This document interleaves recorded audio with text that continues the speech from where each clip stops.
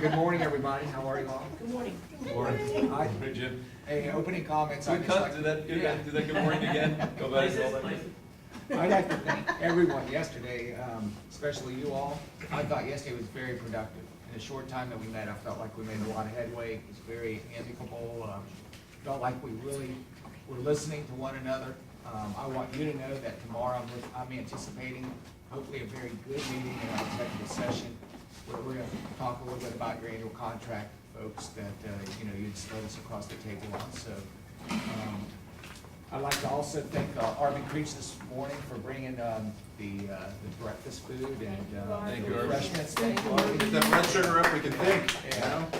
I know that your team worked late last night. Our team worked late, as we can see that Rick Wharton put together a nice, what I Nice job, consider Rick. visual, and he's gonna pass that out. I think he's got copies to give to the entire membership of BFT, so that way they can actually see this nice graph that makes it very simple than my handwritten notes and your handwritten notes are on the whiteboard. So, I think a job well done. So, I agree. Nice job. Not to let it go, I know you have more to say, but just so I don't forget, I appreciate, or it's not unnoticed that y'all been bringing some food and some goodies and stuff, so we'll make sure we bring some goodies on July 9th, which is when we're getting back together, right? Yeah, So July we'll have 9th. some stuff for you in the morning. Vicki was talking last night about don't forget, and then I forgot. But y'all brought stuff, so thank you, so we'll make sure we're not just one-sided on the. You brought some things during the school year to get us to use them. Right. Jen's our social chair over here, we'll make sure we, Thanks for pointing that out, since Sure. nothing's been brought. It was ready to get ready budget, but that's okay, we'll find some, we'll reciprocate at some point.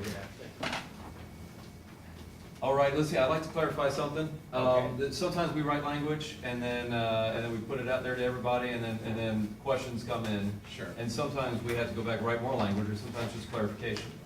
So I think I knew what you meant, but I feel good saying it, go on the record saying it. We put it in our bargaining notes that we all know what we meant by the language. We approved language that you brought, was a TA that said that every effort will be made not to change the assignments, the room numbers, the preparations, and we meant that as year to year, of course not day to day, but year to year. If you're teaching fourth grade, been doing a good job, we're gonna try to keep you in fourth grade. No guarantee things. We might lose a unit of fourth grade, but no guarantees, we'll do our best. And we're not, and I appreciate for years, this union has said, let's not just move everybody around, just to move everybody around. Sometimes you gotta do it, but, so I appreciate the spirit of that. But then some questions came in after we closed, after hours, some questions came in and said, well, what if I'd like to move my room? What if I'd like to get to another grade? And I think the intention, at least our intention would have been, so I'm asking for confirmation that, well, if positions are open within a school, either rooms or vacancies occur during the school year, of course you can still Yeah. ask for that Yeah. and try to get that, and a principal would not look at this language to say, I'm sorry, you'd be a great second grade teacher, and I know you want to teach second grade, but I can't because of the contract. We're not Right. gonna, that's not That what doesn't y'all meant. restrict that. That would not Okay. restrict that in the least. We would not Good. want that either on our end. We wouldn't want, we would Correct. like to be able to, I know that speaking as a past principal, if I had somebody that I knew could be a great geometry teacher, and that's an EOC, and they were teaching some other math, I would want to, hey, you want to teach geometry? I'd love for you to teach geometry. You know what I'm saying? So, yeah. so Okay. we- Well, I appreciate it, and I knew you meant that, and I knew we kinda wanted that, Right. but sometimes we just have to make sure we put some in the bargaining notes. I see Vicki writing furiously.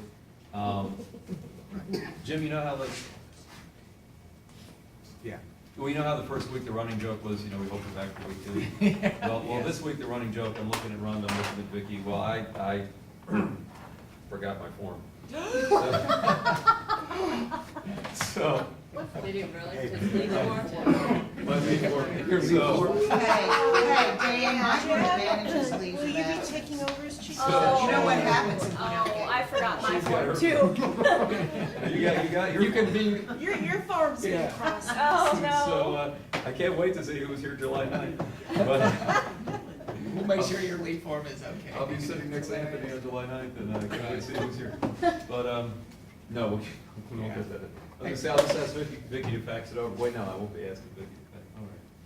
Hey, Dan, To go back to yesterday, the Article 5 union rights, where we were gonna strike the language of 4 members and put in 3, we're gonna pull that off, we're gonna pull that off the table. Thank you. We don't, there's no more further discussion on that. We're okay with leaving that 4. All right, thank you, sir. You're welcome. We have our homework assignment done for you. If you have any more, No, all right. And as you see, we painted you a blue picture.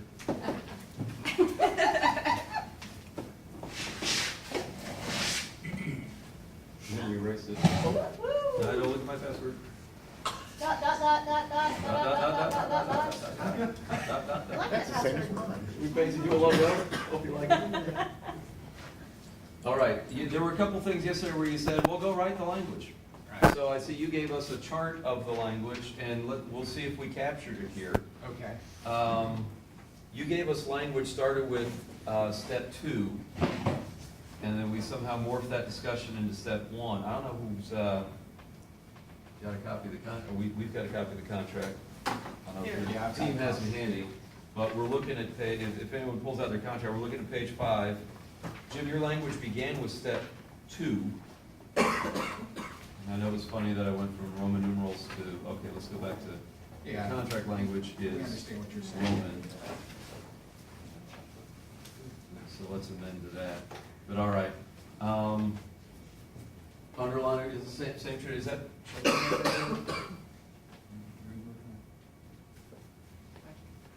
I think that's as big as I can go and still on the screen. Okay, folks? All right. So we basically, the underline means it's new stuff, and I think that, I guess we'll check the chart, see how we did. Right. Oh, you know what, we forgot, we should have put in 10 days, right? 'Cause Well, that's- you've got step 1 to step 2. Okay, so this chart doesn't give a representation of incident to step 1. Or does it? Yeah, it can be. Oh, is that, okay, is that 10 the days. top incident? 7 to Yeah, 3 it's is 10 bad. days. 7 to 3 is bad. Yeah, it's 10. Okay, well, your chart says file and notify in 7 days, and we had agreed yesterday, I erased it, but we have it. We had agreed on 10 days. Did that change to 10? Yes, it should be 10. The picture I had was still 7. So the chart would say 10. The chart would go from, so it goes, strike 7, Rick, and it should be 10. We were supposed to add up to 21. That's right. That's So how right. do we do? remember Did we that. get there? 10, 3, 3, I'm not a math person. Yeah. 16, We're good. 21. We're good with that 10. So it should be Yes, 10. he taught my daughter now. So that should be 10 days to file. She's it was late in the day. junior in college now. She's Okay. Now, Rhonda just leaned over and said, incident should be changed to event. I don't know if we're gonna, I don't know if semantics here mean anything, but Yeah. If you prefer, if you I don't know. prefer event, Event. then we could change that if you want Event to. giving rise to the grievance. All right, so we say incident would be event. Yeah, within 10 days. Of an event giving rise Rise. to an alleged grievance. Yeah. All right, so let me go back here. So, right, is this where we're looking, Jim? Of an event Uh-huh. Yes. giving rise to, rise. giving rise to. Toledo, there you go. And Alleged alleged grievance. grievance, there you Alleged go. grievance. And They'll then laugh on at me because of the, these are different. on the second line, can't quite tell, it might be a run-on sentence, but. It probably is. And says, and if the teacher desires a union representative, shall request a step 1 meeting to Yeah. informally discuss. It probably is a run-on, but that's our contract language. It's, do you want to tidy up the language here? Yeah. May as well. Yeah, sure. Might as well, we're here. All right, so what should that be? Susan, I take would the lead say on the grammar. a step 1 meeting, I capitalized the S in step too. Right. Yeah, A You right here? mhm. A step 1 meeting to, no Correct. period, after meeting, A step 1 meeting, to informally discuss. oh, yeah, okay. And if you don't want to split an infinitive, to discuss informally. Oh, let's split it. Are we, we're splitting the, we're splitting I'm just the, yanking in the his chain, contract. Vicky, All right, so we're going to unsplit that. to discuss informally, yeah. Yeah, take the first out. The first Well, is it's out. crossed out. Well, it's Yeah, crossed out, that's crossed out. language, Okay, so sorry, I we gotta, couldn't see the okay. cross. So you wanna cross out informally and move it to afterwards? Is After discuss, that what Einstein did, he split infinitive? Something. Uh-huh. probably all the time. To discuss informally the grievance with his or her principal, okay, let's see, we don't have any red lines, we don't have any green squigglies, we don't have We're any. good, we're good, so far. All right. Now, that's a new thing, that the principal has to get it within 3 days, and Yes. I just, that, That's, we're okay if with y'all are that. comfortable, okay. Yep. Our written agenda is not required, step one, that's just original contract, do we wanna make that a capital S? Yes, please. Just to, Mhm. Yes. oh, actually, it is For capital. consistency. It is already capitalized. Do we in wanna contract. take out the That was- numerical one and add the Roman numeral one? Roman numeral one. Yeah, so I gotta do that up there to other, Yeah. yeah. Man, All right, step one meeting is scheduled. Well, yeah, this is all original. yeah. All right, let's see, now I put cross out, I was lazy, I didn't feel like typing all. Let's see, I'll tell you what I crossed out. It says, every effort shall be made so that the principal designee can respond to the step one grievance meeting within 5 days after the grievance meeting. And you all were comfortable saying within 3 days of the step one meeting, you want Roman numerals, capital? So essentially, we were changing 5 to 3, but we made it a little more direct. It wasn't every effort, it's y'all are gonna do it. And that's because y'all chief negotiators said y'all are gonna do it, so. We're gonna do it. So, okay, we're happy. Union should probably also be capitalized, yeah. Are we doing that in here? It's sometimes it's okay, we'll capitalize it, bold it, underline. Just capitalize it, it's words. Onion, onion, I like it. You won't try to type it under a heat lamp's impression. All right. Make sure you're saving. Save that. Control S. Thank you, got it. I just did that. All right. Step two, now step two, I'm working up your proposal. Okay, looking at your proposal, we agreed that where you had suggested 18 days, we're suggesting with the notification, we'll do 5 days.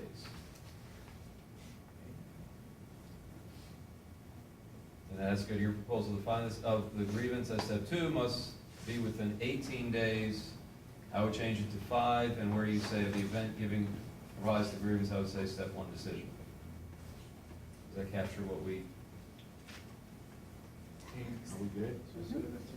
So we got 5, 7, and 7, right? According to our chart? Mhm. All right. District proposal change 18 days to 5 days. Yep. Change of the event giving rise to the grievance to step one decision. All right. Yeah. And we're fine with, you had Makes sense. changed some titles in here and some people that want to hear these things, and we're fine with those changes. All right. So at some We'll point. change the chart. We just gave that, Okay. but it's, That looks good. It's changed. The chart might be a nice addition to the contract, what do you think, just for do we want to put the clarity's chart in sake? the, It is If you very want to nice. put that in, was this supplement to Bart, were you thinking of as an appendix? Appendix 1 is our health Appendix would- plan, is that right? I'm looking to the benefits person. Susan, is appendix 1 the health plan? It's not numbered, it just says appendix. Appendix, I It don't is an know. appendix. You want to make appendix 1 the health plan, appendix 2 the grievance? No, I'd like to get rid of appendix one health plan. I know, every year you want to get rid of it. Well, and to that point. I think a chart is nice, actually. I And to think, that I like point, the the chart. only reason for that, Dan, is it is not kept current. If changes occur during the year, we change the summary plan description, Mhm. I like the but chart. nobody it goes makes it back like and the changes chart. that. everybody likes the chart on our end. If you guys like Yeah, the chart. yeah, I we'll do like the idea of a chart. We'll put it in the contract. Visual learners and That's visual right. people, this is perfect. I But I'm just understand suggesting it should go in the back as opposed to just right there in the article. Or were you suggesting right there in the I'll article? put it right there in the article. The article.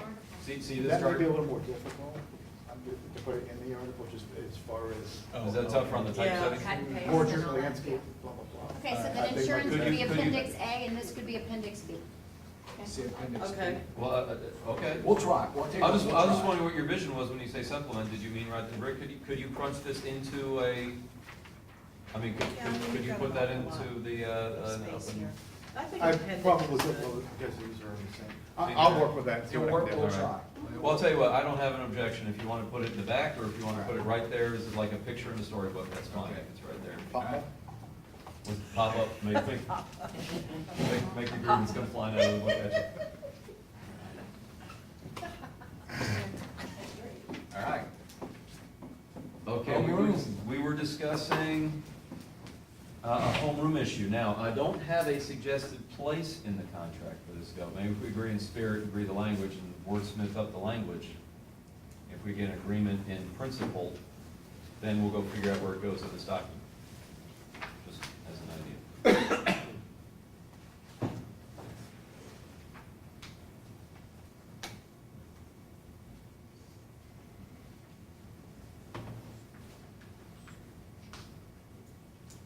What is standing homerooms may only be approved for a semester at a time?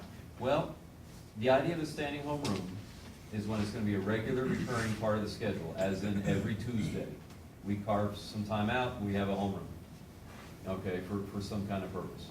All right, my vision of this is during pre-planning, the principal brings it to the faculty.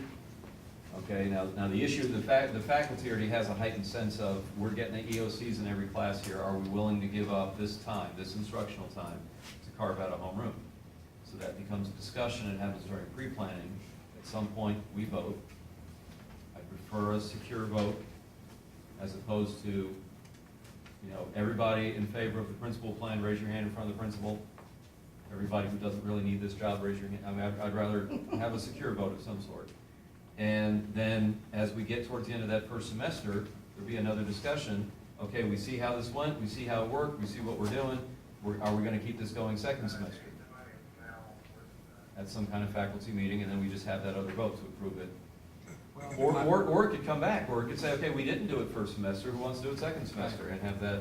Without consulting the team, I could say that as a former principal, I would not agree to that, because that one line means that if I'm setting my master schedule up, and I'm setting up my belt schedule, and I've got everything planned down, I've got lunches planned, you know, this is when the lunchroom opens, and this is when it closes, that means then come January, the faculty could all of a sudden just say to me, geez, we don't like this homeroom that you've now introduced, and we thought we liked it when we voted on it in August, but we don't like it now, let's flip everything around. And all of a sudden now I've got schedules disrupted, I've got the lunchroom that I'd have to deal with the cafeteria, and that's another, you know, that's another union that I have to bargain with.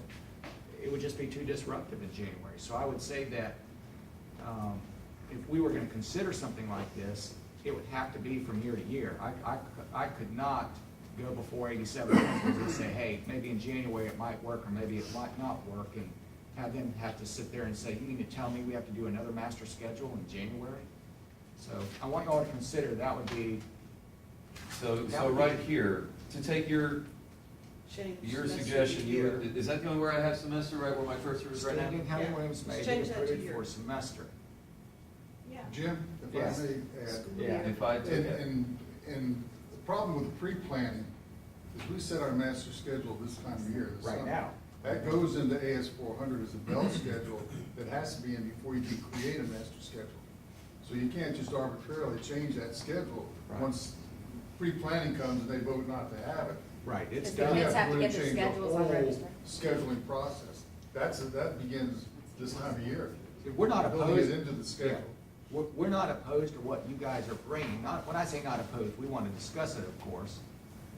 Well, However, you have to understand that our master schedule right now, every assistant principal and principal is building a master schedule, and it's almost probably completed by now, so they can get ready for registration. Jim, I just want to add a couple of things about, school to school is a little bit different, I know, but a population at one school perhaps has a high population of gifted students that are required to meet with teachers on a regular basis, or a certain number of minutes or hours per week. They use a homeroom because it's a way to get those students grouped together as one with a certified gifted teacher that they would not normally be able to have that direct contact with. So those minutes are often used to meet the requirements of the state to address gifted students.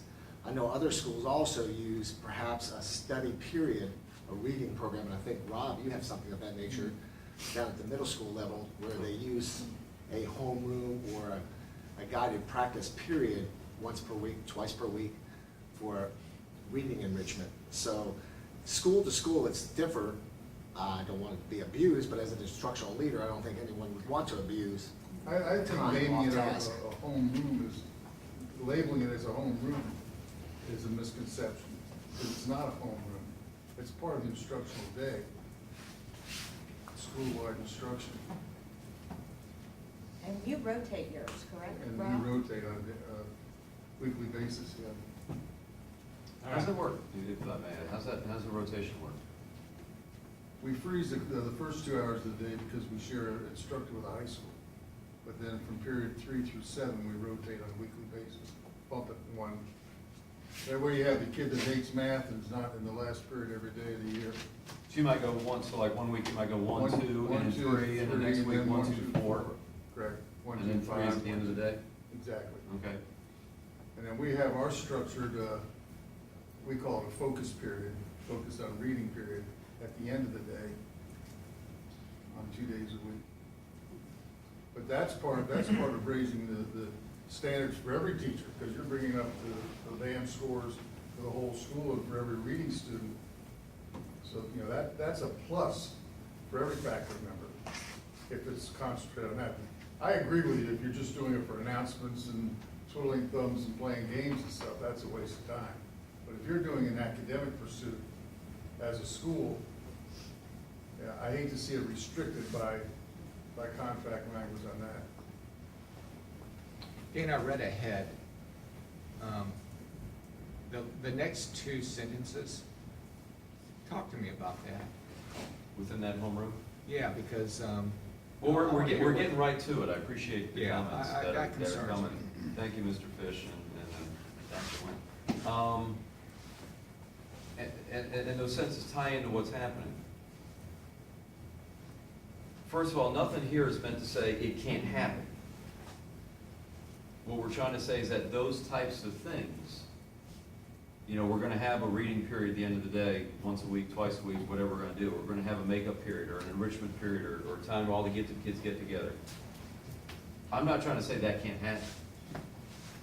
What I'm suggesting is that we get calls in the office where it's happening without buy-in from the teachers, and I'm hearing from those teachers that didn't buy in.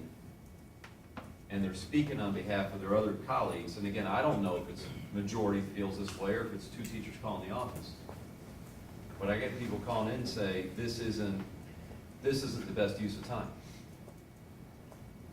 So I think we should have that buy-in from everybody. I'm not at all suggesting you don't have it, Mr. Fisher. If you put it before your faculty and said, hey, we want 2 days a week, we're gonna do focused reading, you know, or whatever you just described, we're gonna do that and have that time to do it, and here's our purpose, here's our goals, here's our standards, here's our everything, okay, this is what I want, do we have buy-in, put it to a vote, you probably would get that buy-in.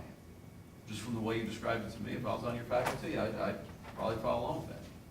And I would guess that many of your teachers would, if not all, would follow along with that. But we want that input from teachers and that buy-in and that belief, because if we actually have the majority of teachers on the staff, this isn't the best use of time. I'd rather just have them and teach them for the extra 10 minutes, twice a week, times whatever, you know, times the whole school year. I'd rather put it into my standards in my room than give up that little piece. Now, the next thing that's going on, which is those next sentences, we've got some schools where they're pushing it on what they're asking teachers to do. What really bothers me, and I mean, it really bothers me, is that teacher observations for their evaluation are happening during homeroom. Here's what's going on at some schools. I won't name schools, don't get nervous. I'm not gonna drop the school on you, but we've got some schools where they've got a group of teachers and they are creating things to do for the kids. Sometimes it is directly linked to qualitative surveys needed for principals PGP, character development kind of things, which is important. You know, do you know the dangers of tobacco? You know, that sort of thing. Do you know what a friend is? Do you know how to, be this, that, whatever? And so they're putting out these activities, and they're having the teacher lead a lesson in it. And then the teachers tell me about this, and I say, now wait a second, now you've got teachers teaching 7 of 8. You've created another class here. And I'll hear from the district and from a principal say, well, there's no lesson plans. I say, yeah, there's lesson plans you're giving them, but well, there's no papers to grade. And then we'll look at what's going on, and it's have the children write a paragraph, collect it, read it, give them feedback. And I'll say, wait a second. Could some of that stuff, though, be legislative requirements? Nope. Not in the case I'm talking about. Faculties have traced it right back to a principal's PDAP. PGP, not PDAP. I know the character of education is a requirement. I mean, that is something that, but you're saying like, when you, the example you gave was anti-smoking or something like that? Well, I mean, just as one example of something. But we are hearing from, But they're also observing those teachers during homeroom? I Yep. mean, there's a principal that will sit down and go, all right, I'm gonna do your no, 20-minute not, no, they're doing observation. walkthroughs and they're giving feedback. Oh, okay. And they're saying during this time, we, during, I was in your homeroom, you had a couple kids in the back weren't paying attention. There's a YouTube, you're supposed, here's the activity, 20-minute block of time. You're watching a YouTube video, you're leading the kids through a discussion, you're having to write a paragraph, you're collecting it. That looks a whole lot like a class. And as I brought those issues to the district and to the principal, it's, well, that's not a class, it's not a lesson plan. I show, well, yeah, it is a lesson plan. Look at what you gave them to do. I say, okay, well, it's not a class because you're not grading anything. I say, you're having them collect paragraphs and give it back, read them and give back the yard grading. I say, well, now I got teachers that are getting dinged because, hey, I was in your homeroom the other day and all the kids weren't paying attention. Wait a second. Rob, It seems like, Do y'all do walkthroughs during homeroom? No lesson plans, nothing has to be. it wasn't Johnson.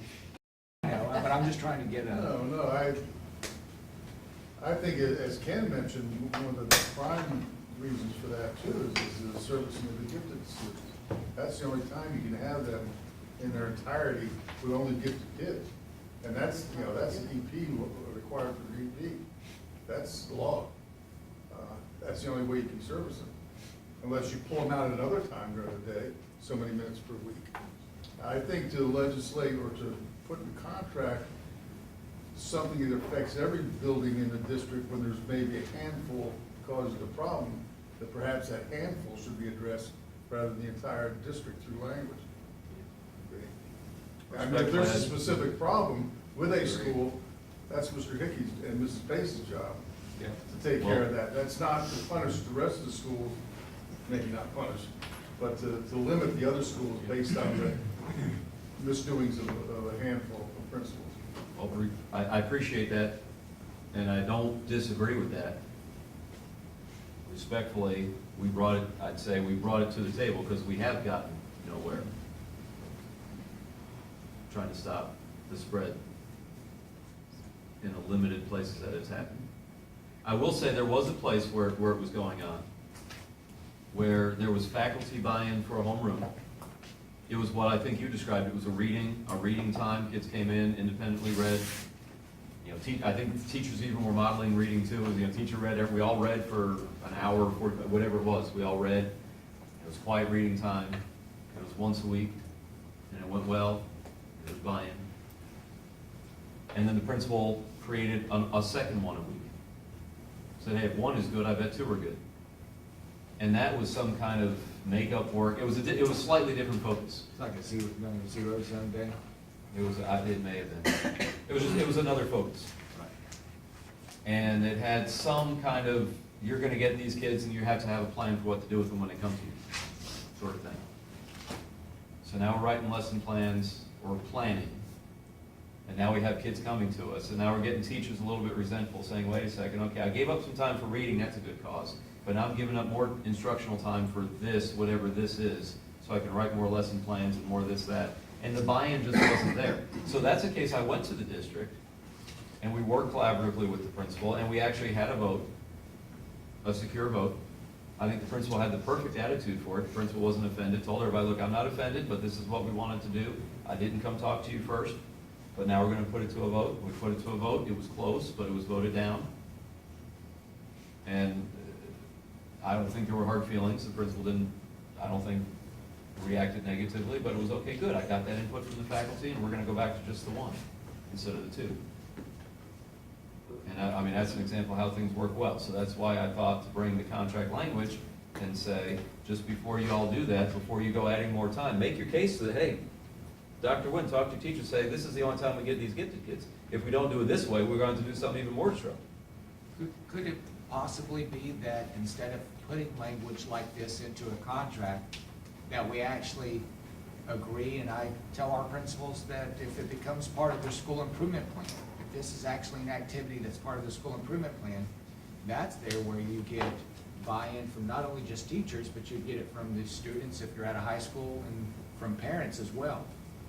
I mean, faculty are a part of that school improvement plan.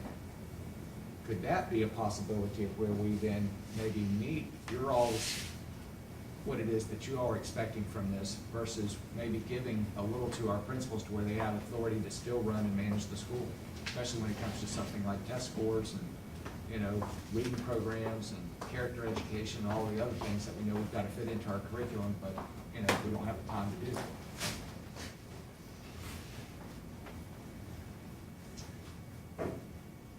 Think about it. I'm trying, yeah, I'm trying. Think about it. We can also do this. Are you getting the blank stare, getting the Right. hourglass look? Yeah, also, I'm here, I hear you. What I'm basically, I got my filter on. We I do can the- talk to the principals at a leadership team meeting and say, hey, here are some concerns that have been brought, they've been shared in dialogue and spoken about it at the table. Share this with the principals, what your all's concerns are. Look, I'm gonna tell you right now, I totally, do not like the fact that somebody would go in and use a walkthrough during a homeroom. I think that's just, I mean, homeroom is homeroom. It's not, it's, you know, as you say, but then again, I don't know, maybe there are people doing walkthroughs because they've heard, instead of people doing silent reading or doing what they're supposed to do, they're playing games, got the TV on, and, you know, it's a party time. And they've got to check it out and make sure that that's, you know, that they're adhering to what it is that folks are doing. But, I hear you. I like that you broke, I mean, you noticed that these were really two issues. I wasn't trying to trick you, I mean, but you Right. noticed that those were two issues there. There may be more, but I mean, I know you said, let's leave those two last sentences. Do we agree that the teacher shouldn't be getting feedback on at least, I mean, I can see if it's out of control, I mean, you don't want to. Right, fight that's what I'm somebody getting at. during If you would agree that, hey, if somebody's not following the actual time, not following what the time is designated for, then I would agree that, you know, at least I'd like input from my principals here. Anybody got any Well, objection? the only thing I was going to say, it's a supervision responsibility, so it's a classroom management piece. You could be addressed that as far as a safety issue and guided practice type of thing, whether they are providing a lesson plan or not is a whole different issue. But as far as walking through to make sure that the kids are behaving and not jumping up and down on tables and hurting each So other. that's what I hear you gotta Dan make saying, sure. that, yeah, we would never expect, that he would never agree to that, and neither would we. But formal observations, I mean, I would agree that anytime you got the adults and kids around, you have a supervision responsibility. Sure. So I'm not gonna suggest the principal shouldn't be noticing if the kids are being supervised right, or, you know, or address a teacher that's letting the kids be out of control. But to be more specific, I noticed your little iPad there has a little camera on it, yes, it's not on. and I would've- Mine is. I'm I gonna- just, I'm I gonna would have tell you broken the right lens now, by now, because You're it's been giving me pointing right far at too me. much credit if you think I know how to turn on my camera on this. I just got this thing. I can I attest to inherited it that. from Joy, I could barely even turn it on. Don't worry, she couldn't either, don't worry. But, I've got a principal that regularly walks through a building with that camera on, Okay. and will share with teachers, here's what I'm seeing in your classroom. That's a whole other issue that I have, is that people are being filmed without the formal recognition that, you know, I'm filming you right now. All right. And she'll even show, here's what's going on in your homeroom class. Okay. It was actually a teacher had to address the principal. The teacher was having kind of, again, I'm not gonna call out names here, don't hold your breath, but it was you know, I come in your room and I don't see everybody on task. I come in your room and I see kids, you know, not paying attention to what they're supposed to be doing. I guess I just repeated myself, but all right, but you know, this is what I see. And the teacher actually had it, we're looking at the thing where at first we're going through the shock of, "Really, you're filming me? I know you're filming me, really, I'm being filmed." We go through that, and then they go, wait a second, I got this kid, when did I ever have this is my homeroom. Okay. You gave me, you know, y'all gave me worksheets, y'all have me watching a YouTube video, y'all got me doing something.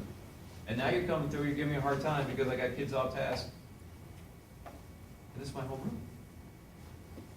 You know, and then, but you're right that we have two issues here. We Well, have, can okay. we even do these homerooms? And then we have, what are Right. you doing, busting me on my Help me, homeroom? help me.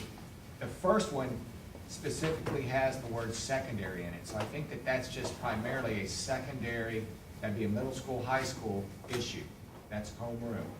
Right. The second one, lesson plans and all that, I assume that's happening elementary, middle school, and high school. That's Well- what you're talking about there? Well, not necessarily. I was using homeroom and Dr. Espis kind of said, wait a second, elementary school, we got, you know, there's a lot of the. Right, that's why I wanted There's a to lot get goes you- on during Because I know, homeroom. I'm a secondary person, and I think most of the team is, except for Jane. I was gonna say, And Barry. are we talking just No, secondary? I think this whole section is about secondary for right now. Okay.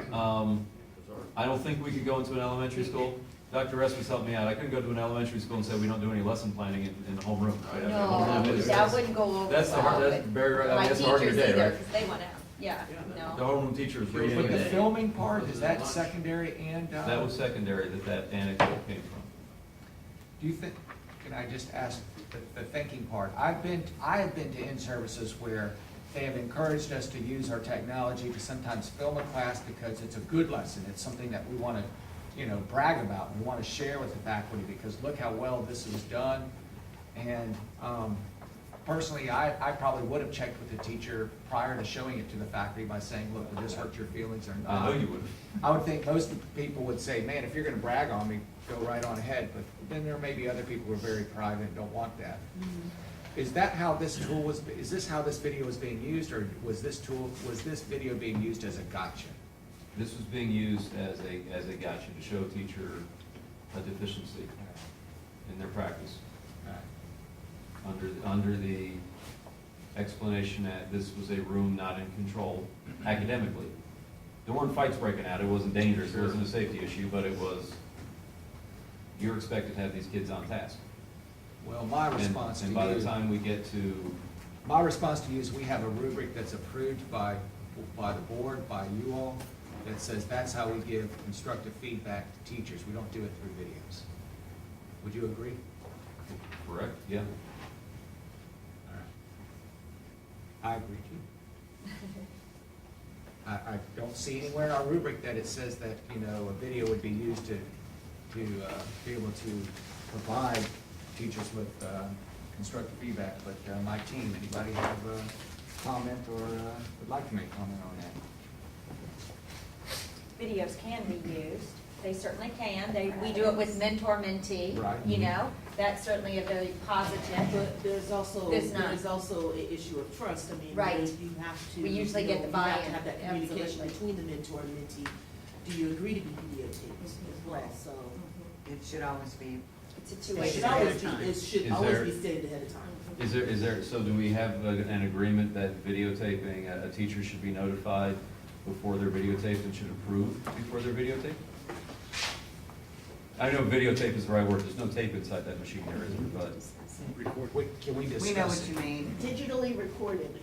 Can we discuss it? Well, Well, Because and what- the other piece, Jim, you should add in there, if you're going to show Well, it the to audio only. other staff, Hmm? there would be more Yeah. restrictions than if you're just using it as a tool, the one-on-one.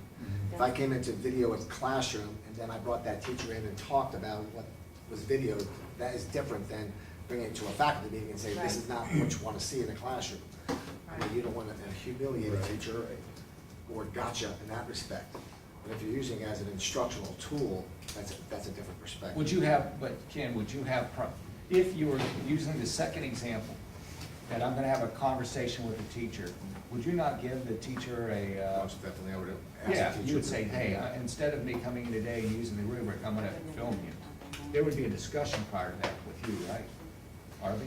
I was just gonna say, it's really not a far cry from what we do every day on school buses with bus drivers. We use the video on the bus drivers obviously to help manage student behavior, but along the way, if we see the driver doing something, we bring them in, we talk about it. We don't show it to the world. So if you manage it correctly, if everyone understands the parameters and essentially how the tool is being used as a tool to help improve and to further extend the management skills that you need, then I don't see a real big problem with it. Again, the teacher needs to know what's going on, however, and it shouldn't be shared unless it's a mutual training tool idea, in my And opinion. What I'd like to do is this, we certainly understand your concerns, I have empathy. I'd like to discuss it further with this team and give you, we could give you an answer to this one by today. Let me, just offer from the discussion that came out, because we did ferret from that second line, Yes, we lesson plans, did. grading, shall we Right. ferreted out another issue here. Yeah. And so I'll offer this as an and or an or, maybe an or. But the idea teachers shall not be recorded by administration in their classrooms, because Art brought up a good point. We got cameras all over, sometimes on campus, sometimes on a bus, sometimes wherever. And I think there's rules about your expected privacy, certain areas you expect privacy, some areas if you're out in the public in a hallway, you might not, or out in the mall or something. But I think it would mean something if we have something that says I'm not gonna be recorded unless I've given my approval in the classroom. And basically, principal Well, should you be asking bring- for that. Right, you bring up a good point. I would want to add language such as, teachers shall not be, if we were to go in this direction. I think we're talking about instructional, right? We're talking about in the classroom, because right now, I can tell you, at Vieira High School, we've got cameras in the hallways, we've got cameras in the cafeteria. There's a camera sitting right up there if you'll look, you know what I'm saying? And I watch senior dining. One over here too. That's right. So I want you to know, we have cameras everywhere, and I would hate for teachers to say, well, you know what, there's now language that says you can't videotape me if I'm in the cafeteria. We're not, what I'm saying is for safety and overall, you know, protection of the school, and certainly now with schools being targeted by people who want to come in and do terrible things, we have security cameras out in our parking lots. So we would have to make sure that we understood what videotaping meant. I mean, I was gonna highlight, but I mean, that's what I mean. Really what I'm trying to target, not a safety issue. I don't wanna limit your Sure, right sure. to have a safe campus, or your ability to secure your campus. Another But- instead of the word approval, another option would be to, without their knowledge, so that it's not a gotcha thing, as the term is used over here, and saying that teachers, if they're going to be videotaped, they're aware that they're being videotaped. That takes some of the scare or the gotcha piece out of it, and then you're going to use it as an instructional tool, perhaps, with a one-on-one thing, and not portrayed in front of the faculty as a Right. humiliating. Here's way. another thing, though, but I don't know, I don't want to beat a dead horse to death, but there's board policy that says you can't take pictures of students and you can't videotape students in class.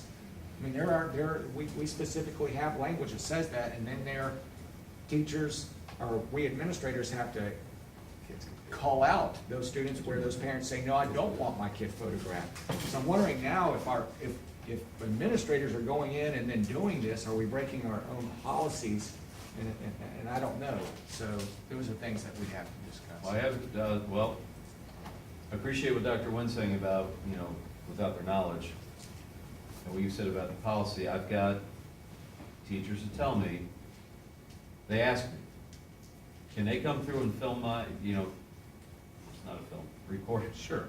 Can they come through and record me on their iPad? Can they do that? And my response from the district has been, sure they can. And what we're looking for is, they're, in the classroom, if you're recording my practice, I should, at the very least, I should know about it. Okay, if we're gonna revolve around this world, that word right here, a weaker thing would be without my knowledge. Stronger would be consent. Consent that I know I'm being filmed. Okay? The word I really want is approval. Meaning, there are places where this is a gotcha. And I appreciate that, Principal of Vieira High, Principal Edgewood, Principal at, Sunrise or Johnson will say, my teachers don't have to worry about me playing gotcha. Okay, you're right. Barry, your teachers don't have to worry about you playing gotcha.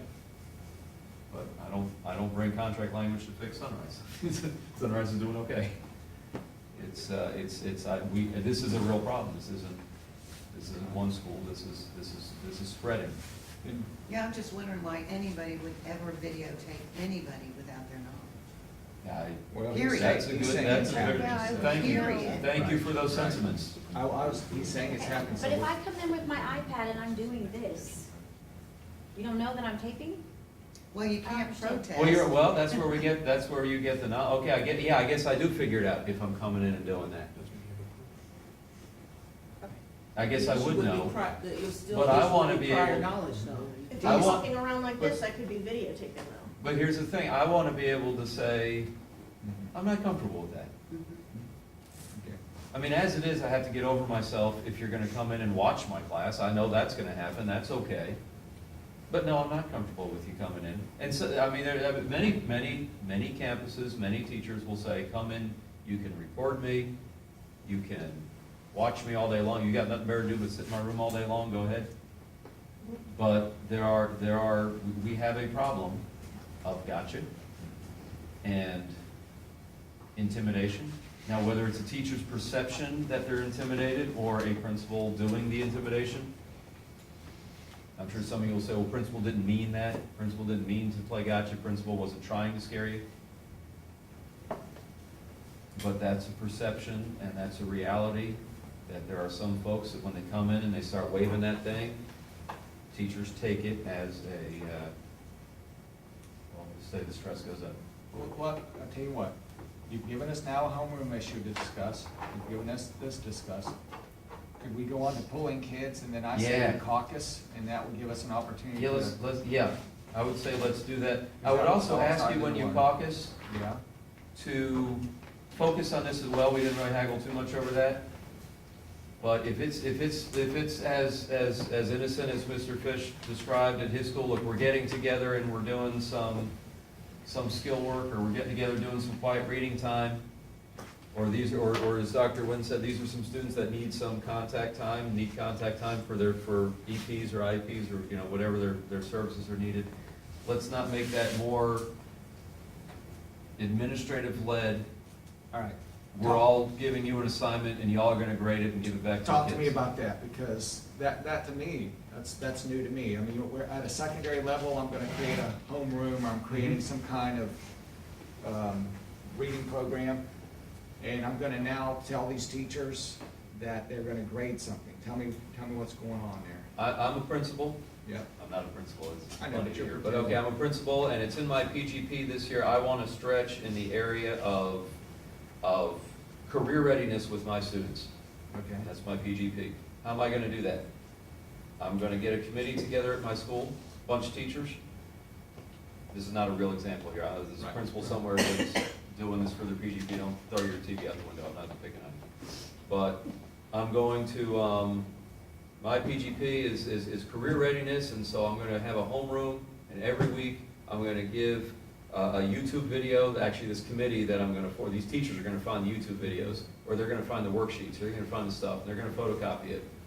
And I'm gonna put in teacher mailboxes every week, guided questions. I'm gonna lead my kids through a discussion, and we may or may not watch this movie, and I'm gonna have my kids answer these 6 questions. Or I'm gonna have them write a paragraph about this, and the teacher's going to collect all that work, and then they're gonna fill out this spreadsheet and let me know how all the kids did on it, and they're gonna give it to the principal, so I can compile all this stuff, or my committee's gonna compile all this stuff, and I can say I did my PGP. Now, teachers feel like, y'all just created another hour of me, or another teaching class, y'all just created another class for me to teach. I'm already mad that I went from 5 to 7 to 6 to 7. Now I feel like I just went from 7 to 8, because I'm delivering a lesson, I'm collecting work, I'm collecting data, I'm turning into my principal, and it was for their professional development that I did all that. I mean, And so I got a little bit of bitterness in me, because I just had to do all that. okay. And first I'm gonna talk to my colleagues and be mad in the lunchroom, and then I'm gonna call the union and say, why don't you take that to the bargaining table? And so now I offer you that headache. All right. Got it. We can discuss that. Got it? You gotta offer Tylenol too. I don't have the towel. Get that headache taken care of before she raises your rates. Yeah, which I can do unilaterally, right? Right. $15. Do the urgent care before the ER. Pulling kids. All right, let's talk Pulling about kids. This is what we talked about yesterday. I'm not suggesting this is the perfect language, but we said we take a look at it. This had to deal with the idea that you could have some teachers at some schools feel like they always pull the kids from my room. Somebody must not value what I do because they're always pulling the kids from me.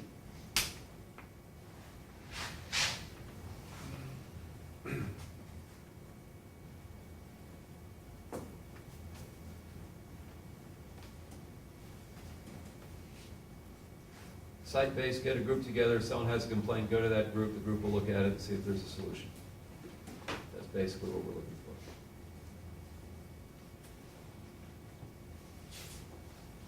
for. Pulling students from instructional time unless absolutely necessary. So would pep rallies be a necessity? I'm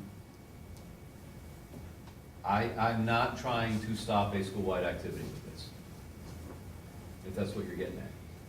If we got those times when cool things happen, that's not, this language is not meant to. If you want to add something to clarify that, I understand. But in the spirit of this is not to prevent that fall fun day or that Jim, a lot of spring. schools also, when you start talking pep rally or assemblies or things like that, they modify their bell schedule, so they That's still right. meet with each teacher. That's what we did. And you have an activity period, but all the Yep. other classes Yep. still meet. So Yeah. no one's actually being pulled. In fact, what we did at This Vera is not meant to yeah, stop. we had an activity scheduled that if we had a pep rally, which we know ahead of time, we know how many pep rallies we're gonna schedule during a year. It rotated, so in other words, nobody ever got screwed out of their time. And we did exactly what you did, kid. We carved out minutes, and you might, instead of meeting 47 minutes, you might meet 35 minutes to get that additional period. But that's just, I know what you're gonna say. We were principals that demonstrated and did it the right way. But I'm There's some not, that every are not. principal has a pep rally, I'm not trying to stop your field day or anything. It's the case of, I've got a club, but I gotta meet with some of these kids during the school day, sometimes every now and then. We're getting ready for something, so I gotta meet with some kids. And it's, all right, let's see, what are you doing second period? English? Oh, that's important, English is important. Okay, what are you doing, math? Oh, you've got an A in math, right? Oh, you can miss math. I just don't want those. The one thing And then the we math would- teacher says, wait a second, I need that kid. Right. The one thing though that yesterday that some of the examples folks were giving would just be no way we would agree to that, and that is testing. We gotta pull a kid because they've gotta make up fair testing, or they've gotta do an EOC and they were absent. We gotta do that. And, to me, to have to form a committee and get a committee together, decide if we're gonna pull 10 kids because they were absent on the day that we gave whatever test that we're required to give, and now we've gotta go through that headache, we're not gonna do that. So, yeah, Barry. Hey, Jim, and I'll just say at Sunrise, when we get our ASP money, that's after school for students that need help. I have 13 buses. My parents aren't coming from Barefoot Bay or Little Hollywood to come back to Sunrise to pick up their children at 3:30 if we keep them for an after-school, like tutoring. So what we do is we have some of the teachers that want to work after-school program, they do it during their planning and we rest their day. So they're still working for me for 8 hours and they're getting paid and that's all voluntary. I ask teachers per grade level, we pick the grade level. So I'd be violating that because my kids, we only use planning time. So we don't touch PE because that's required that they have to have those minutes. But if they're having art or music or inquiry lab or whatever else I have, media, if that teacher in that 4th grade class is gonna meet with that student to service those kids for reading, she pulls them out of activity. So if you were an art teacher and you're having my class and I'm teaching, I may have 8 4th graders coming to my room for after-school program during the planning time, but you may not have 8 of those kids for art. So, there's a lot of elementary schools that have to do that because once that bell rings, those parents aren't coming back and I have like 40 walkers at my school. So all the rest are either car riders or bus riders. There are a lot of schools who do it during the school day. And so that would impact my after-school program immensely. Because, and we usually only do after school for third grade, fourth grade, fifth grade, sixth grade, because you only have so much money, and you have to, first of all, say what teachers want to teach, and then my grade levels, I usually get one or two that want to do it. They may do it 2 days a week. We don't have it every day of the week. Right. We have a calendar from maybe November to the week before FCAT. And then we pair out those days before Thanksgiving, and they only may meet with those kids like 20-some days, but if that language was in there, my ASP program is dead. I mean, that's just from sunrise, because there's no way before school, they come on the bus, they go to breakfast, the bell rings at 7:50, they watch the news, we're ready to go. And then Bell we're rings at- penalizing those who do ride the bus. Yeah, bell rings at 2:30, Yeah. they get on the bus, my car riders are picked up, my daycare vans are picked up, because we service those kids in ASP that are daycare van riders, because once that daycare van leaves, they're not coming back an hour later to pick up, Rob, who's in third grade, because he needs to stay for ASP. So that language would kill, at least, I'll give you specific, Sunrise ASP program. I mean, I would have maybe 15 children. Maybe just your. So, I want to get to Sandy next, but first I just want to comment on that. Just know that the purpose of this wasn't to kill the Sunrise ASP. Well, I understand that, So but if we have to modify, change, or whatever, but I want you to capture the spirit of what I'm trying to say. The idea is that we can have teachers sitting in schools, and I know because I get the calls when they're sitting in their schools. We can have teachers sitting in their schools not getting why things are done, that are feeling that there must be some other way to do this. So the idea is principals do what they have to do, but get the buy-in from teachers. Do y'all get why we're doing this the way we are? Now, Barry, I bet in your school you probably do take the time to, this is the way it has to be. And, let's look at the whole picture, and your teachers probably understand why this is this. They understand your ASP program, they understand your busing schedule, and because those steps are taken to get the buy-in, and we understand it. And then we're not resentful, and then we're not questioning leadership, we get it. So when those decisions have to be made, I'm not trying to write contract language that says even if everybody gets it and likes it, we kill it anyway. What I'm trying to do is that if we have a situation where teachers feel like, hey, this just isn't being done right, at least there's a committee they can go to and say, you know what, I noticed that every day you're calling these same kids, or once a week you're calling these same group of kids to go on over there, what's going on? At least the committee that has the buy-in, that knows the plan, can explain, okay, if we have to do it this way, or else we kill the ASP program, do you have an alternate way to get these kids their services? And at least we talk it out, and maybe the final resolution is what we were doing was fine, or the only way to do it. But at least we've had that site-based decision, and now we've got that buy-in. I think there's so much that can be done right, or can be done better, just by having that teacher input, that discussion and that explanation. Because I'm sure you're probably prepared that if any teacher says, hey, Barry, I notice I'm always losing these kids, you could explain it to that teacher as well as you just explained it here, and there's no contract violation, there's no grievance out of that. I'm not gonna go to you and grieve and say, Barry, the contract says, I gotta kill your ASP program. I'm not gonna do that. But I would like that site-based committee, so if someone feels it's not fair, they have somewhere to go, somewhere to talk to, besides the principal that says, because I'm the boss, that's the way we did it. And yes, Another part of that and yes, buy-in we though get too is asking if a teacher needs to do an extra play rehearsal during a period. And they send out and ask for Billy and Johnny to come to the chorus room to practice a play with that teacher's permission. Right. That opens the door for that teacher that's releasing him to keep the child rather than sending him out too. So that, that's something that can be put in with the permission of the teacher. that's a very good point. Well, I thought of that already, because I know that, heck, running this joint, there were always people sending out emails. If by approval of whatever, I need the ROTC kids, or by approval, I need, it runs the gamut. Can we do this? That's the way of getting buy-in, Yeah, by the way. you're right. If it's okay, this If is it's why, okay. this is why, That's right. this is what we're doing, if you approve. That's right, and if you don't approve, I'm cool with that. I had two people want to talk now, but you're itching for a break. I was gonna say we could caucus, but yeah, let's, I wanna Well, hear. I wanna hear everybody's from everyone on my Yeah, team, I and of wanna course, hear- if you have anyone else on that, That's right. Sandy, and then, Yeah, after 8 years, I don't really know what the answer is, because everyone who needs to pull a kid has an important reason. And I didn't know about it at my school for about a year, but I found out, after I made some complaints, that they said, well, if the child's not doing well in your class, or you have a low grade, then you can tell us and we won't pull that child. I didn't know that.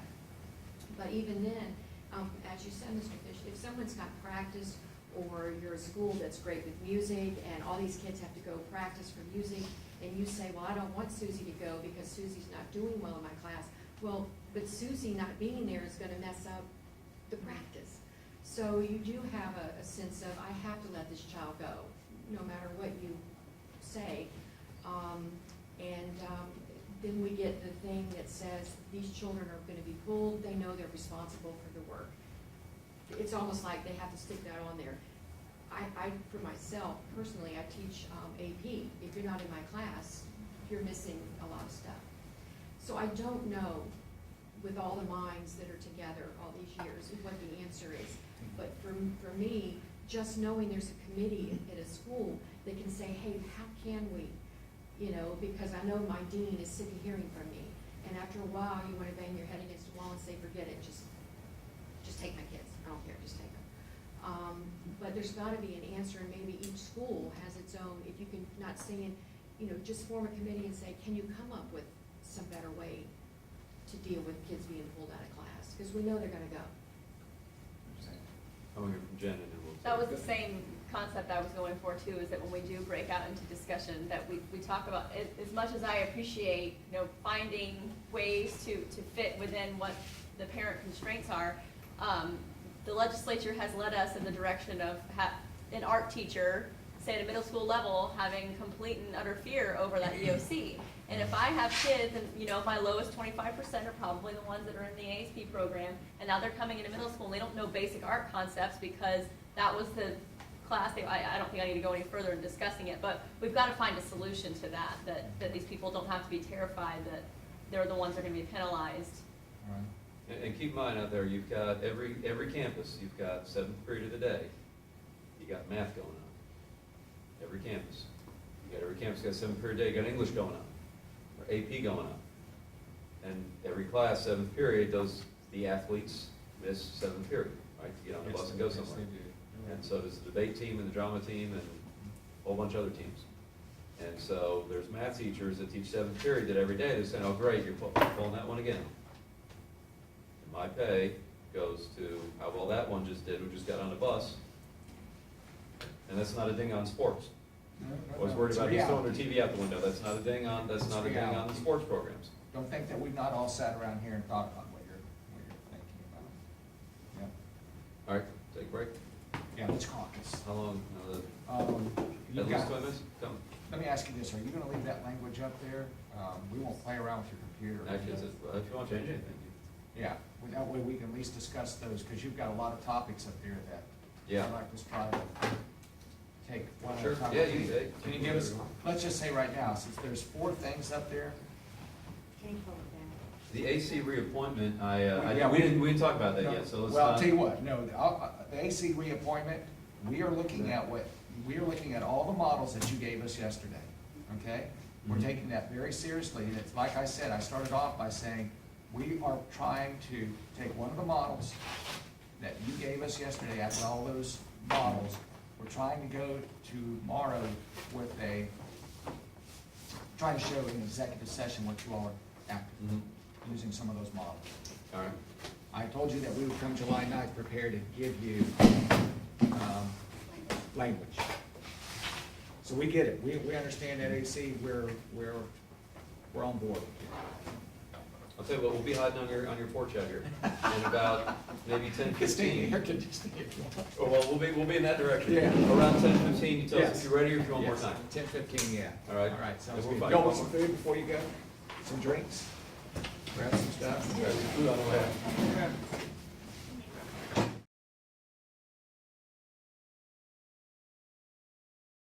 Just get into it. Should I?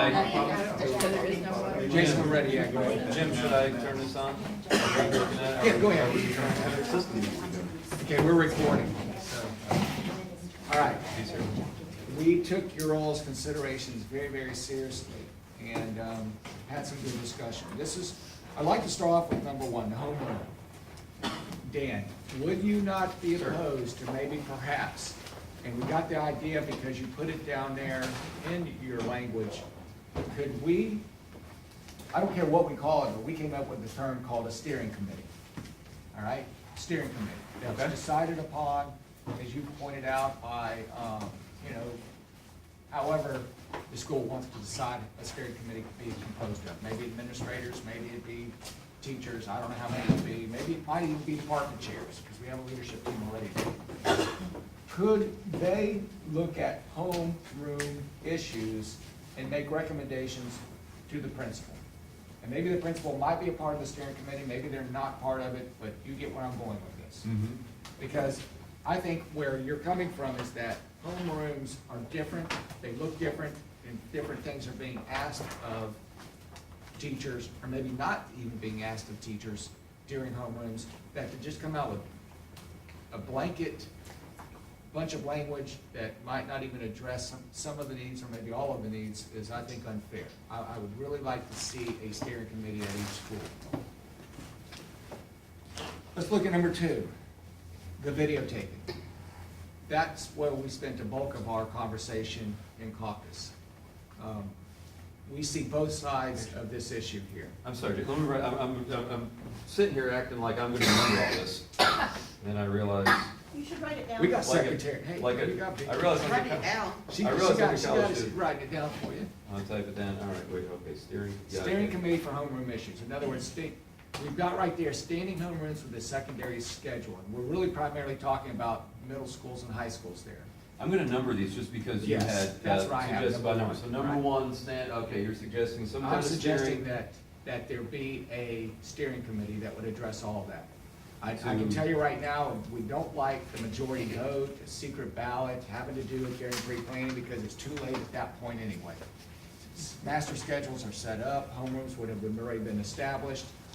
And you know what, testing data comes out in June and July, so then that's when principals are really looking at how am I going to steer curriculum and make the most of my instructional time that will make the biggest impact on my students. And so I want you to know at during pre-planning, there's no way that we could go in and say, all right, all of a sudden we don't want homeroom, what? And now we've got to put those minutes back into the instructional time and do all of those things during it's just impossible. Schedules are even printed at that time, because we go through registration the second day of pre-planning. You know, and on those schedules, there's a time when kids report to a room and you get it. Mhm. If I may, I know you won't go on this, but if I may just ask about your discussions or what y'all think about this. Were you kind of operating that, or thinking that these homerooms, that they were, that there should be a limit, or there is a limit, or we operate under, if it's once a week, just get advice, but some schools may do it 2-3 times a week, where you, because it's almost what the heart of what made us bring this to bargaining was when principals get into that second time a week, that third time a week, that, if we do some good once, why not do it every day sort of thing? Was there any kind of discussion that principals might need some input or approval or buy-in before they do it? We thought that ought to be site-based decision made by the steering committee. What if a school said, yeah, we do want homeroom 5 days a week? Who are we to sit here and micromanage that here at the table? Okay. No, we did not discuss should it be only 1 day or should it only be 2 days or 3 days? We felt like it should be a decision made by the steering committee and the principal. That's our suggestion. I'm not saying we felt like, you had, where we came up with the idea was, if you look at pulling kids, you say in your second sentence, a site-based committee shall hear concerns from the faculty or individual teachers about fairly pulling students from instructional time for those purposes. We got no problem with that. We thought, well, if they're proposing pulling kids with the site-based committee, why not have the site-based committee also look at homeroom issues? If we're gonna have a committee that can look at all of these things and make recommendations to the principal, or maybe the principal wants to sit in on the committee and, as you said, you know, be a part of it. But we just feel like we liked the site-based committee, because then it gives the schools and the teachers and the principal a voice, and everybody's listening to what you pointed out when you were discussing with us, how business should be done in that school, how it should be conducted. So that's where we got Okay, to I hear you, thank you. The one that really caused us a lot of debate, and I'll say that we were back and forth on this, on our committee, is this recording of classroom teachers. Can I call this one 2, and then you want to talk about 3 now? Is that fair? Yeah. All right, so 3? Uh-huh. Yep.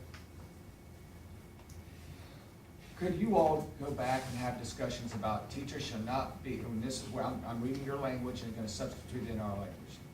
Teachers should not be recorded by administration in their classrooms without their knowledge.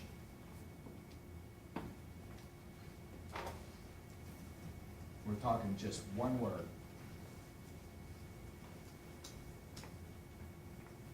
You all discussed that. Let us know how you feel about it.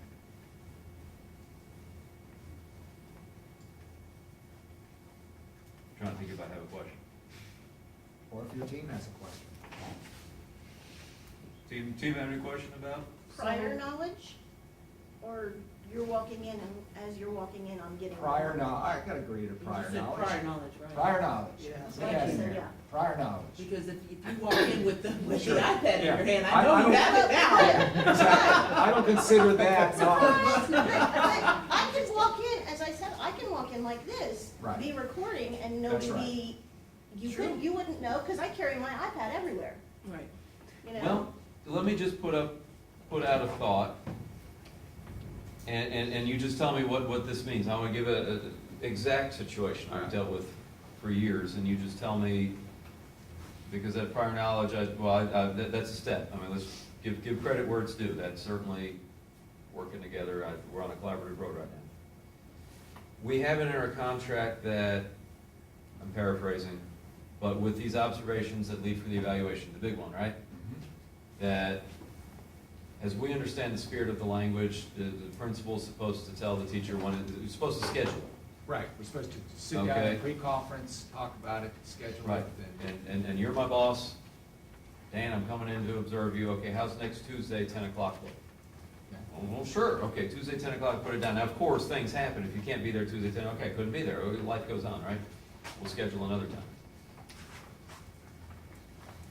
And our contract language says that. We gotta know ahead of time, you know, when the big one is.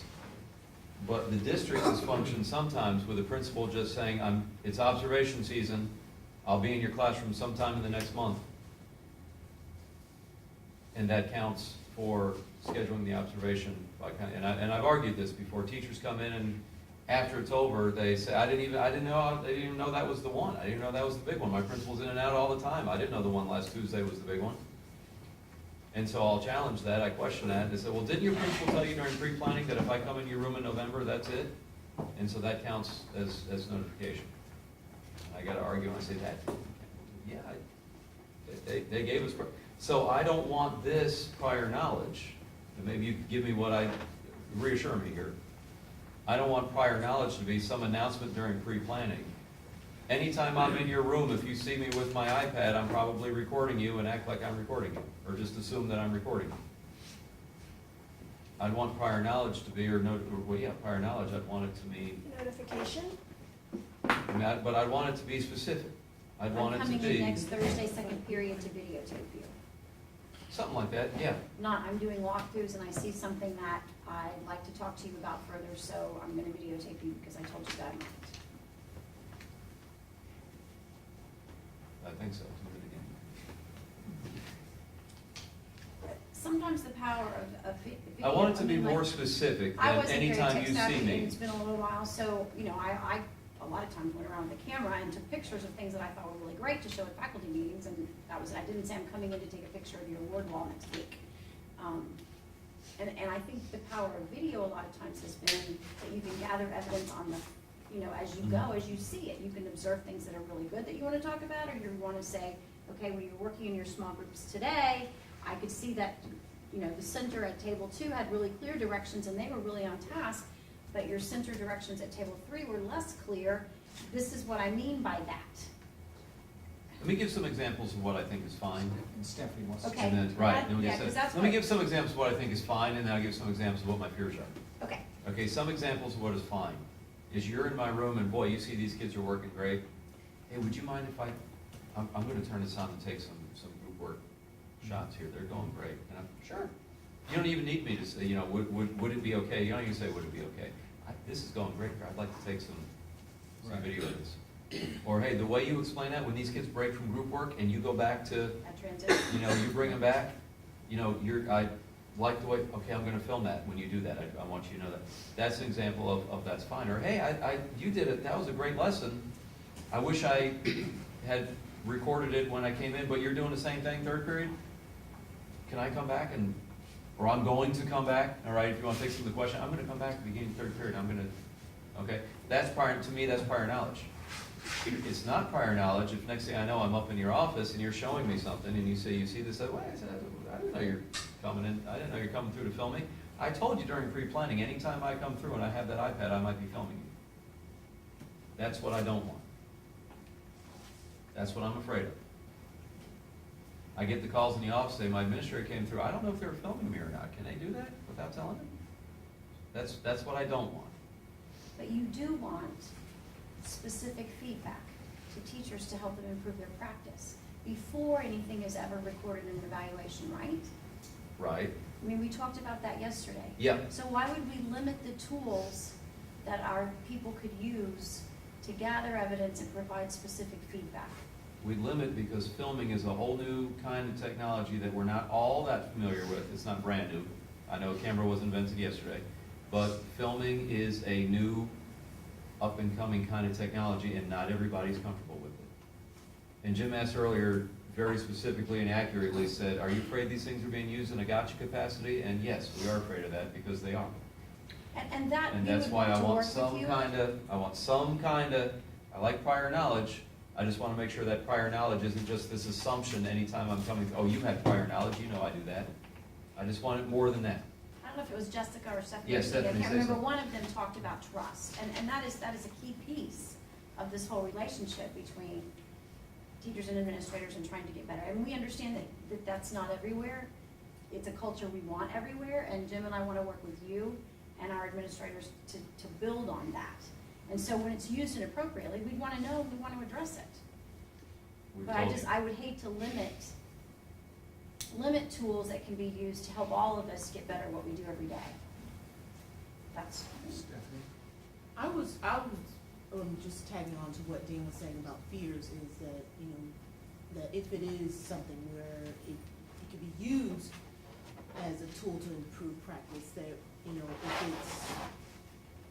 if it ends up being an I gotcha, that if it's used for your evaluation, the teacher should know about it ahead of time. Right. Dan, here's where I That way think- that trust, that you build that trust, because if you don't tell them ahead of time, that makes sense. you Right. just crash the relationship. To be able to move forward, I think this is what I'm suggesting. We, as a group, are not comfortable with approval. Approval means yes or no, all right? It's definitive. I think The I'm word okay with approval prior means- knowledge. I just want to Right. make sure we know what The prior word knowledge approval is. is definitive, whereas prior knowledge means, and I get where you're going with. You don't want somebody to come out during pre-planning and say, hey, I may or may not be videotaping you, and then in May, after everyone's forgotten that, what happened during pre-planning, that all of a sudden now you're like, well, I said it during pre-planning, and your teachers are like, whoa, you know, where'd that come from? Do you think you could maybe wordsmith prior knowledge to where it might fit? And you bring it back to us, we'll look at it. Maybe you could do it today during break or during lunch. You could maybe then bring back something that fits what it is that you are trying to do. We're telling you we don't like approval, because it's definitive. You guys are saying, okay, we're a little, you know, we're maybe not okay or a little okay with prior knowledge. Bring something a little bit more, and we'll take a look at it. We'll keep pounding on this until we get it right. I mean, I'm okay with this. with prior knowledge in there, you see I already took out approval and put in prior knowledge, and I wanna hear some final comments all around, but I'm okay with this as long as prior knowledge means that it's at the very least at the time of the actual filming. I'm about to film you. What I'm afraid And I'm of though is there'll be some principal out there that will do exactly what you just said.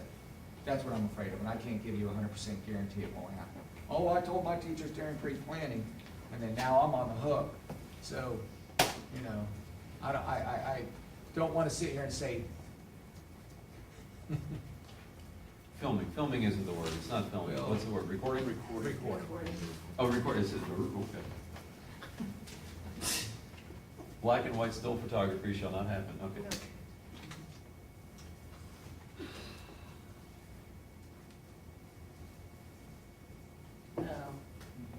At time.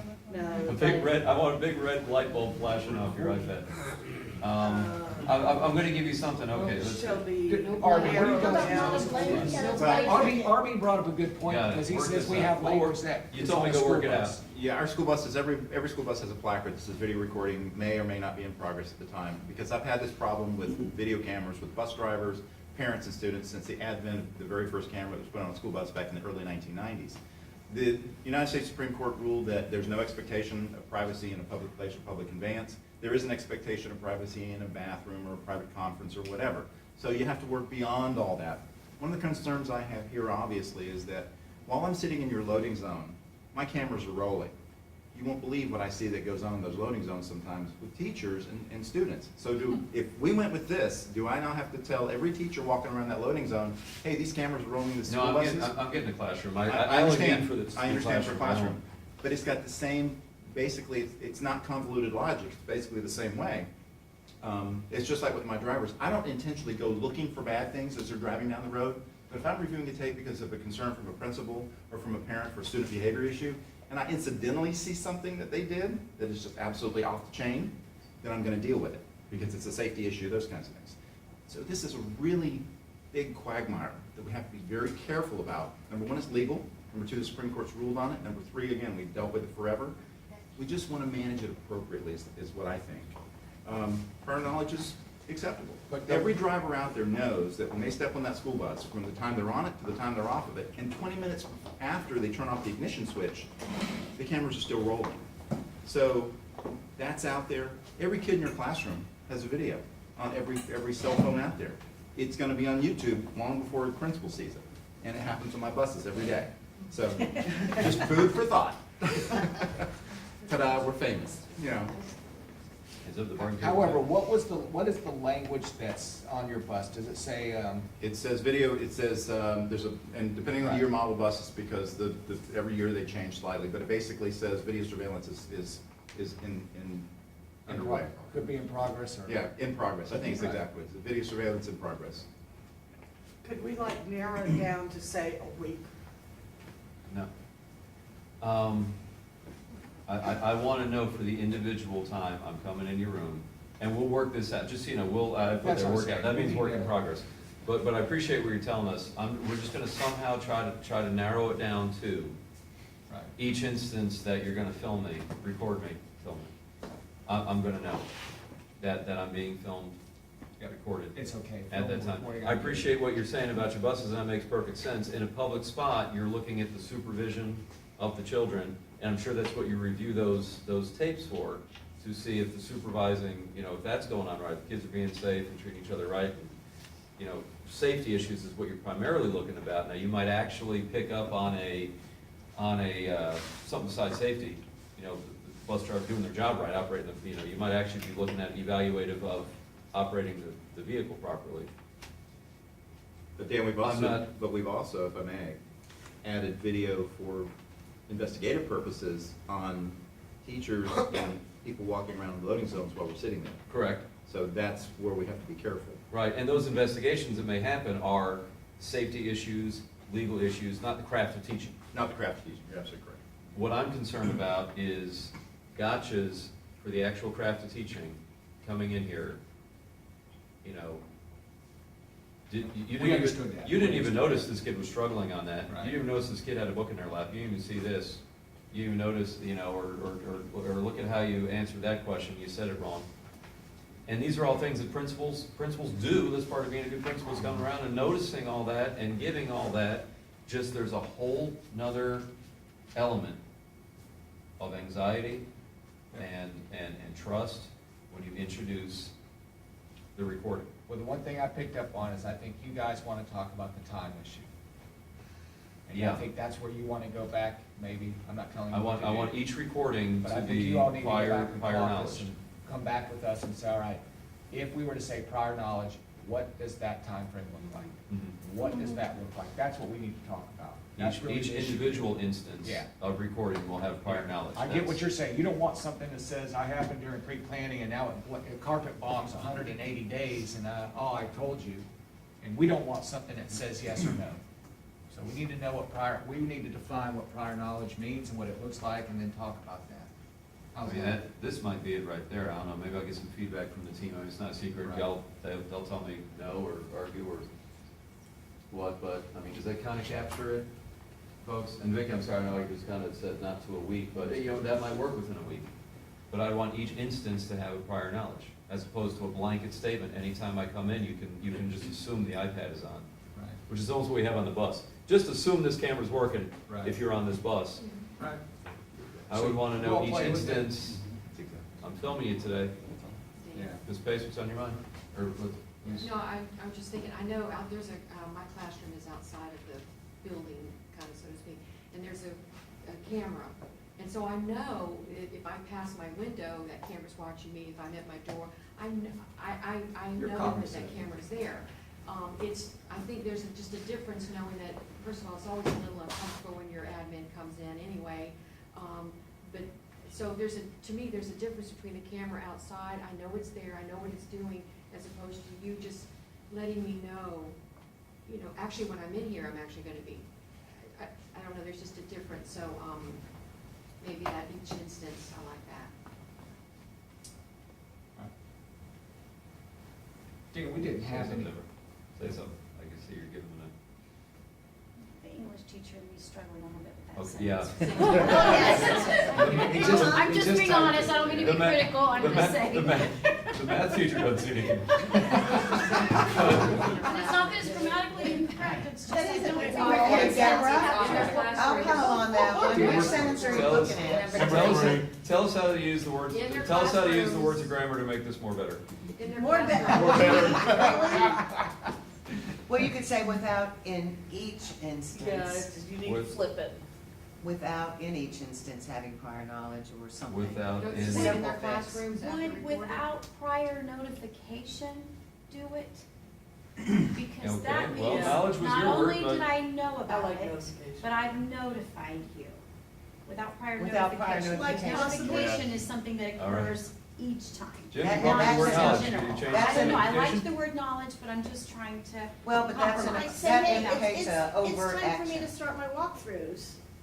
If within the next month I come in, I may or may not have my iPad and, All right, I like that. Now, but I don't know if you like that. You all need to discuss this, because really, Yeah, we'll discuss I think it. where we are with this is, Mhm. management's gonna wanna try to keep the window as broad as possible, because we don't wanna have to worry about every time we come in with an iPad, did I notice or not? I know where the union is, they wanna keep it as narrow as possible, because you wanna protect teachers, because they wanna know when to, so I get this, we're talking here, you guys are talking here, we gotta find that happy medium. We want administration to come in with your iPad, leave it on our desk, take our laptop, just leave the iPad. take the laptop, huh? What? We want your iPads, we want your iPads. Oh, okay. Oh. All See, right. I know where we're going with this, so we've gotta figure out what the happy Happy medium is, Happy where the medium. balance is. Happy medium, all right, so And we prior will, okay. notification, look, prior notification or prior knowledge, to me, I think Ms. Pace is maybe right. We spoke knowledge, but I think you all are saying now notification. No notification could come through a verbal, it could come through an email. Right. Could be a note in your Well, mailbox. because a notification is an overt action. Right, That's right. And that's what makes it better. It's actually stronger language for you all, because notify means it's I better am than letting knowledge. you know, It's Right. an action you this have. is a So possibility. we're conceding that, if we wanna go with notification, you all probably, I think, would agree to that more than you would knowledge. All right, Yeah. so we're gonna talk about that.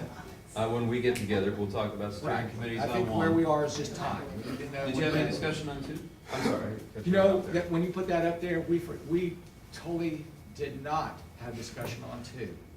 We did not. Lesson plans, grading work should not be requested during homeroom. Teacher observations for the purpose of evaluation should not happen during a homeroom. I want to offer some history on that. I'm sorry. Oh, that's- First I cut you off. But that's what I agree. We can look. I'm telling you right now, I'm glad this, we're gonna tell you right now, we're gonna tell our principals, no way that they can observe. Look, they're not gonna evaluate you during home, Yeah, do put in formal evaluation. Teacher observations for the purposes of formal evaluation. formal evaluation should not happen Shall during. not happen. Remember, formal evaluation is formal. It's gonna doesn't- result- There's only one any evaluation is formal. Do you mean formal do you want the formal observations won't happen? I think we need to get on a common, we're trying to get our administrators to use a common vocabulary, and I know we need to share that with you at All some right. point. So where you want your word formal under formal evaluation? Well, you could say formal You observation. could say formal. Because I think, Formal Yeah, observation. that'd in be our better. word, Annual. there's one evaluation and it's formal. And But these observations will be informal or not formal. I don't blame him. Principal comes in the room during homeroom, that's not a contract violation. You know, just to look around, just do it. But I would say the formal observation. Right. Right, and if I come in the room doing informal observations during homeroom and I see kids off the wall, I should be able to Well, note of that course in you can. conversation with you, right? But that would not count for your formal observation. I would come back and do a formal observation during your content area Mhm. and hopefully notice that you've gotten your kids under control and they were no longer on the walls. It's a shared I wanna goal. make sure we're on. I want to give some history of this, well, a couple of you remember this. And I'll just tell you right when it was. Spring of '06, I think.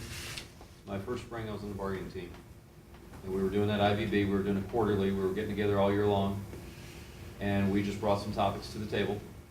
We were in Susan's tiny dark room that we get over there. I remember that. We were at a little tiny table and dark in there. But anyway, we're in that room. And we brought a topic to bargain, to the table. I'm sure you were there. Yes. And I was You were there. And it was, everyone was on 6th period day back then, and some homerooms were creeping up.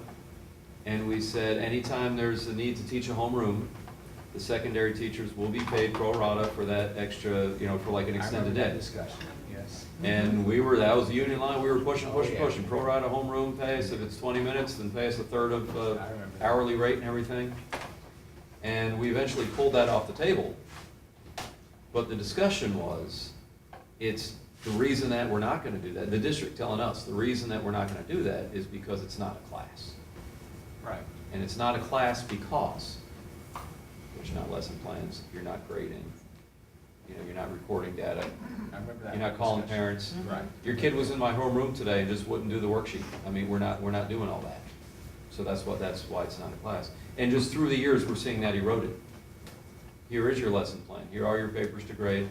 If this kid did something, better call home, and so we just want to back up a little bit and protect what we were already given, that it's not going to be another instructional period, even though it is supervisory.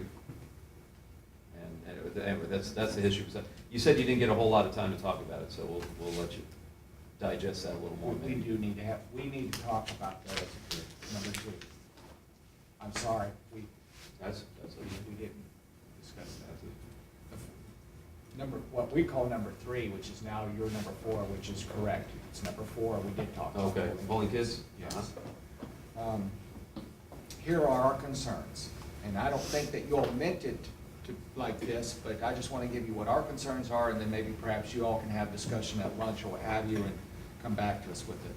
All right, pulling kids, again, yes, we agreed to the committee. Whether we call it a steering committee or a site-based committee, doesn't matter to us. Here are our concerns though. Pulling kids, admin still needs to pull kids. A dean of students needs to pull kids. I, as the principal, need to pull kids out sometimes. That's just standard part of the business. But there are also guidance counselors that need to pull kids. GSP needs to be able to pull kids for testing. ESE needs to be able to pull kids for IEP meetings. ESOL and speech pathologists need to pull kids. School nurse may need to pull a kid. Cafeteria manager may need to pull a kid because of free and reduced lunch and, you know, just have a discussion. There's law enforcement that walks all the time into a high school. There's DCF that walks in all the time in high school and says, look, I need to pull a kid. What we're getting at is this. We understand, I think, where you all were going with it, but understand that we have a much bigger picture of how kids are being pulled because of just being managers. We feel that appropriate personnel needs to pull kids at any moment. And I've named just in the 10 minutes or 30 minutes that we met, a bunch of folks that might be appropriate personnel. At the end of the day, the principal has to have the final decision on whether or not kids get pulled or not. And so whether or not a committee comes up and says, all right, this is our recommendation of what and how kids and when kids get pulled, believe me, I think the final decision rests with the principal. So we're meeting you all, I think, halfway. We're saying, sure, we have no problem. In fact, we'd like the site-based committee to be all of those things, except for the recording piece, which I think we're going to be able to hammer out and get done today or maybe July 9th. But we need to have the caveat in there that the principal, at the end of the day, has to have the final say. Because there may be just things that the principal is responsible for that they have to be able to say, no, this is the way business is going to run around. Have you talked to other union groups about like the concept of a steering committee? Because it's a pretty common element in other district languages. And they can be very effective for handling all these kinds of issues. Because a lot of it is individually site-based. I mean, it might be different in an elementary school or a secondary school, or it might be different at the school that's initiating some new activity than another school, or a school improvement plan initiative or whatever. I mean, but typically it's people who are chosen by teachers who meet monthly or quarterly or however we decide to establish it with the principal to tackle any of these kinds of issues that come up, whether it's a homeroom issue, a pulling kids issue, no zero policy issue, those types of things. Just, and you could have one standing committee that could tackle a lot of these things without having to get into contract language that's blanket when you've really got problems just in a few schools. We've tried twice at this table to establish faculty councils, groups of teachers that'll hear concerns, filter them, vet them, bring them to administration. We've been told twice it's not necessary, we're not going to do it. We're a different team. So, Yeah. And I didn't notice, I didn't mean to give you a sarcastic O. No. And those of us who've been here a while are. We're receptive. But I appreciate that. We I mean, are very tried, receptive to we spent my first year chief negotiator, 11, 12, about 3 or 4 bargaining sessions trying to explain why we could have one countywide, not even place in schools, just a committee and an advisory council. They have them all around us. Indian River has it, Orange County has it, I know back home Broward we had it, Volusia has it, where it's get a group of teachers together, let the faculty come together, say what the issues are, bring them to management. And You're right. I'm very receptive. haven't been able to get it through yet. We're very receptive to having that happen because I'll explain why. Dr. Sullivan over at Cocoa High has a different school than what I had here at Vieira. And what her faculty and what her students and committee and community may want as far as how they want their instructional day to be worked out with all the issues that go on at that school and that campus is somewhat much further removed than what the Vieira community would want. And I would think that the faculty and the administration, students, and I know we're talking really, that sounds like a school improvement committee, but sometimes school improvement committees are doing other things. Bring back the steering committee or whatever you want to call it, that kind of committee, and we'll I think, are very receptive to handling that. I think a lot of these things then could be addressed during that. It empowers teachers and it empowers kids. So specifically on 4, you basically want that reassurance from us that we're not gonna try to tie the hands of a principal. Right, that's If right. DCF is here, sorry, you can't have the kid, we have a committee that Our says. biggest issue we is don't want that some militant union person would say, you can't do that, Mr. Hickey.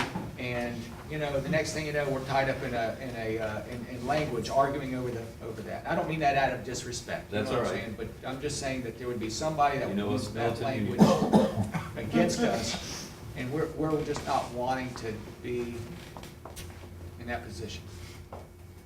But I'm very intrigued, if you all are ready to talk about a faculty council to All right. handle groups of issues. I know there's a template for one out of Cocoa Beach. Mr. Cool's had that, I don't know if it's still going, but he's had something like that going out there. I know there are many counties, including, I know Indian River, I know Broward, actually have it in their contract just that there will be one. They don't get into maybe how it's formed or or what issues they get into, but at least they have it that there will be one, and there's union leadership, and there's any teacher can be a part of it, and some actually get into the structure, notes, minutes, formal agendas, that kind of thing, and some are just, we shoot the breeze when we need to. You know, Dan, we went as far as this committee, why we took 30 minutes, is that we were looking through the contract because we think it's been taken out. You know, there used to be a committee that was a discipline committee. There used to be a safety committee. We couldn't find those. I think that we removed them. But we thought, why in the world are we having all these committees when we should just have one committee that looks at homeroom, pulling out kids, dealing with discipline, dealing with all of those things that we know needs to happen at the school, and it needs to empower teachers, and it needs to also involve administration. Okay, So I accept the challenge. we're good with- Okay, let's hear from some more here. I just kind of have a question as to how, procedure-wise, how this will work. So if you have a committee of the teachers, and they come together and make a decision about something, and yet the principal says, you know, that really doesn't align with what our goal here is, because, you know, they're seeing it from a different standpoint, what the procedure will be as far as explaining that, the reasoning, you know, because if we were making the rules for, you know, specific administrators, it would be easier, but then there are some who will say, because I'm the boss and I said. And then what's the point? And the teachers won't feel empowered by being a part of a committee because they were overruled. So how, I mean, can we somehow structure it where the principal will report back to the committee as to what the decision and explanation as to why? My response to that would be that if Dan had mentioned there were other counties that had these steering committees that are part of their contract, ask them. What's their appeal process? How does it work when the administrator says no? I know Ms. Pace has worked in an entirely different district. Maybe we could ask her when we go to lunch, how did it work with over in Osceola County? I'm sure that what we're talking about right now have been addressed. Why would we reinvent the wheel? We Okay. can just ask people, hey, how do you do it? And get the best response, or, you know, I know in, you know, I'm sorry, I know in Broward County, as a model, what they would do, and I talk about Broward a lot because I'm from Broward, but please don't, this is not me longing for the old days of Broward, but they have a little bit of structure in their contract. They have a little more structure than some others have structure as far as how this faculty council works, I think they call it. But they will have some kind of regular meeting, and the faculty council on their own, they gotta get together and get all their issues together and everything, and they actually make an agenda. They're required to actually make an agenda, give a principal a heads up, you know, before we come in and meet, we're gonna let you know what some of the topics are. And they'll actually take minutes. And before they actually publish those minutes, they'll go back to, you know, all sides will go through and make sure, you know, Mr. Hickey, did I get this right? Did I get your comment right? You know, you're not doing it because you're the boss and we can go, you know, suck an egg if we don't, I mean, is that really how you want this in the minutes, right? And it just kind of holds everybody, you know, to going on the record when they give an answer. And sometimes a fair answer might be, well, I didn't even know that was a problem. Our next meeting is in 2 months, and I will have an answer for you then, and that's acceptable as an answer. can an administrator serve on that committee, or do you all advise that it not happen? Well, we'll create whatever we create. I mean, we might or we might not, Well, I mean, but I from heard the ones I know Jim, about. Do you not want an administrator there? I mean, if this were happening at a certain school, would you not want an administrator there because would members feel intimidated maybe not to speak up and not say and offer whatever it is they want to say? It probably would be very difficult for an annual contract teacher to be the one to stand up and say, this is a problem All right. here. So, yeah, while I understand where you're going, that maybe it can make the Right. process shorten so we can Right. actually get things done. Because I think sometimes faculty suggest things because they think, oh, why didn't it be this way? But they don't know the management side, and I'm thinking of Right. management, which is kind of like the way we're doing Right. here. We dialogue back and forth. We hear what teachers want versus what management needs. We kind of meet a happy medium, and it saves time. But if the teachers just rush in there, have this committee, and then all of a sudden the administrator says no, the person who's in having the meeting with the principal maybe gets the explanation, but the rest of the faculty don't. And next thing you know, it's like, the administration is Well, that's where some of the viewed minutes as come not into it. being cooperative. That's where minutes come in and we agree on what we said, sort of thing. I know some principals, they'll say, look, you come in with me. Maybe the leader of that faculty council will just meet with the principal and then we agree on the minutes. Or it might be bring in 3 or 4 from your committee and then the whole administration will be there. So there's variance within, within Typically, how it in my has to be. Depending on the issue. It was kind of like the way you described it, Dan, and the faculty council would meet or establish a time where they were available to meet, have anybody come in from the staff who had a concern or an issue, and then there was a regular monthly meeting scheduled with the principal to talk about whatever the issues were, brainstorm solutions, and then the faculty council went back to the staff and said, this is what it's gonna be. And that was just, I think you would want some kind of structure in place, but typically there was a time for the council to meet on its own, and then a time for the council to sit down and confer with the principal about what needed to happen, or what people were feeling. I mean, it could be anything. May I offer a comment? I spent Yeah. 10 years in Orange County, and over there, they've got a great relationship between union and management. We actually had something on a monthly basis that's essentially called Union Management Meetings, or the acronym was UMM.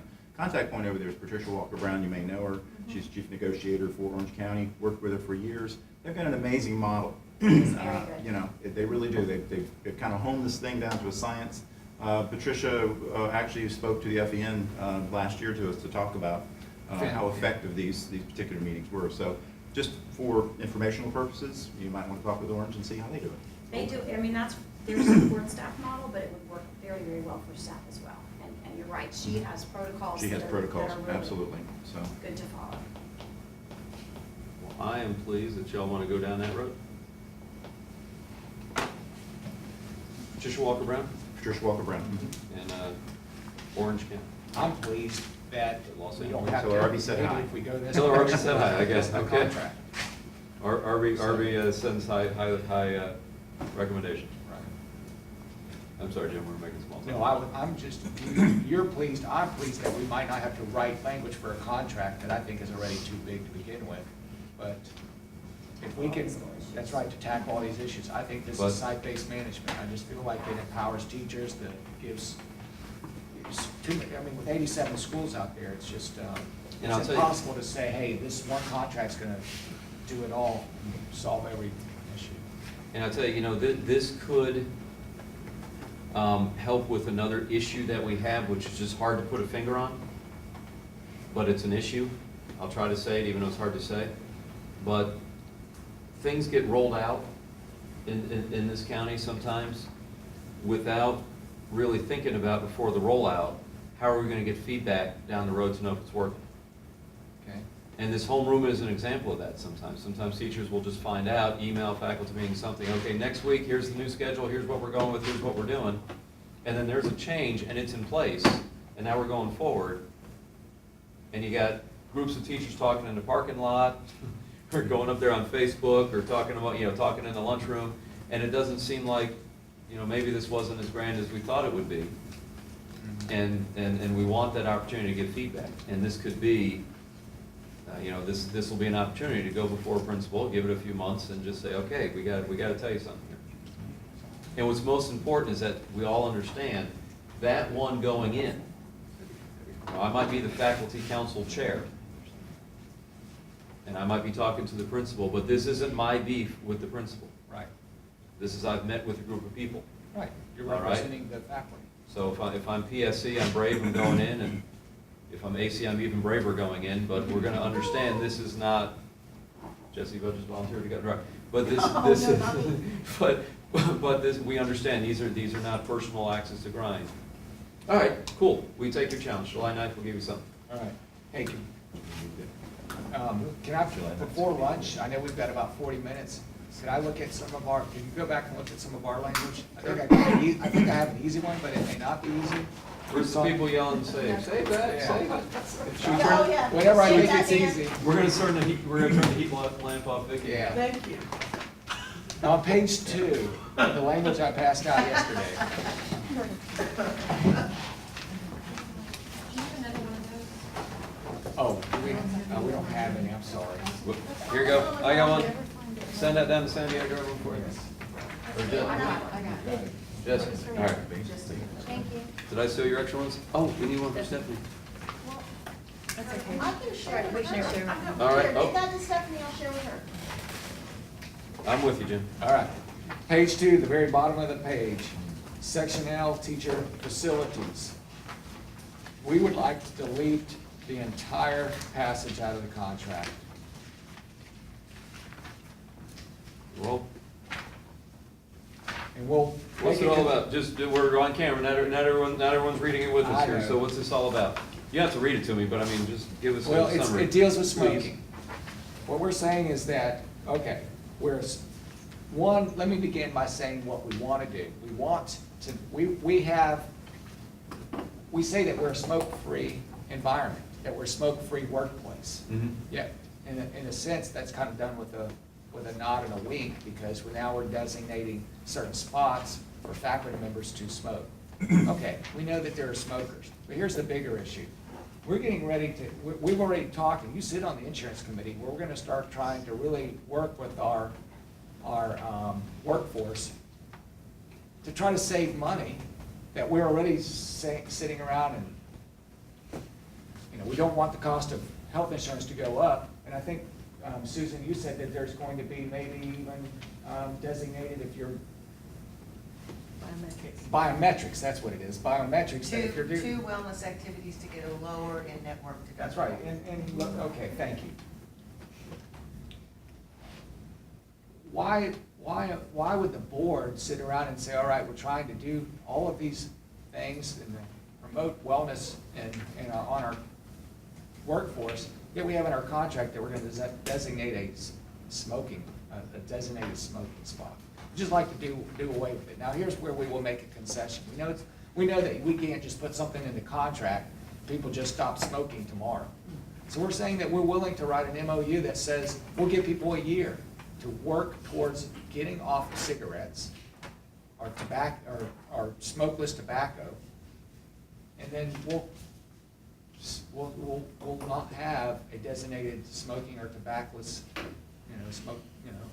area in our schools, Or anywhere, anywhere, including ESF and everywhere. everywhere.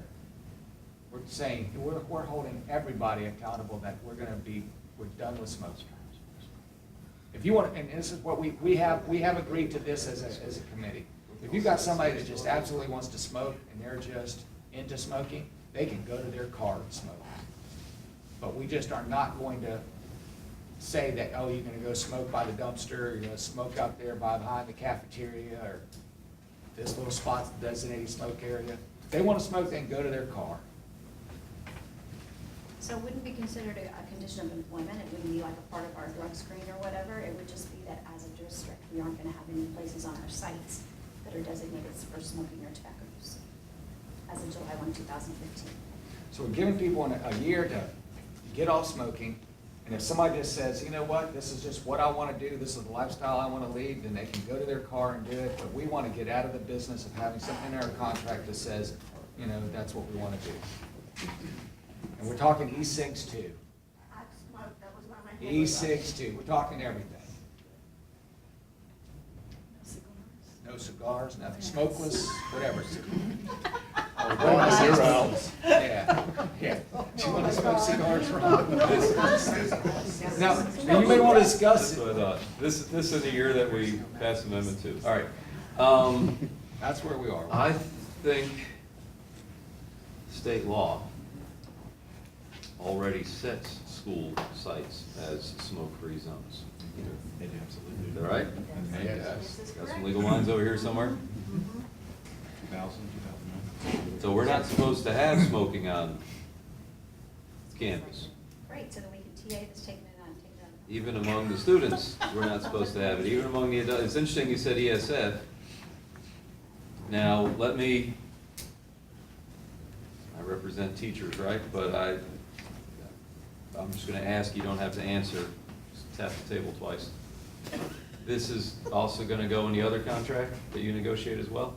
It's not in It's not in there. They don't have that in their contract?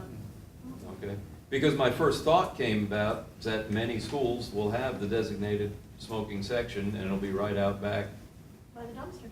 By the dumpsters. by the you found, it'll be by the dumpsters, by the Why- why- cafeteria, Right, by right, somewhere. Right. We know where it is. And, My child told me where it was. Yeah, the kids know. Kids though. Kids all know where it I'm is. talking elementary school child. Yeah. Mommy, you know those chairs are over there so people can go smoke? And I'm like, okay. All right, I mean, okay, you're gonna have some of your employees, maybe a disproportionate number of non-teachers. are gonna- I mean, you're gonna have some teachers too. Talk about throwing TVs out windows, we're gonna have some teachers that are gonna see this and oh no, but you're gonna have a lot of other folks too that are gonna oh no. Barbie's over there. I can imagine. But he's got cameras to catch that. It's already the law. He's got You know those video cameras? Guess what we catch? On the bus? Oh. Is this gonna, Sorry. is this true for other sites besides schools? We have battled that. For those compounds? The worst thing is when they're on campus, waiting in the loading zone, and they step over behind the bus. Uh-huh. Yeah, see? Yes, I know. And we're ready to, I'm ready to I take mean, it are you, off. I mean, are you ready to say all employees, not just teachers? You're ready to say in all sites, not only where the We're gonna students do are? it. We're gonna do We're it. saying, you see us committed, we've got comps, benefits here, everybody. We've got already guys started that down. bus compound, 2000. we're not saying, Yeah, you can. we want cigarettes and we want them gone. Because it's going to help our employee group, it's gonna help with our insurance rates, it's gonna help us when we get ready to do this biometrics thing, that we can say, we're done with it. There's no angle here, Jim, there's not, we're just saying we don't want this any longer. You said it's gonna help our insurance rates. Is it going to change, if they know that there's no established smoking sites, is it going to change our insurance? Or you're talking in hopes of people actually quitting? We're talking, right, about the Okay. long-term strategy of keeping well people well. And Right. at-risk people getting well. So I don't have to worry Because about it. then I'm you not well. avoid claims that you might have otherwise had. We want you to get well, Becky. So really, It's our proactive measure. the VFT office is covered. Yeah, It's not a work yeah, session. I don't see insurance companies, and I'm not gonna speak to that. I'll let- What's insurance the companies- question? I think what Jen is saying is that companies aren't gonna reward us as an organization for doing this. It only will be a reward for the individual who stops, right? Because that's where they see the, I mean, I cannot say that Cigna does not have promotional programs, but the insurance committee recommends the structure of our plan since we're self-funded. If the insurance committee wants to add things related to smoking, in addition, they've already recommended the biometric screening and the health risk assessment, which will ask the question about smoking. So we start developing a baseline, then that can be recommended. I don't know that Cigna is gonna do anything, because they don't carry any of the risk, we carry the risk. So it's up to us, really. All right, Suzanne, you're, love putting you on the spot. Oh, I'll tell you, I am a non-smoker. I've never smoked. My parents both smoked. they both parents smoke. Both parents smoked. They both quit. But they both, when I was a child, they smoked.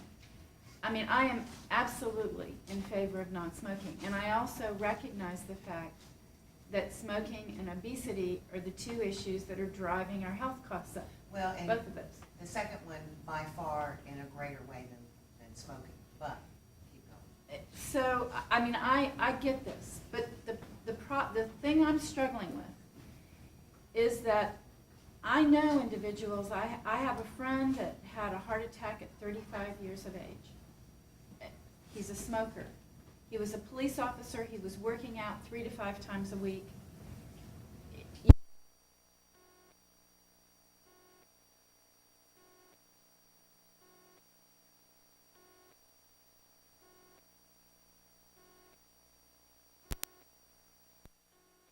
and this is a disciplined person,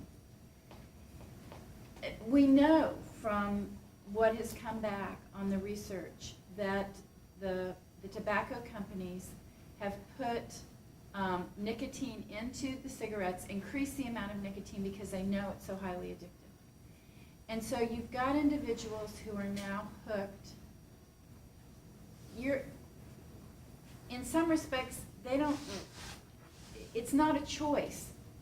They need it physically in order to be, and that's the problem that I have. If this were strictly a choice, I don't have to drink soft drinks, I can go all day, whatever. But some of these individuals are absolutely hooked.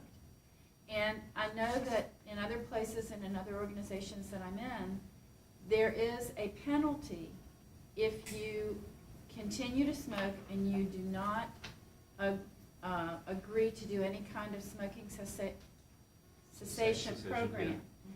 Then you pay a penalty on your health insurance. That's the Right. biometrics thing that we're talking about. And it's not, We have a built-in penalty for smoking. right, that's different, it's a different thing. The biometrics is gonna get to other issues, but there's actually a penalty if you choose to continue to smoke and in other words, you have no intentions of making any effort toward quitting. But I struggle with the people that would really like to quit and have not been able to. And what do we do about them? To force them to go all day. What we do now, they can go to their car. But realistically, can teachers do that? I mean, they can't even go to the bathroom now. How are they gonna have enough time? Well, how do they go out and smoke now? Right. No, because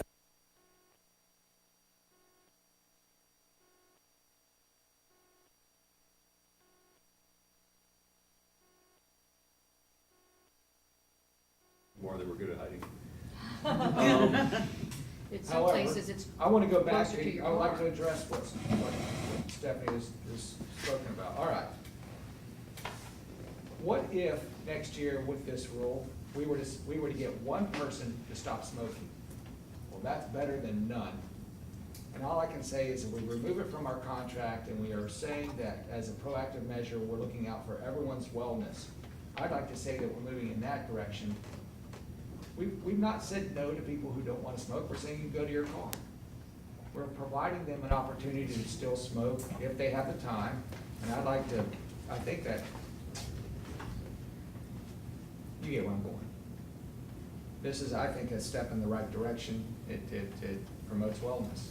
But I understand too what your concern is. That's why we. And so Let me- I guess Sorry. the other question I would have is, and I work at ESF, okay, so and one of my teachers that I work with is a smoker. So are you saying that there could be no penalty if she decided to go out to her car and smoke? There's no penalty for that? She did it on. Designated break. Yeah, designated break, yeah. Now, I want to clarify something on the current recommendations. The current recommendations are for employees to complete 2 wellness activities. The only requirement is completion of them. So if an employee wants a lower in-network deductible, they do 2 things, and that's the end of it. There's no penalty Which those for. are those two are, just so, I know we've heard it, Yes. but just remind us. The first please. one is a health risk assessment. It will be done online through mycigna.com. That's a survey, that's some kind of go online and It's answer a questions. questionnaire with multiple questions that we get a health profile. It's all HIPAA protected, it doesn't ever come to us, but it's maintained at Cigna. This will help us establish a baseline of the general health of our population, so the committee and others can focus other wellness activities on the areas that we intuitively or anecdotally know are our biggest problems, which are obesity, prediabetes, diabetes, and so forth. The second one is biometric screening. It's a prick. It's your simple blood numbers. And that'll happen before the HRA because the numbers will go into the HRA.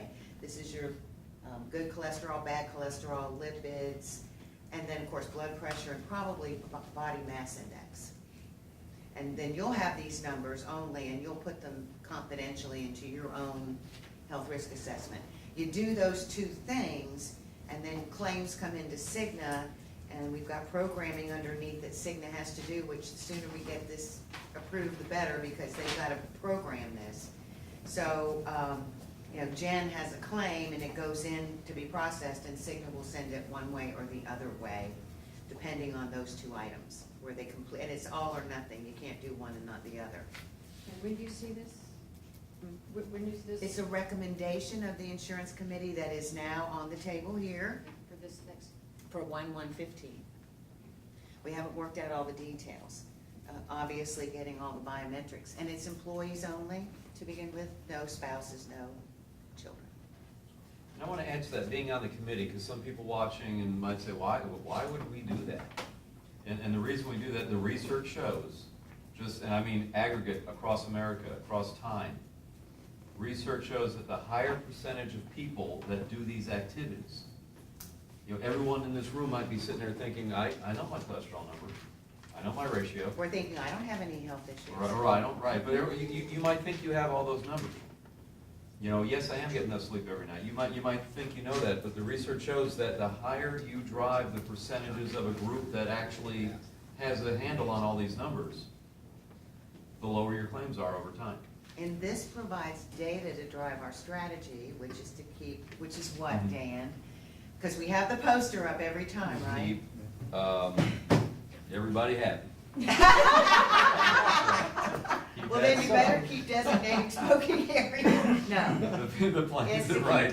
keep the largest number of your people are well, and that's your lowest cost. Keep those people well. Keep them well. The next group are at risk. They're the ones that maybe are smokers, or they have high blood pressure and don't know it, or whatever the case may be. You can identify them through these exercises. Some of them will then take charge of their own lives and go, oh my gosh, I didn't realize this, I'm gonna make an appointment with my doctor. But it also helps Cigna look at gaps in care. So we wanna move the at-risk people into the well group, not the other way, which is your most expensive group, and your smallest group, which is folks who get sick. Some of that you'll never avoid, because our biggest cost claims are usually things like premature babies, although some people say good prenatal wellness care can avoid some of that. So it's a long-term strategy. How do you keep your claims costs down? Never incur as many as possible in the first place. And that's the strategy. And Dan's right, the data show. You've got more people out there This helps pre-diabetic us and with don't the know it. strategy. So if we can catch everybody's pre-diabetic, everybody's got a little cholesterol issue, everybody's got a stress issue, everyone that thinks they got, like you were just talking, somebody 35 years old, great shape, you know, going to the gym, and they know that there might have been some factors out there. So Cigna does have a smoking cessation if I'm a smoker and I want to quit. Well, they Lana have is something? a certified smoking cessation professional, or whatever the designation is, on our staff, and she does work with Lori Miller at Cigna, and there are additional programs. But if someone just went to my Cigna, if someone logged in there and said, this is it, I'm giving it up now, Or right give now, Lana that's a what we're call or already an paying for. email, and she'll direct them to great resources for that. And it is Okay. the intention of the district, should this be a part of a contract that's ratified, to increase activities over the course of the next calendar year, to provide opportunities to support people in those cessation offers. That's why we wanted to make it effective 7/1/15, as opposed to like tomorrow, to Right. give people time, give people Give people a notice, year. give people time to say, this is coming, we think it's important for you to be healthy and well, and we're gonna be willing to help you do that. All right, and to clarify, these activities for the deductible are not based on, I'm a smoker, I'm not a smoker. There's nothing to do other than there is a question in the health risk assessment Right. about smoking, But answering probably it one way or alcohol another is not gonna intake, change my how health much risk. do you exercise, those kinds of things. All right, and we are gonna allow smoking in a car, and that starts, and that on starts campus this. if necessary. On campus. The what, So Or at the ESF. smoking, no smoking zone is, you're wanting that now, not July 15th. July 15. We wanna give So people they can a have their chance. smoking area still behind the ductwork. Well, hold on, well, as far as this piece of contract doesn't happen until it's ratified by us, ratified by the board. Correct.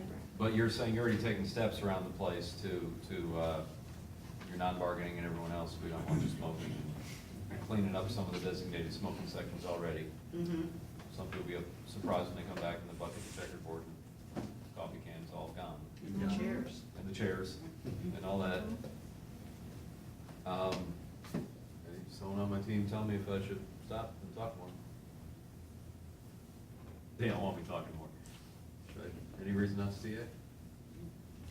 State law, right? Yeah. State law, right. We're just, we just kept it in the We contract. shouldn't have had we shouldn't have had smoking sections anyway. I agree. But we did. Should be off, I'm because I mean, gonna- as long as they can go with their car, it should be fine. When I'm gonna go put this on my TA, now I just wanna say, whenever we TA one of your proposals, there's always a group out there saying, we just gave them some, what do we get?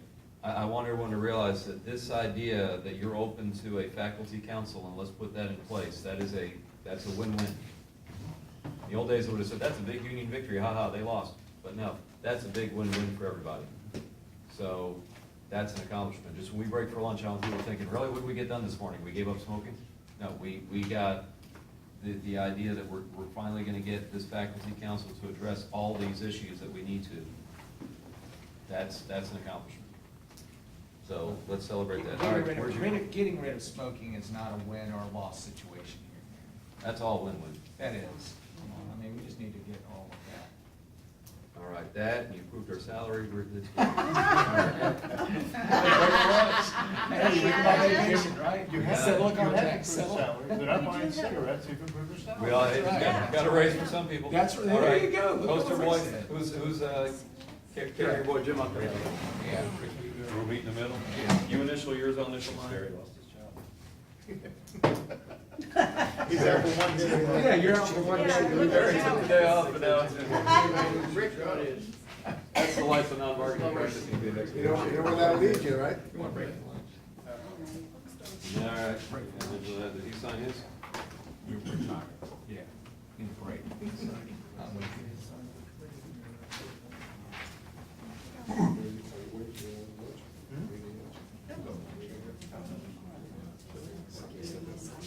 Yes.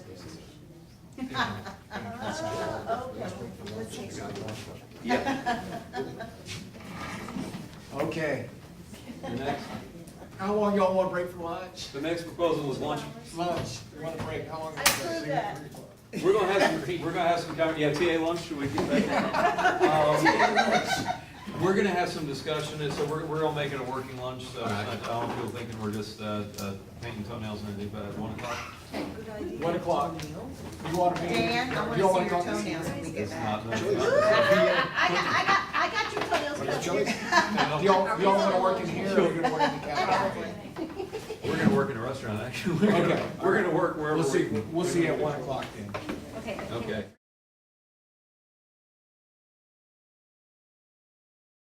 Hello there. Welcome back. So you're saying I did Debbie not? Sandster, welcome. Hey, Jim Hickey.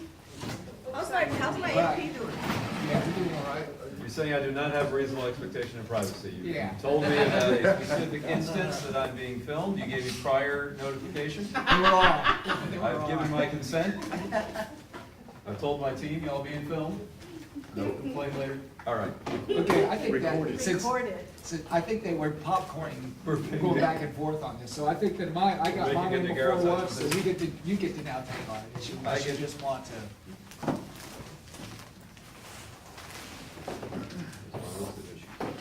What do we do? Okay, right before we, Yeah, we TA teacher facilities, so we've got we that have so all. far today, TA teacher facilities, we took we took on homeroom issues and pulling children issues from class.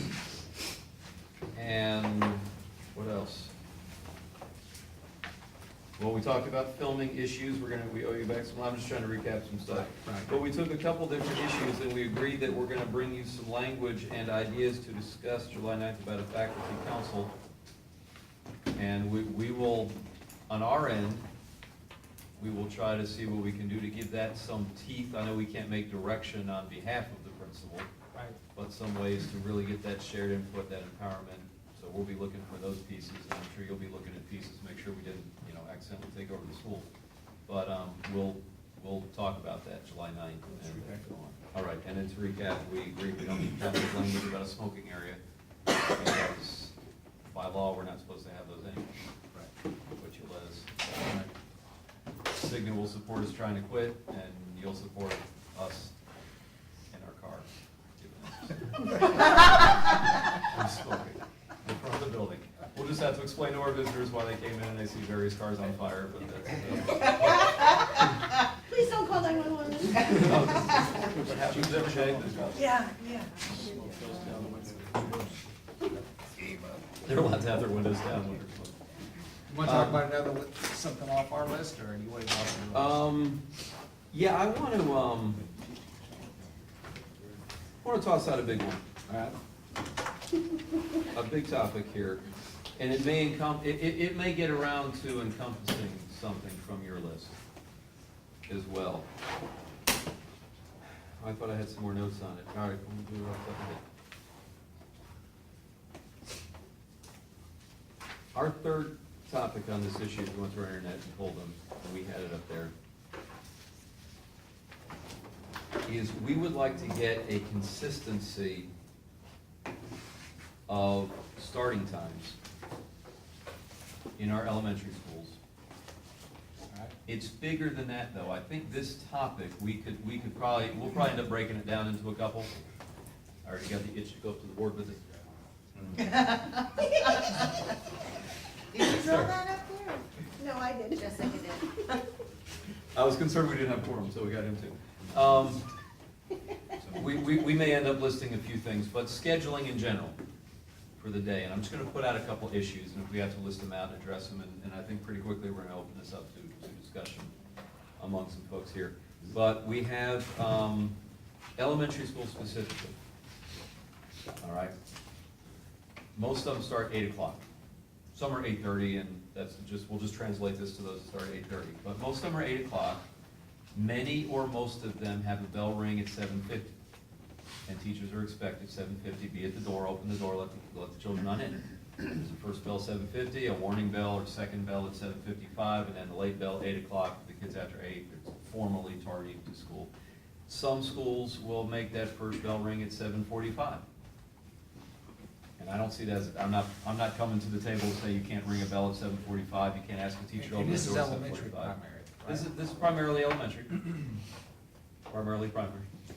And, but then, and there's always the accent folks that'll point out why I have to greet the kids at the bus and be ready for them then, and I understand that, I don't wanna belittle that, but I'm talking general school schedule here. We have some schools, Jim, or at least one school I know of, that the teachers have to be in the room, door open, welcoming in the students at 7:20 for an 8 o'clock start. And that didn't happen immediately. That happened over time. That happened, okay, this year it's gonna be 7:45, and then the next year it was 7:40, and then now we're at 7:30, and now we're up to 7:20. And if you talk, as we have talked, as some people have said, now why is it like, well, you gotta understand here, these kids get to school early, and we have to feed them breakfast, and they're little, and they're cute and don't know better how to supervise themselves, and so somehow and that's why we open the door at 7:20. But I dare say every elementary school, they're little, and they eat breakfast, and they get dropped off early. And somehow we figure this out so that we can ring a bell 7:50 for some schools and some bells 7:20. Well, those teachers get resentful at 7:20, and other schools 7:30, other schools 7:40. I think we should start the day at 7:50. The teachers have to open their doors and do that. And I'm not trying to take away, I'm not specifically addressing supervisory duties. Schools have supervisory duties, and, you know, Jim, you're gonna watch in front of the building, and Bennett, you're out there by the bike rack. We have that.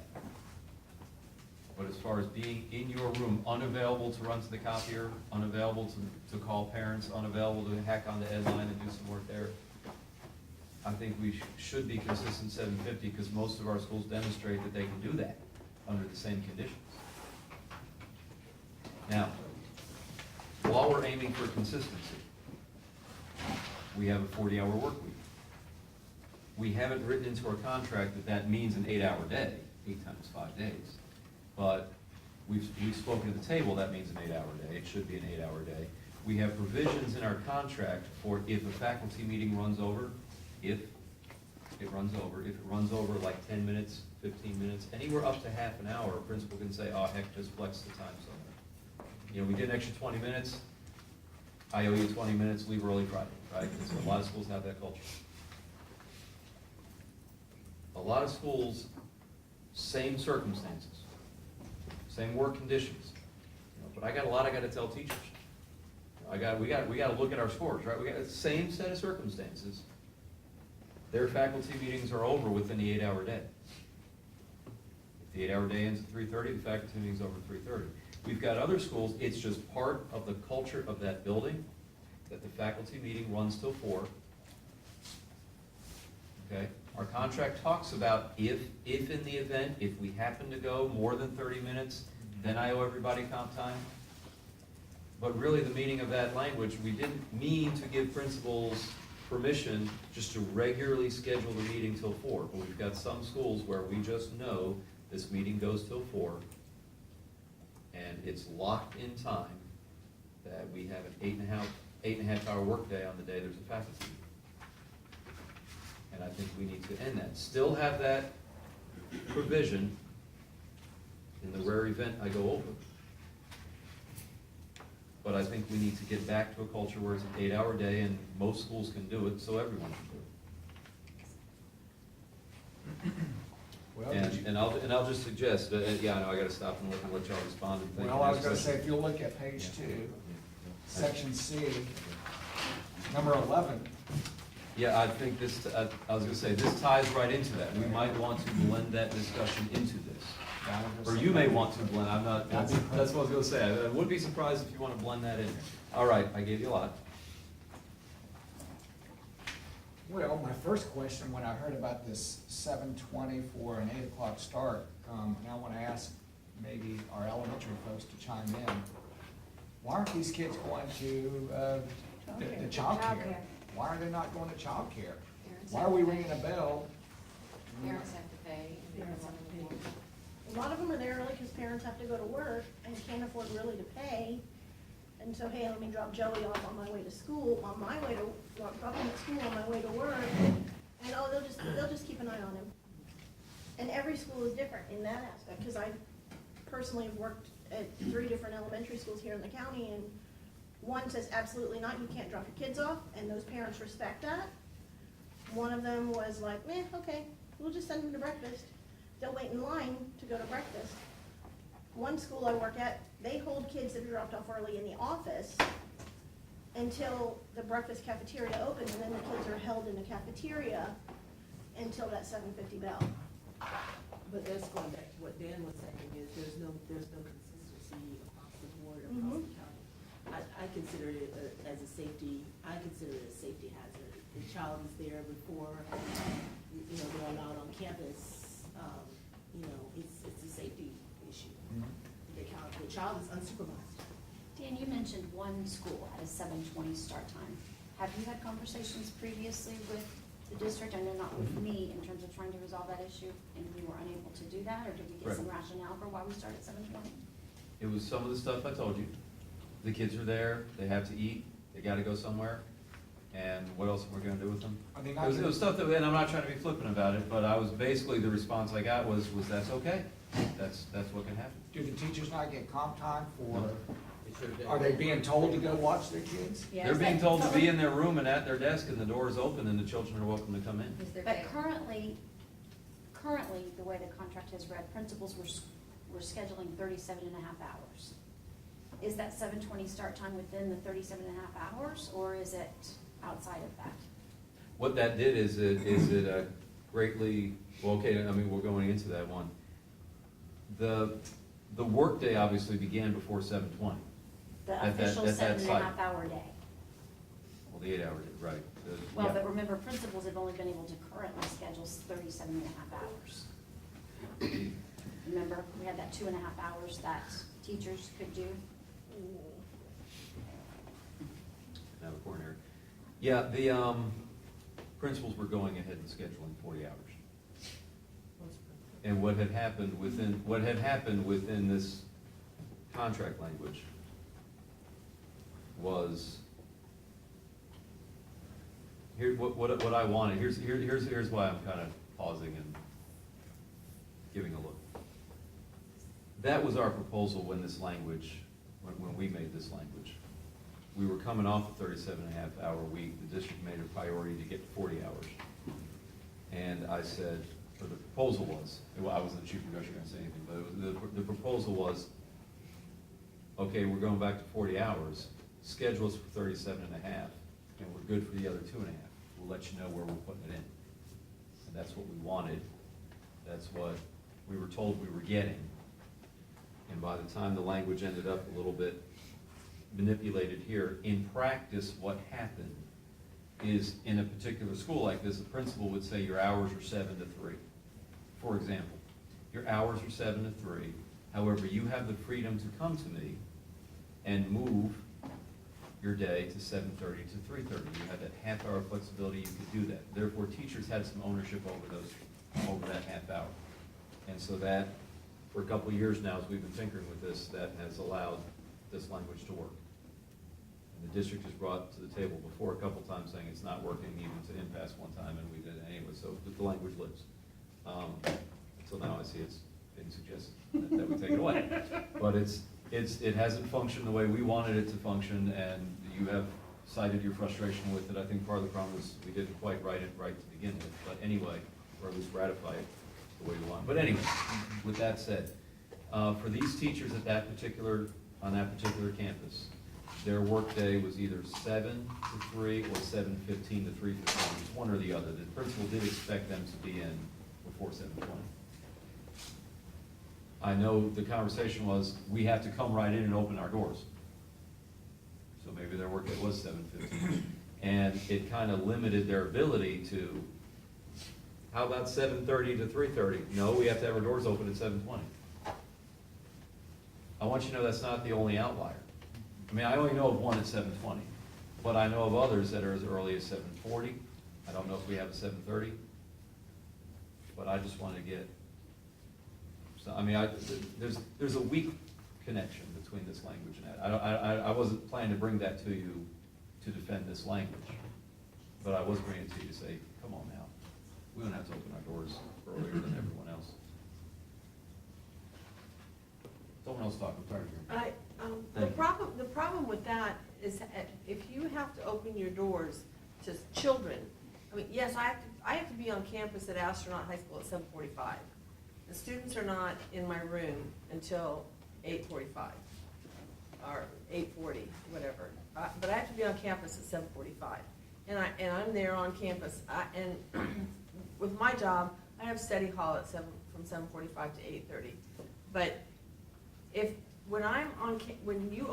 when you get to campus at 7:45, you have to make copies, you have to do your lesson plans, you have to do your running, get your errands, check your mailbox, get all of your stuff to get your copies ready for the day. You have to get yourself ready, and you have to get your crap ready, and you have to get your class ready, and you got to do all your stuff to get ready for your day. And I'm in high school. Now, if you're in an elementary school, you got to do all that. And if you got to watch a first grader or 3 first graders or whatever that you got to watch in your classroom because mom had to leave, drop that kid off, and didn't want to pay for daycare, how are you going to do that? That's not fair to the teacher. And I do want to point, that is not fair to the teacher who's trying to get ready for her day because she's required to be there 30 minutes before school starts, which is what she should do. She's got to get there 30 minutes before school starts to get ready for her day, to get her classroom ready for the day, to get her stuff together and do what she's got to do. Why should she have to watch 3 kids because moms don't want to pay for daycare? That's ridiculous. That is the heart of the issue, I want you to know. It's not that we're afraid of kids, we don't want to be around children. It's that planning time. Now we're tied to that room. Dan, this sounds like you said over and over it was an elementary issue. I don't think this is happening at a secondary school. Well, now I do know of a secondary school. They might have cleaned it up actually, but I know of a secondary school that the teachers had to open the door like way early, like half an hour before the day. I'm not sure if they cleared it up or not. It was a middle school. Because middle school, well, it's infamous, its schedule starts at 9:15, so most parents do go to work. Right. I mean, when I was running Jackson, you know, I had a bunch of 12 and 13-year-olds running around out there on the property. Well, the decision is some schools will just, their cultures are gonna solve that by saying, up until this time, up until first bell, you know, you're gonna be in the halls, and we'll have teachers coming out for hall duty at a certain time, or you're gonna all be in the cafeteria or courtyard. I mean, depending on the architecture of the school, you're gonna be wherever you're gonna be. Some schools choose to solve it by saying, we're gonna open up the classrooms. Let me ask you And this. for those, for that long period of time. Would your folks here, hey, John? Hey, John, your folks, would your folks, I'm come on sorry. over to the table. Would your folks, if, this is a big if, because I want to discuss more with my team, I know you want to discuss more with your team. Would you be willing to give us back the 40 hours if we were willing to come up with one start time? You get 40 hours. Well, You get more than 40 no, hours. look at our, I know, but look at our language.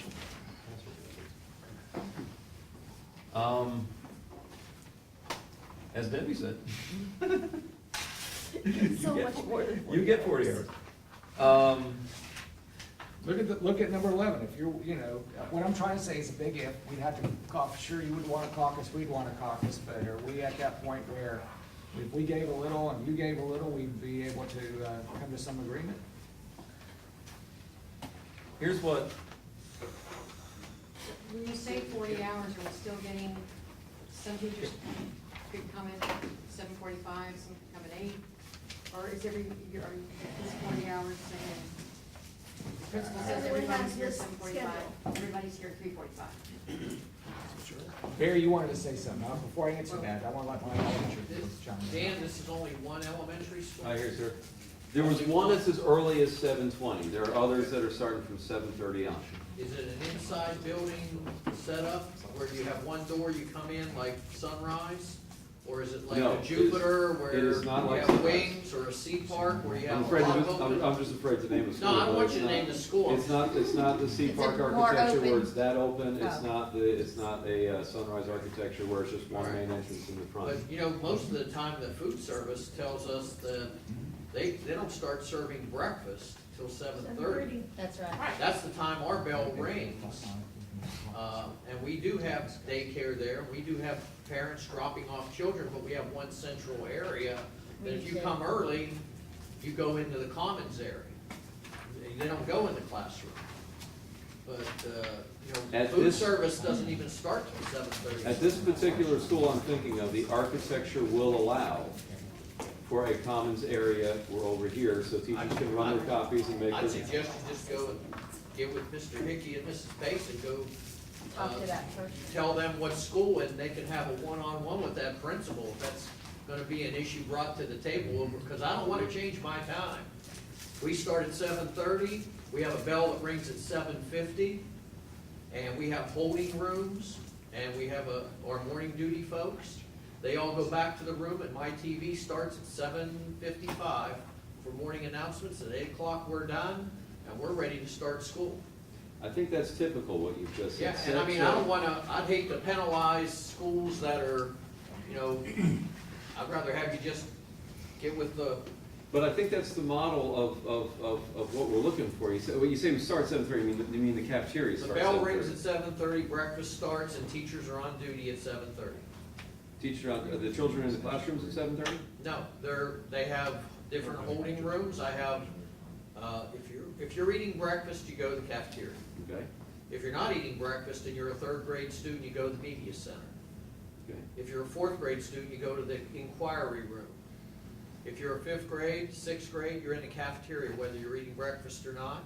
If you're a kindergartner eating breakfast, you're in the cafeteria. If not, we have a kindergarten holding room. And they go down the hallway, so they're close to their room. We have one teacher that's on duty from that grade level. They assign them a So week. one kindergarten teacher, well, that one's on They duty? have a holding room, they watch some Disney video or some educational video for 20 minutes, and when the bell rings at 7:50, we dismiss from all those different assigned holding rooms, because that way, we don't have everybody running down the same hallway. Mass exodus from the cafeteria. Yeah, that's what we have. So we have and they just rotate the room. We put a sign out in the hallway, and we say, here's your holding room for second grade today. Next week, it moves to Miss Osmondson. Next week, it moves to Miss Hawkins. But they set up their own duty time. But breakfast, I mean, I may have a kindergartner still in breakfast at 7:50 when the bell rings. But at 7:50, everybody's heading down the hallway. But it works for you, Barry, right? It works for us, but our building allows that. I mean, you get a building like C Park, where I was principal, and you have all those wings. Right. You have a small cafeteria. Your library's not as big, but, I mean, you can still have that. You know, What were you, Dan, where were you going with this? Constitute, school time? Consistent. Oh, consistent. I'm I sorry. want to answer to what Barry's saying there, because what you have described, in general terms, is the ideal that we're looking for. It doesn't have to be exactly to that plan. We have, the kindergarten room, shall work this way. But that's why I was saying. there's get with a the plan for, bosses.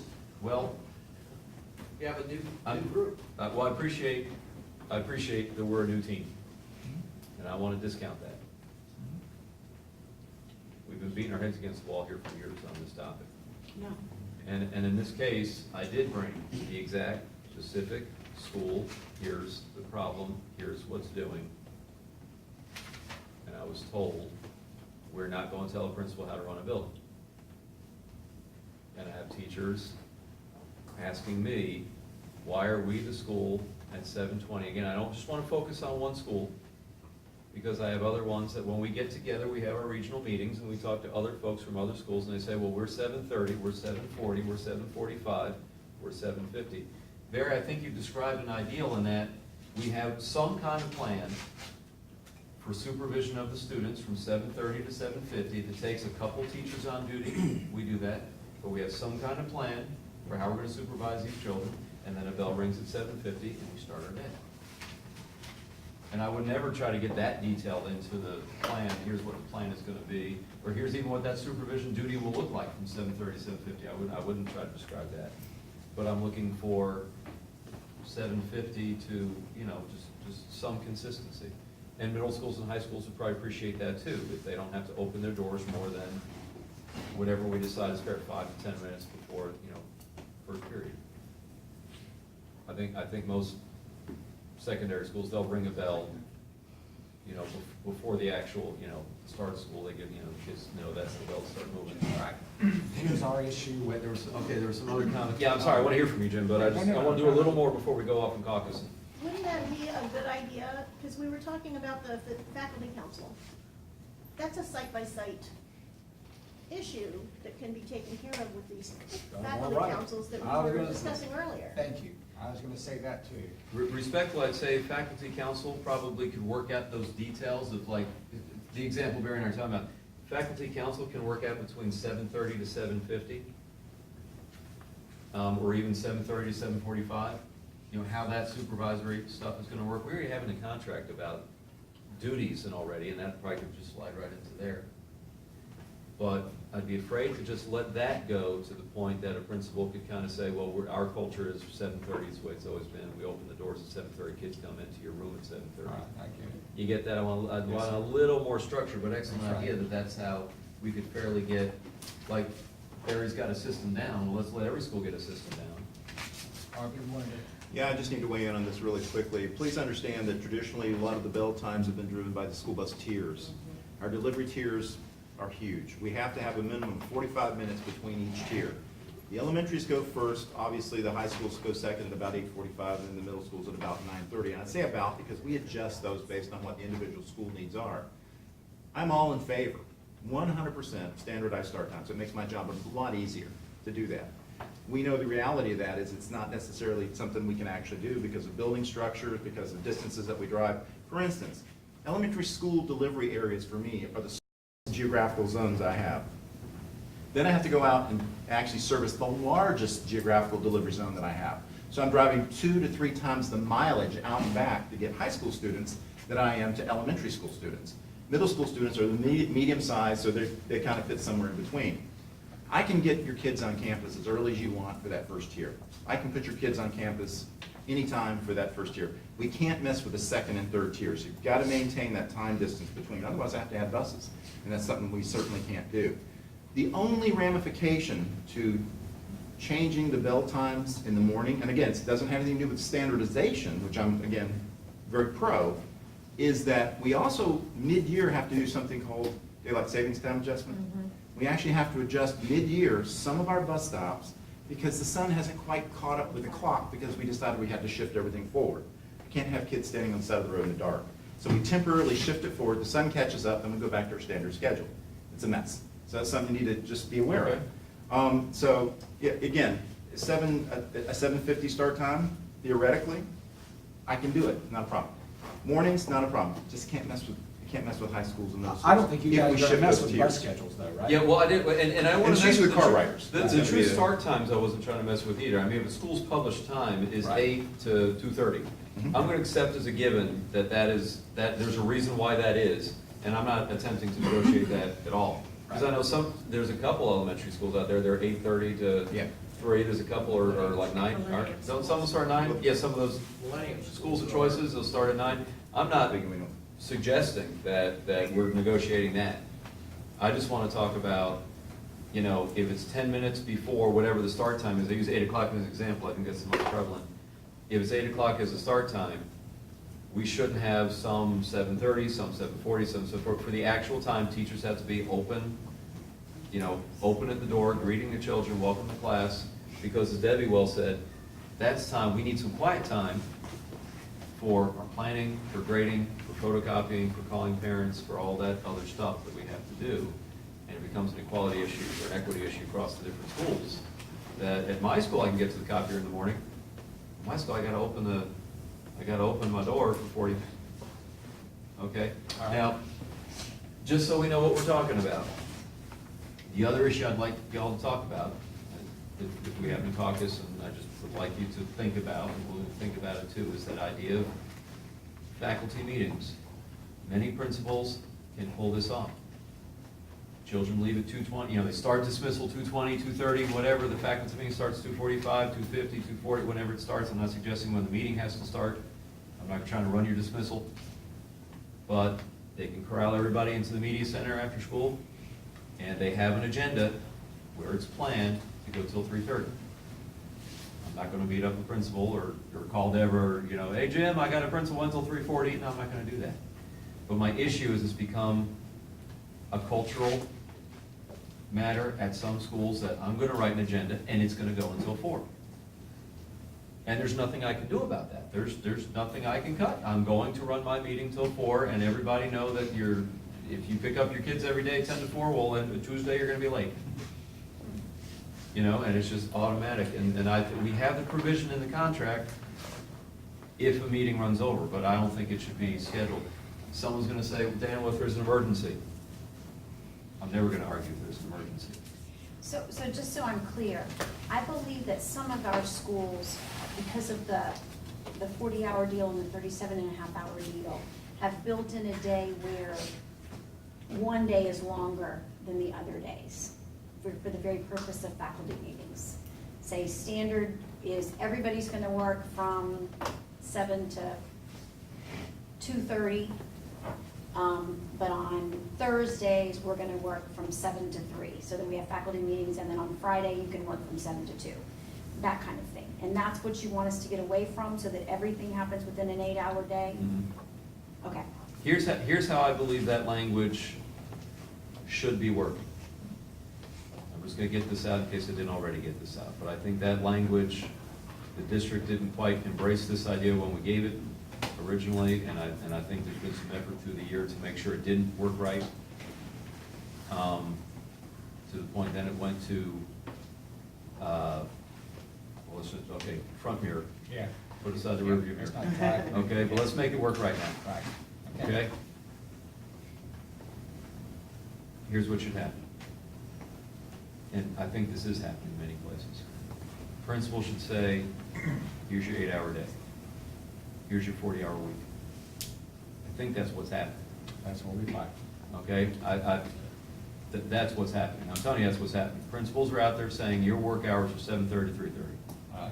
They're not saying your hours are 7:30 to 3 and you tell me where you'll make up the other half. That's what we wanted to begin with. Right. Let's quick look in the rearview. Okay, looking forward again. Right. principals out there establishing an 8-hour day. And they're saying your 8-hour day is 7:30 to 3:30, just as an example. Yep. Somewhere a middle school person said, I don't get in at 7:30, I only leave at 3:30, right? That- Okay. high schools are like that, 7:30 to 3:30. Okay, 7:30 to 3:30. Teachers should have the right to say, I don't want to be 7:30 to 3:30. There should be a half-hour variance in there. Now, if I say I'm coming in at 8, well, that might get, if the kids are there at 7:45, right? Okay, so there's only one way you can swing that. If we say 7:30 to 3:30, my only option for a half-hour variance might be 7 to 3. I do not want to interrupt student time, of course, and I don't want to interrupt meeting time, of course. Okay? But Jim, you're my principal, you tell me 7:30 to 3:30, I should have the option to say, my workday is going to be 7 to 3, but I understand if you have a faculty meeting between 7:30 and 3:30, of course I have to be there for the faculty meeting. I should have that right to vary my schedule, but I understand on faculty meeting day, I can't miss the faculty meeting. And I understand on team meeting days, I can't miss the team meeting. But a lot of teachers have appreciated this language through the years because they have childcare issues or whatever issues they might have. They've appreciated that chance to say, I'm going to be in half an hour early, I got to leave half an hour early, but of course for the faculty meeting, I got to stay for that. Or I can't. Secondary, they do them in the morning, right? So they say, if I'm going to, just middle school example, principal might say, what would middle school be, 9 to 4? Is that, is that 7, no, is that 8 to 4? Or they go till 4:30, don't they? 8:30 to 4:30. 8:30 to 4, I'm sorry, we got middle school right there. So they might say 8:30 to 4:30, that's your day. 8:30 to 4:30, and a teacher might say, look, I want to be 9 to 5, okay? And a principal would come back and say, look, our faculty meetings, are this time, and you got to be in 8:30 for the faculty meeting, you want to have faculty, okay, I get it. But every other day, I'm going to be 9 to 5, whatever that half-hour variation is. So that's all we're asking for. We're asking for teachers to have the right to come in, set at the beginning of the year with their principal. I don't mean daily. No. Jim, I don't want you to track me down and say, Dan, you were half an hour late. And I go, yeah, that's because I changed it today. No, we don't want that. All right, can we caucus? Yeah. I think that means we will. Yeah, you guys talk us right out there, and we'll be here for you. We probably do need to consider it. We'll call, we're here when you're ready. As long as we put you all out, so, yeah, we need to talk about this, and I think we're close on it. All right, we have a chance, Kate.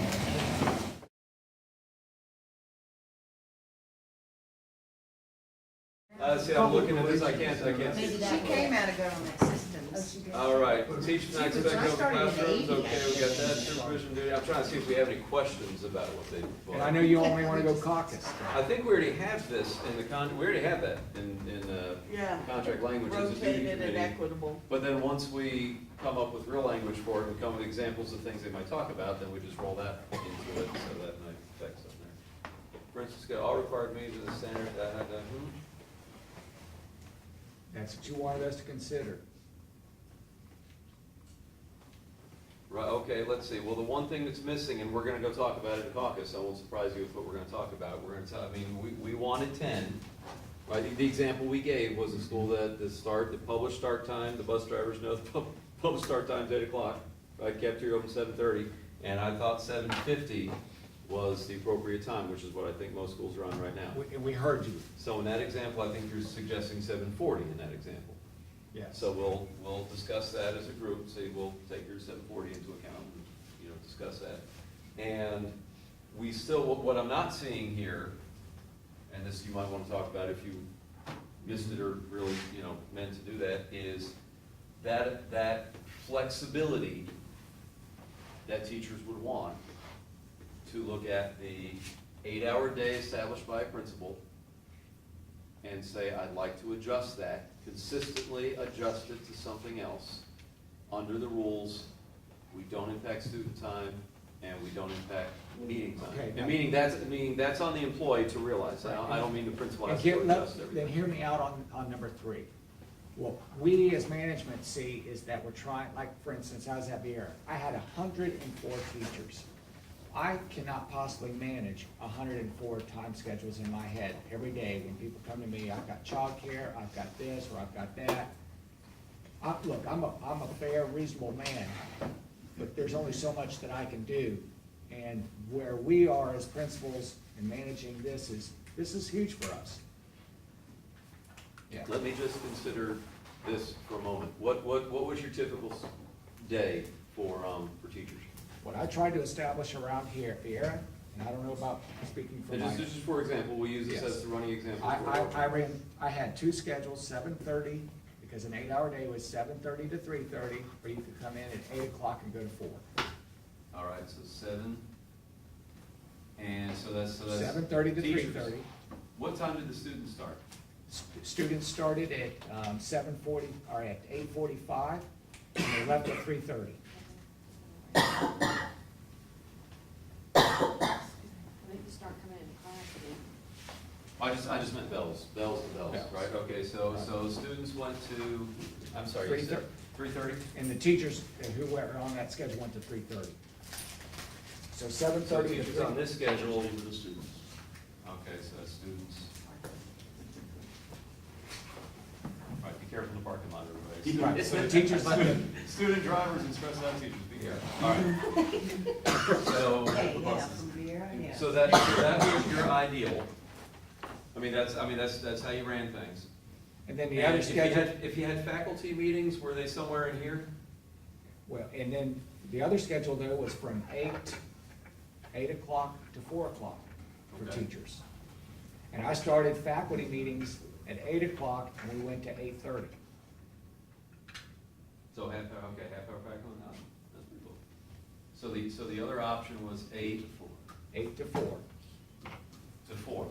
That's what I'll call it teach what, that's the I mean, most teachers took the standard.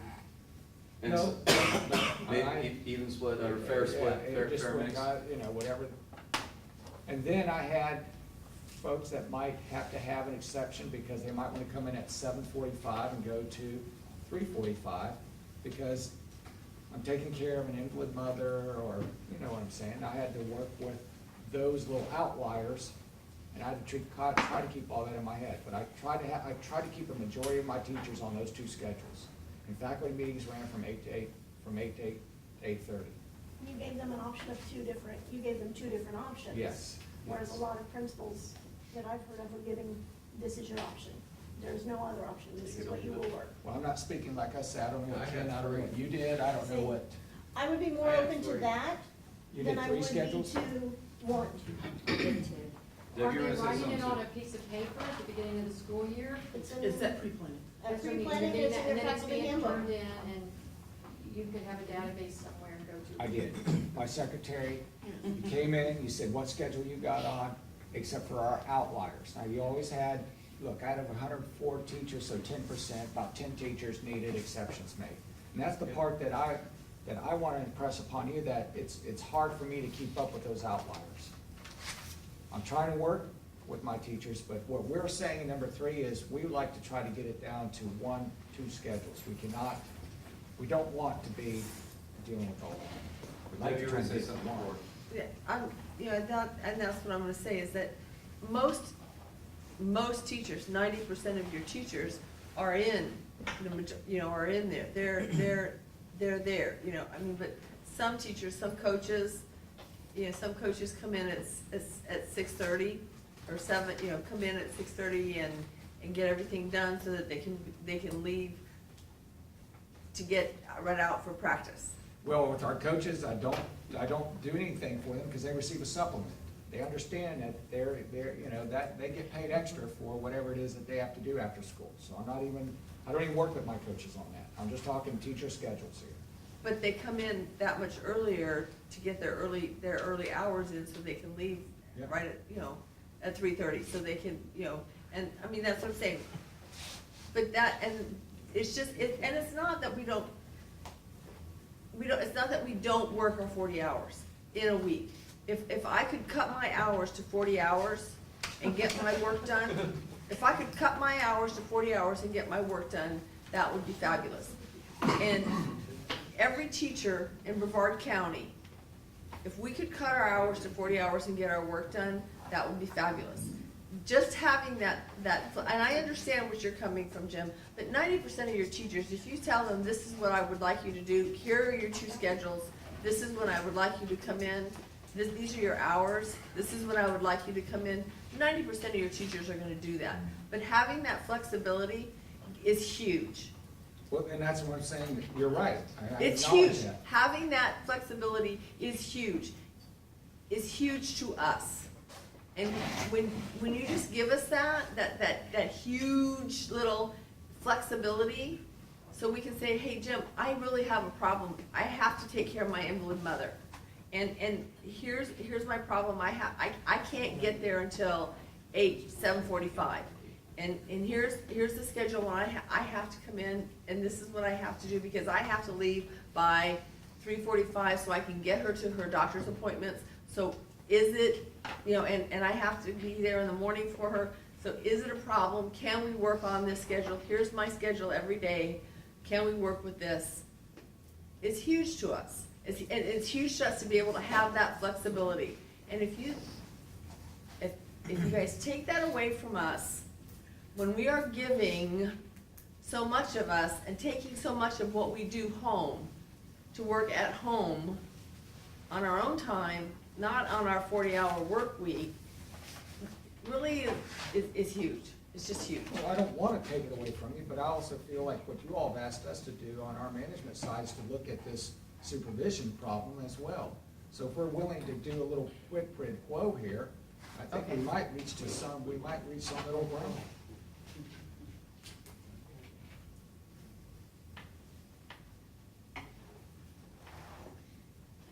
Can I just question the 20-minute time frame? Is that kind of what you established as reasonable on each campus? Because 20 minutes is more than. We're gonna go out and we're gonna talk about that. I'll tell you, my concern about this goes back to a standard concern that we've always talked about. And it's not a bad thing. It's rear mirror, but it's not really a bad thing. Sometimes we'll say,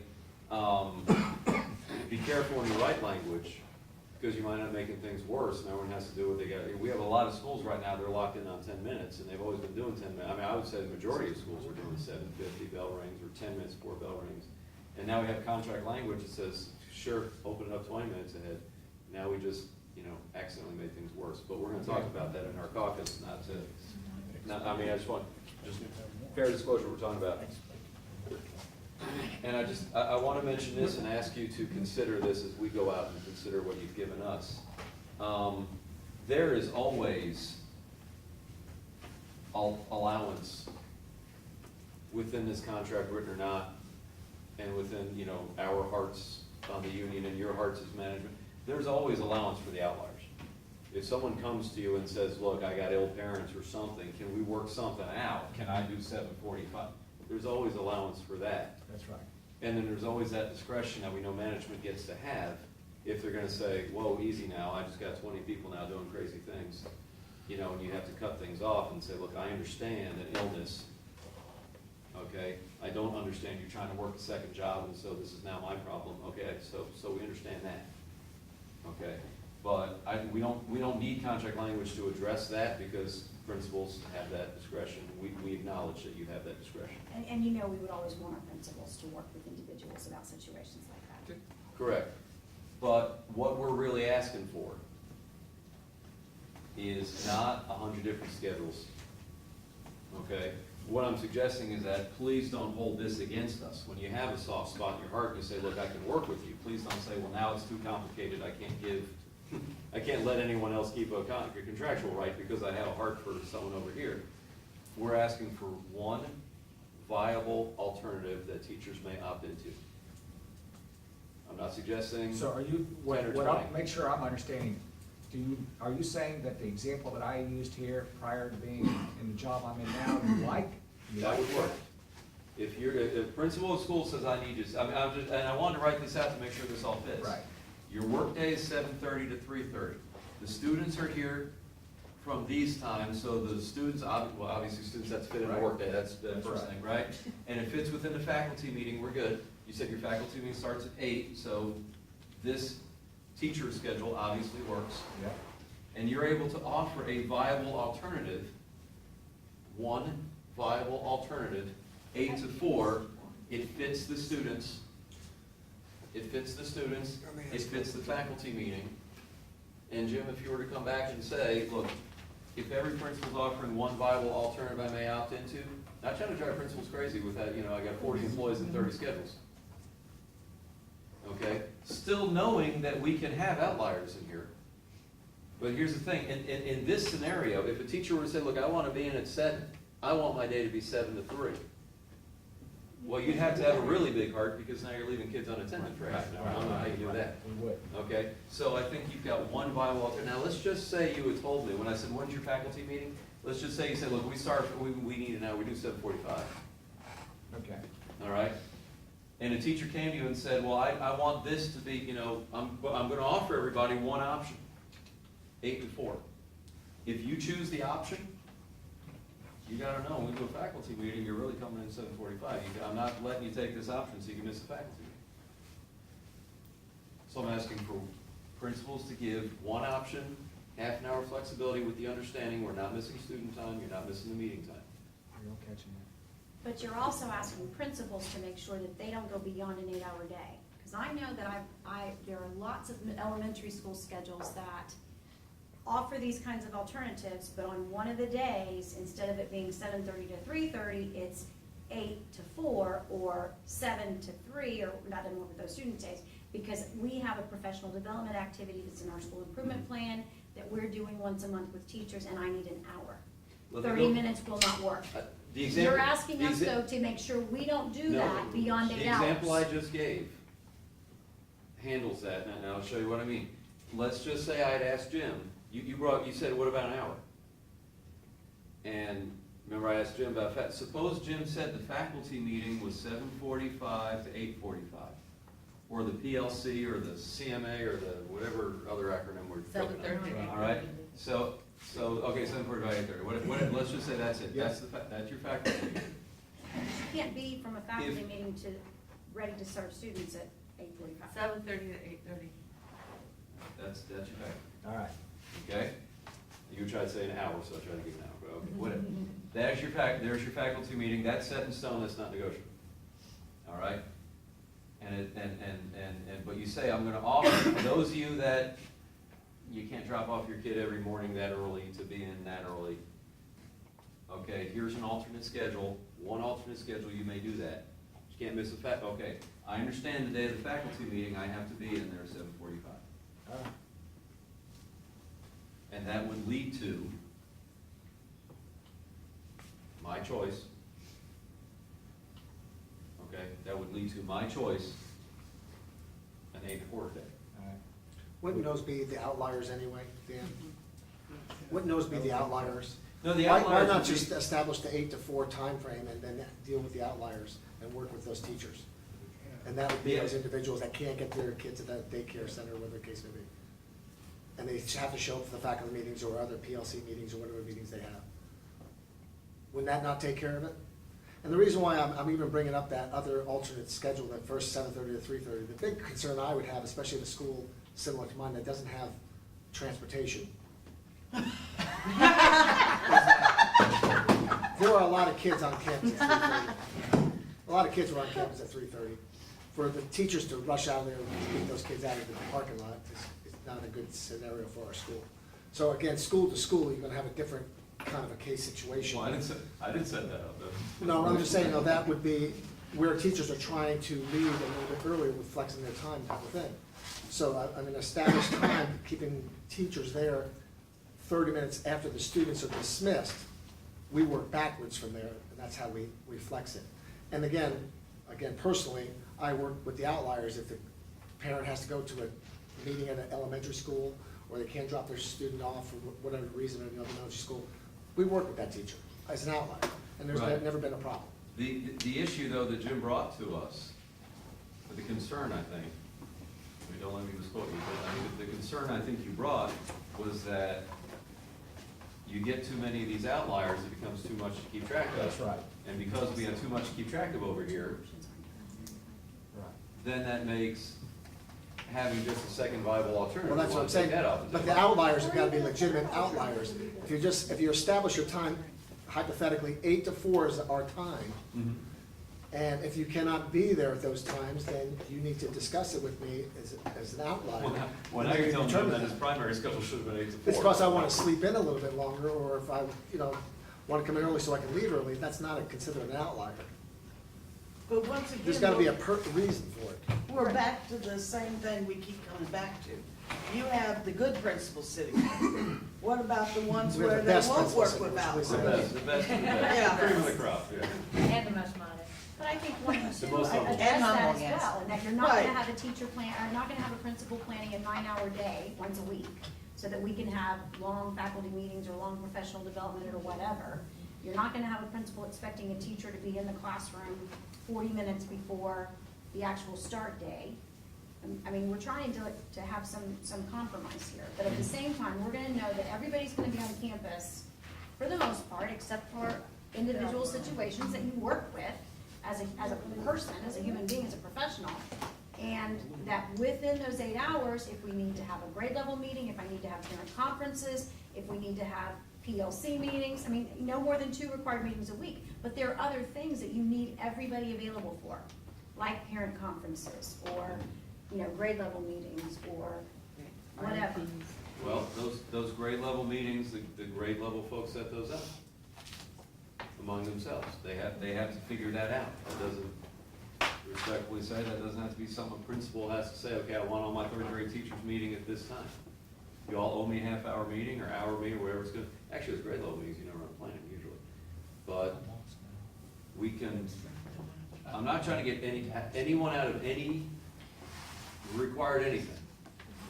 I'm just suggesting that for years, teachers have had, couple, 3 or 4 years now, we've had one viable option to go with the main workday. You would like more than one. No, I'd like one option. I'm asking for one. We haven't had any. I'm asking if you're a principal that says 7:30 to 3:30, I should also have I see. So I'm you asking might- for one option. For one One option. option. Okay. You have 2 options for your teachers.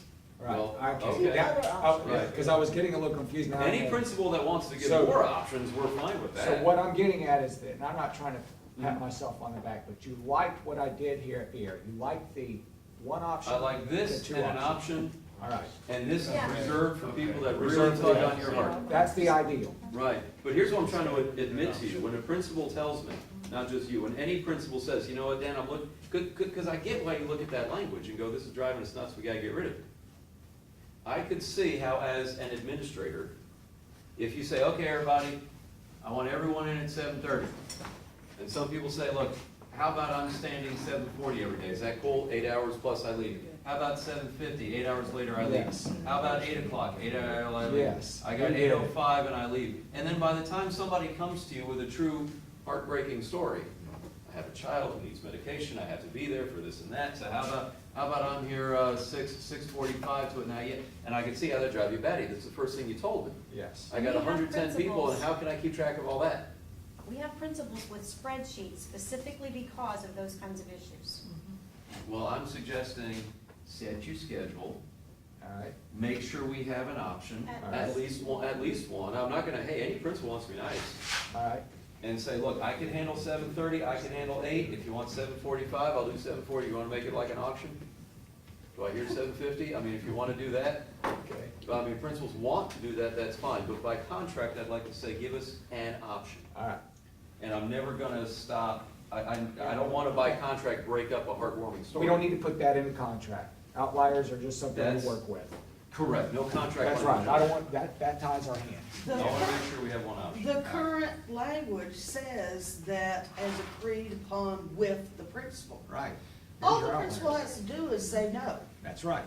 So, We'll make that easy. But you're I just want every asking for principal to give another- us but one that's option. the way it is now. I know. But they want an option. I want every principal to say, here's the option. That's what I want, that's your option. And heaven forbid, you got a really sad story to tell, the union's not gonna stop So anything. you guys are gonna go caucus on number 1. Caucus on 1, we'll ask you to think about this, All right. and, And we're cool with 2? Well, that one seems to make sense, and that one makes sense. I just want to clarify for Deborah, if this option becomes the exclusion to the rule, the exception to the rule, What about, then we are. what about faculty meeting days or meeting days, that 7:45 teacher, leave at 3:45? You're coming in 15 minutes early, why not? Just on those days. We have it that way, that makes sense. That's the way Yeah. most schools will do it. That's the way a lot of schools do it, but then there are some that don't. But that's why the flex, the 37.5 is good, because like Terry, Yeah. that's why Terry does it, you know, he says on faculty meeting days, everybody has to be in for faculty meetings. That's what we're aiming for here. We're aiming for, even if you go for this option, faculty meeting day, you need to be in. All right, we got it. All right, we got some thoughts. Yeah. I just, before we go into our caucus group, the 20-minute thing seems extensive to me. So I mean, maybe you all can explain where the 20-minute timeline comes from. Last year, this has always been an issue of contention, as Dan described, but when we went to that mandatory, speaking specifically of elementary, mandatory 2:30 release time, that meant that increased our supervision hours, essentially. So 20 minutes in the morning, I mean, if the kids are coming in the morning and it's really just about supervising them to make sure they're not out running amok, it's duty time. Do you mean because the buses were not allowed to leave till 2:30? Right, there was I can't remember exactly how it was stated, but there was a rule. I mean, you go in elementary schools and it was sitting there in the front office saying that those students are released until 2:30 anymore, because we would have, the kindergartners would go at quarter after, and then you'd have your Start our kindergartners at 20 after at my school. it was staggered, essentially, and it was staggered earlier. And the teachers were kind of like, okay, well, you asked me to come, 7:45 the kids come in, at 2:15 they're going, whatever. But then last year it went down to 2:30, and yet I'm still, so, I see. I feel silly sitting here and saying, let's argue about 5 minutes, 10 minutes. I realize that it sounds silly, but that 5 minutes and 10 minutes, as you well know, because you all have been in the classroom, almost all of you, that makes a big difference. All right. I mean, it's the difference between getting to go to the bathroom before the kids come in a lot of times, so. So you want us to reconsider 20 minutes? And you're gonna Yeah, consider- and I you're want to gonna hear come your back. side of where the 20 minutes came from. What the necessity is. Well, I guess where we were with it, I have a star next to someone out there starts at 7:20, right? We looked at an 8 o'clock start and we went, well, we certainly felt like we didn't want it to be 10 minutes. You split the difference Because, of yeah, we 40 split the minutes. difference, because we said we didn't want kids not supervised for over 40 minutes on a campus. So we looked at, well, all right, we can maybe cut that down. We feel 10 minutes is maybe not enough time. We're not saying that anybody had, if 10 minutes is working at a school, great. But I don't think that's gonna work at every school, and I don't think we wanna limit it. Every school. And we also want to make sure y'all aren't talking about Endeavor, because those people get paid. No, we're not, we're not They- talking about Those people Endeavor. get paid 9 hours. We're not talking about Endeavor. Right, that's a Endeavor- one-off. That's a Endeavor, different- Endeavor just. That's an outlier. That's an outlier. That's an outlier, right. That's an outlier. They got a May have company. Never got a sick parent, so we want to, Yeah, I like that. make sure, we do want to get a caucus sometime, but we know, okay, we get contract language, we gotta go tell our people, it's your job, you gotta go tell your people. Offer me some kind of reassurance, not saying we agree, but offer me some kind of reassurance that if that number ends up greater than 10, okay, for minutes before, that there will be an explanation to principals that this does not mean you now have to ring a bell sooner. Absolutely. Because 10 that's- minutes is working great. Right. I just don't know that we can say that would work everywhere. Yeah. Well, I think that's it. She does. Are we going to say no more prevent than them from shifting schedules then? Well, it says Spend more 10 than going 20. to 20? Will not be expected. More than 20 minutes prior to the start, yes. So my more. You could add. you my could add- understanding is that your proposal is that if the day starts at 8, we're not ringing the bell before 7:40. And I just don't want a principal out there to think that, oh, they just told me I can ring the bell as soon as 7:40 if I want. I've been doing it 7:50 all these years. We're gonna make sure they know that's not what, this wasn't meant to address them, All right. not ringing the bell soon enough. You know, what I need to do is talk to my elementary people, because I think this is more of an elementary issue. No pressure, Barry, no pressure. Okay. And it sounds campus-based as well. I mean, I hear you on Because I can tell you right now, Ocean Ridge, it's running a high different school, kids were not running into their teachers' rooms going, Oh, hey, heck teach, I'm glad to be here. They were wanting to hang out there on They the were- patio. Some of them, Or in the parking I lot. will run into my room. You were getting Well, high school smoking. kids? High I school. said Some of high them school- do. No, that's what I'm saying, high school kids are not wanting to run in there, hey, teach. They're Oh, wanting to some hang out of in them the do, parking Jim. lot. They'll be running class now. So this has to be an elementary issue. Now that you shut down, now that you shut down the smoking section, they'll be good. Okay, so Let's, is this a quick caucus or? Quick caucus, 10 minutes, we'll be back. 10 minutes. 10 minutes. Yeah.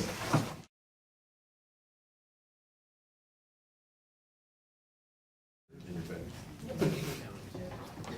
You said what? I should have known. What can I say? It's getting late today, we're getting punched on. Now I know why you want to do the Now you know I want to do the TV.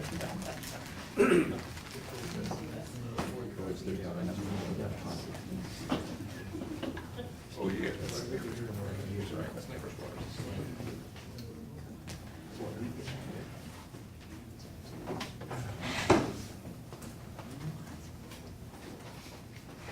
All right, let's see. Hey, welcome back. We're back on, Jason, we're back on? Yes. All right, let's see. We talked a little bit outside, and we'd like just a little bit of one-line protection in the contract, and that might, next year we'll cross it out because it's specific to years. But we just want to make sure everyone understands, all principals and everyone understands that if this number is bigger than 10, and most of the schools are already on 10 minutes before the bell, that's not an invitation to, you know, start ringing your bell at 7:45 when all these years you've been doing it at 7:50 has been working. So we don't want anyone to think that, okay, now I have to ring the bell earlier to meet the contract, all right? The team talked about, we came in here and we were ready to actually compromise on 15, but since you put 15, now we're gonna go to 12 and a half, no. No, we're good with that, thank you for making a move towards that, because this is kind of where we were gonna go. We talked, we have some schools we know of that are 7:45, and they said, well, it kind of works for us. You know, we're not bitter, we're not jealous of the schools that ring a bell at 7:50. I do know schools that are 7:30, and 7:40, and 7:20. They are a little jealous. Jealous is the gentle word for it. And we also know this is kind of important to us because we know that there had been a culture of some schools that were every year a couple minutes earlier, every year a couple minutes earlier. So we just, you know, if anyone was planning that, we'd like them not to plan that, if they had that in the works. But what if that 5 minutes, for example, is important at a school because they were used to having one day that was 9 hours to have their meetings, and now we're asking them to go to 8? You see what I'm saying? I mean, there's Well, some people. I was talking about student time. I was talking about I the know, but I student think ringing the it bell kind of goes before. together. You guys Because, explain a little more why it goes together. okay, say, look at the example here with Vieira High School. Mhm. Jim said he started his meetings at 8 o'clock and ran them from 8 to 8:30, or Okay. whatever, Yeah, let me right? step up there, huh? Okay. Okay, so I used to used to open my classroom doors at 8:35, because I wanted to give you 5 minutes to get from faculty meeting to whatever, right? But then when I I don't know, I'm losing my train of thought, but my thing is, I know that some schools gave their teachers more time in the mornings on most days, but on faculty meeting days, because they had more time because their extended day was longer, they needed that extra time. I'm just not sure that 5 minutes wouldn't make a difference in terms of I want to have my faculty meeting before school and I need 45 minutes, but I can't have more than an 8-hour day any day of the week. I can't have that one day that's longer. So if I'm going to fill all that in, I might need to give you 5 minutes more of kid time in the classroom. I don't know, maybe not. I don't know, maybe I'm off base. Maybe I'm irrational. Are you I'll be suggesting, quiet. are you suggesting, are you suggesting that a faculty meeting, you didn't follow everything, but I think I followed the heart of what you're saying. A faculty meeting could put a pinch on that start of class time. And I think that we want to put in our bargaining notes sometime that we're just gonna have to understand that a faculty meeting, if it doesn't leave a lot of time between the faculty meeting and the start of the day, we'll just see how that works.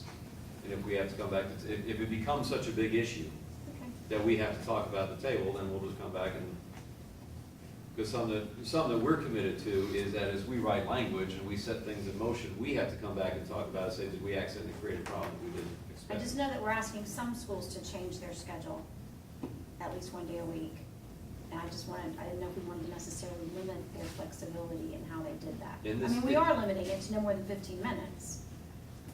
In this piece, the only thing I'm asking for, in this piece, is that if your start time is 8 o'clock, you don't require the room to be open to welcome in the students before 7:45. Right. That's all I'm asking. Or if it's a high school, I'm asking that you not open the door before, if this was your high school start bell, I'm asking that you not require the teachers to open it before 8:30. And you, Now, if the faculty meeting runs over, then this could be a tight run right here, we're not really addressing that. That's what Works she the was- opposite. Like I said, It maybe would I'm give wrong. 5 I may minutes be, that more. may have been not thinking, but I just, now, let's be I'm gonna careful. tell you, at Tropical, it was all outdoor, like Ocean Breeze. And there were days, really cold weather, I did Right. say, if you're in your room, it would just be kind if we go ahead and open the doors. Put in all your notes. I don't think you're talking that about we're that. not- That's an exception. Okay. You do that at Discovery. It's Yeah. really cold outside. Let you That's do just it. what we do, It's just- yeah. It goes back to being the human part Right. with the outliers. Yes. You're not gonna get agreements from this union. Okay. If we welcome the children in from a tornado. Right. Or, yeah, That's a very good You're point. not Yeah, yeah. getting, Thunder and lightning, it's like, let them in. release them for the fire, bring them in from the tornado. You will not get agreements from this union. And I don't mean to make a joke out of it, well, obviously I do, but I don't, but every time we do this kind of thing, we talk about what if there's an emergency, what if Right. there's a crisis, we get that. You're not gonna hear from us on that. Deborah, to address your longer meetings and that kind of stuff and your professional development stuff, isn't that what Wednesdays are for? Shortened days? Remember, principals only have 4 of those that they can work with, 1 quarter. Yeah. Well, I thought we were gonna address that, but- Yeah, we didn't hit that one yet. Okay.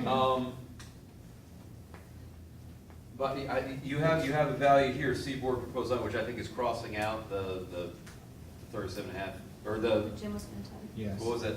What we're trying to do is get to that point, get to where we say, okay, sure, go ahead and cross that all out, as long as we can get these understandings in here. Right. So what did you all think about if a principal sets the time, Mhm. but give us at least, which means if it's only, and that's what we know what at least means, right? But give us at least one viable option. No To more the than state at least one. Y'all gave us one. BFT is giving you the offer Right. of give us at least one alternative. Okay, now we're getting into semantics. Right, yes. This would be option 1. And this would be an option to the option. All right, That's so right. give us, what we're trying to do is, what we're trying to do is not make this. Two choices. Because you told me quite honestly here, we don't want principals going batty with, I got every 5 minutes, I got another wave of teachers coming in. And at the end of the day, dismissal, every 5 minutes, I got another group leaving. You don't want that. You want, you're here, and if you're taking the option, the second option, if you're taking the option, don't tell me that because you took the option, that's why I'm late to all your faculty meetings. We are in agreement. Okay. We're in agreement. We'll give that. Okay, so we just have to figure out how to make language. You want us to try Yes. to write the language for July 9th? Someone take a picture of the board. Take a picture of the board. Take a pic- I've got Yes. it. Do you dismiss your teachers? So let me make sure we're clear. Yeah. On number 11, you guys are giving us, we got it, 40 hours, and we got it. Yes, we will cross out that, we'll write All right. alternative language that explains what we've come up with. Just said, that's what you just said. I'll dismiss your teachers. We're okay. Okay, you're leaving a big variable in here, Whoop. which is viable. All right. So I think you need to define by viable, like at least a 30-minute. Where are we? Principals shall offer at least one viable No, I'm on this option to side. the Hide your standard notes on 40-hour this work side. week. Oh, that didn't work. I mean, that option could be 5 minutes. Did you get it? We need to make sure that, Vicky, we discussed that. okay, We did discuss that. okay, And our feeling, just like with the pay for performance, we do not want our principals to make a mockery of the time. okay. So you We discussed understand that. viable is. Because we thought, Ken Wynn was actually the one that put up there, well, somebody could put down 8 o'clock and someone could put down 7:59, there's my 2 options. Yeah, we think alike. And I guarantee you, I went out and put up with it. Okay, Vicki, I need you to Now, but we do need, I let's need to talk take your about head it. off for a minute. What is viable? Thank you. Put your head back. At least 30 minutes, I would say 30 minutes. So you're saying 30 minutes? I would say the spirit, Jim, the spirit of what we're asking for is a 30-minute option. If that's just not going to work, okay, then be reasonable about it. Okay, because like your standard option might have been, 7:45 to something. If the principal said, look, I think it's best for everybody if we start this discussion at 7:45 to 3:45. In which case, half an hour one way or the other just might not have made sense. So at your school, your alternative might have been 20 minutes. Could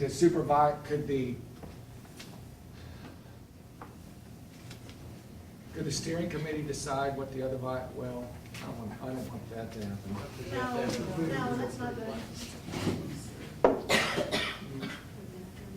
Jim, I'm gonna tell you, I'm gonna trust your principals are gonna make the workday. And I think principals can make the option as well. We'll Start work with 30 I hear minutes. Ms. Macy, we'll work with them, but I know it's, all right. They'll be all right. You talk to us at LTM, they'll do. But I wanna make sure I'm clear on this. I heard Sandy say 30 minutes. but Debbie. I heard, Debbie, I'm sorry. Who's in? Theirs. However, are you saying that you would be okay with the principal doing a 15-minute interval? If that's what's needed Okay, all right. to make it work. Then we can make that, then If a principal realizes if the principal's gonna pick what they really need as their top option, and say, this is your workday. And then if the principal goes from there and realizes, if I bump it up half an hour, then I got people leaving before kids, leave. I can't do that, oops, yeah. If I go back half an hour, I got supervisory issues So with 50 whatever, or I got teachers running over parents So we're in the talking parking lot. 15 to 30 minutes. We'll get that, we can get that. And you know what we've kind of formalized right here is what most schools are doing. Right. Most principals said, look, I give you one option, and at some point, no, I don't want, by the time I got to my 15th option, it's no, like, you got one I'm option. giving you my word, it's not gonna be a mockery. We're not gonna allow 5-minute intervals between the two and everyone think, ha ha ha, I beat that. I'm not gonna allow that. That's just not how. So our plan is, someone take a note here, I got it. that'll be more to write up and get for July 9th, and we'll do some work. We got so much on July 9th, I don't know if we can get through it all, but I know what you're We'll saying. get it. Yeah, We'll we're- have it on Most of it we paper talked then, through. so that'll make it easier. Yeah, July 9th, we're here 8 to 4, yeah. and some of us will be 7:30, 3:30. We'll I was get, here at 7, Yeah. Now that's fun. we'll get it all done. Yes, you may. Yeah, Vicki would too, so. All right. Yeah, so is Barry, so we only have 10 more minutes, you gotta hurry All up. right. Good. For, whatever this was, what was this for? School day. C11. So BFT's bringing language on this, discussed, BFT's bringing, is that what you're saying? Yeah, we'll get language, and you know what, we spent a lot of time on that, but actually, that was one of our major issues, was starting times, and, supervision, and the 8-hour day, and faculty meetings fitting within 8 hours, we All right. just did something really good for teachers right there. Right, And I think for principals and kids too, I mean, we did something really big right there. I agree. Why don't we do this? You all craft what you think that you've heard, and I'm pretty sure we've all heard the same thing, but you all craft it the way you want it to be crafted, we'll craft it the way we think we've heard it, and we'll sit around and make sure. See how close we are? Or we can do Yes. it the way we used to, and I write it up and send it to Rhonda, and she asks you, is this what we all understand? And then we don't have to worry about that. And we get here. Maybe we Just do don't that lose with this some of machine. those, we've done a couple of those things, like the grievance procedure and that kind of Mhm. stuff, that we've really hashed out the major issues now, it's just a matter of formalizing the language. Maybe We can wordsmith it so do you that don't have to together, waste time on so that it. when we get here, we We've can done that a time say, or two before. Yeah. yes, we agree, no, we don't agree, TA, move on to the next thing. All right. Right, but I think I just want to make sure the groups realize, we just did something right Yes, there. we We did. gave a lot of relief to some Right. folks with that 8-hour. And the other thing you all are gonna bring is, you're gonna look at models, or even craft your own on the steering committee, right? Correct, That's something faculty really you council, all yeah, are gonna bring to us. we've talked about that, we're gonna talk about how that works. You know what? Across the state, they call them faculty councils, but I'm gonna call it a steering committee because I like that phrase, and that's gonna be a Brevard County. And we're bringing language to you on annual contract teachers. So there you go. You all bringing something to steering, we bring on Okay. ACs, and we're both bringing language, or trade language on this right here. Okay, We've done well. we're getting somewhere. Man, we're doing well. Good job. Yeah. And grievances, yeah.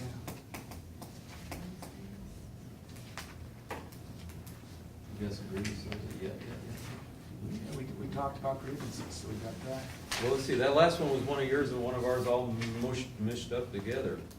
So who's done it? Can we talk about ROTC? We put language across yesterday, or the MOU, and it was wrong, and we moved it back. You got the right MOU? We got the right MOU. Remember, we know what you all, we all got out there hanging on the table, the money.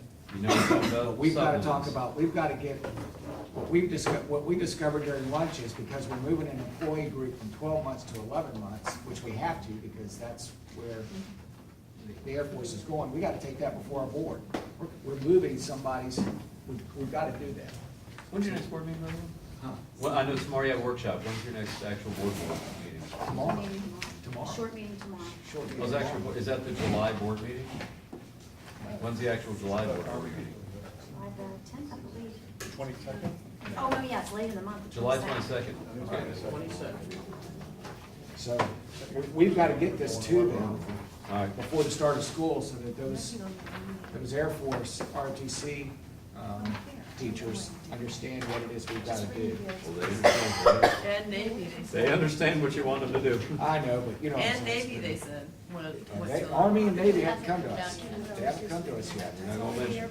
And I'm not worried about that until they do come to us. I mean, I'm worried about it, but I'm not.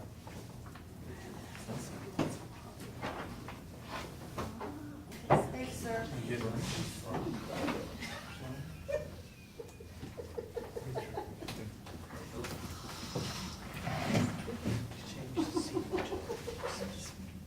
How many They have too Air much Force room. students do we have?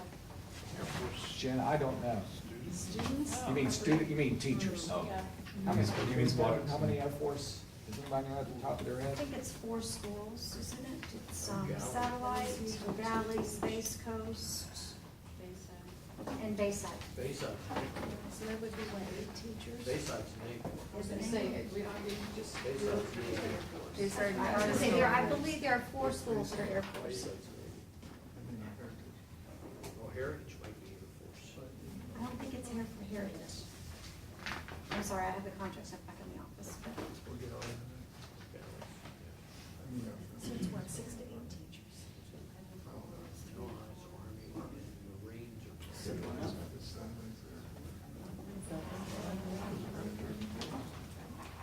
Yeah. Wanna ask? You want me to ask?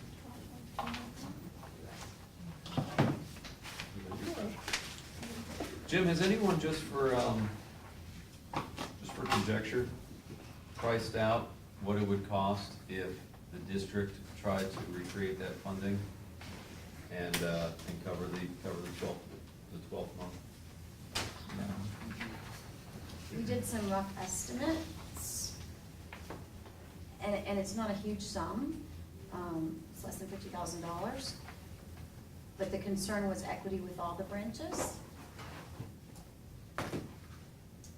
Well, that would keep them equal with all the branches.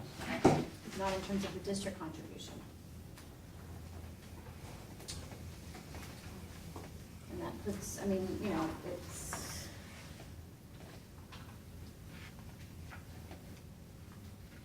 I mean, I understand that we're looking at cuts potentially coming from the other branches. I mean, We are. they make, no bones about that, but to push for one more year for a group to not be the one that gets cut, it would just be good to know the cost analysis of it before we just say, well, we just have to. I will tell you that, we got an extra year because of work that the superintendent did with the Patrick Air Force Base command staff as well as the command staff here. They really had wanted us to enact this last year. And they didn't tell us, I believe it was like February, March, and it would have been July 1. And we said, there's no way we can do that to our people this year. And we had tried to continue to argue on their behalf because of the significance of the Air Force Base here locally and all those types of things. And nobody questions, again, the work that these people do. I mean, it's good work, it's great work, it's hard work, it's wonderful for kids. But that was kind of the decision that do we give a small amount of money to just a small group of people? Like, I think it's like 12 or so. I mean, because it has to come out of the pot of money that we have available for all employees for compensation. That's the bottom line. So if you guys want to suggest something different in your salary proposal, we'll certainly consider it, but this is what we felt like was fair, was to maintain our current level of support for the program with no harm to them from us. And I did share with you, they're not paid on the traditional salary schedule for teachers. Also, if we set precedents that we're gonna do it for Air Force, what happens now with Army, and then Well, maybe and that's why we're when down a I slippery started, I slope. said, I understand that we're looking at those cuts. And Right. so that would be, obviously, if we're supporting 4 different branches, that's one thing, but when we're looking at one branch with 4 different units, it's, Well, I think they were, they came in and gave us a little education on It was on what all Army they. and Air Force. Those were both Army. They were Army only. Stephanie, you had a question? Yeah, the change that's being made for the Air Force, is that nationwide? Yes. Okay, so every Air Force ROTC unit is being cut back? Yes, Because it was a the- national They, effort. they made cuts, remember, you've been hearing about it in the news, and that's why I think all branches are gonna follow suit. I mean, not. Barry, mutter that up a little louder there, please. What's that? You had, or was it Rob, someone said why that came down? Sequester money. Yeah, these are some Sequestration. automatic cuts that just went in Right. place on some federal budget stuff. I mean, I hear exactly what you're saying, why it needs to happen and what you're gonna do and all that. I think there's a couple things, that are just gonna all be put into context of the entire compensation package when we get to it.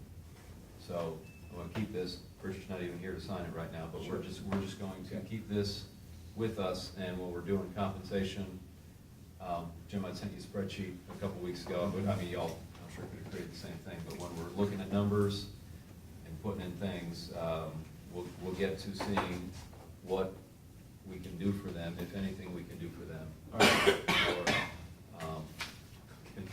invitations.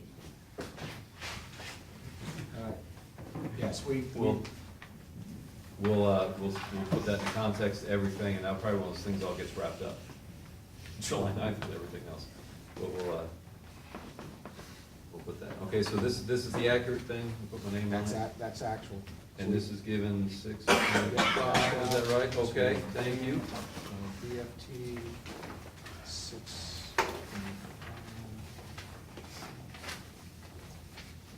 Okay, is it our turn? Yep. All right, got a big one. You've seen this off our website, I'm sure, the sheets of bargaining priorities. I'm gonna go down the list here a little bit. Replace interim reports with Edline. Create parent notification literature so parents know how and when to receive grading updates. As we talk about this, I'm gonna open this up pretty quick to everybody to chime in. But, I want everyone to know that this union is thoroughly in favor of parent notification and keeping track of how the kids are doing with home and forwards and backwards communication. I want anyone thinking that this is not a practice of good teaching to talk to parents, notify parents and all that. But what we have found through the years is, interims used to be a notification in the middle of the quarter that your child was on pace to get a D or an F, or just not on progress. That's what an interim report used to be. And it has changed through the years to be a full-blown report card. For all purposes, we now have 8 4.5-week grading periods in our schools, for all intents and purposes. On top of that, the district has given us, we did negotiate, but a once-a-week Edline reporting mandate. And it's our feeling that we're just kind of carpet bombing parents with information. And those that are out to get the information are getting the information.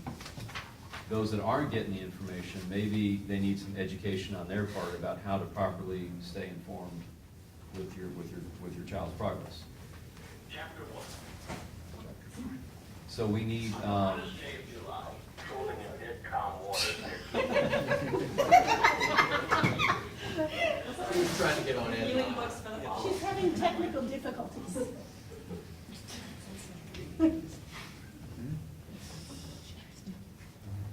What were we talking about? we're in the middle of, so about the health plan. No, we as teachers are gonna ask for some relief on all the reporting that we're doing.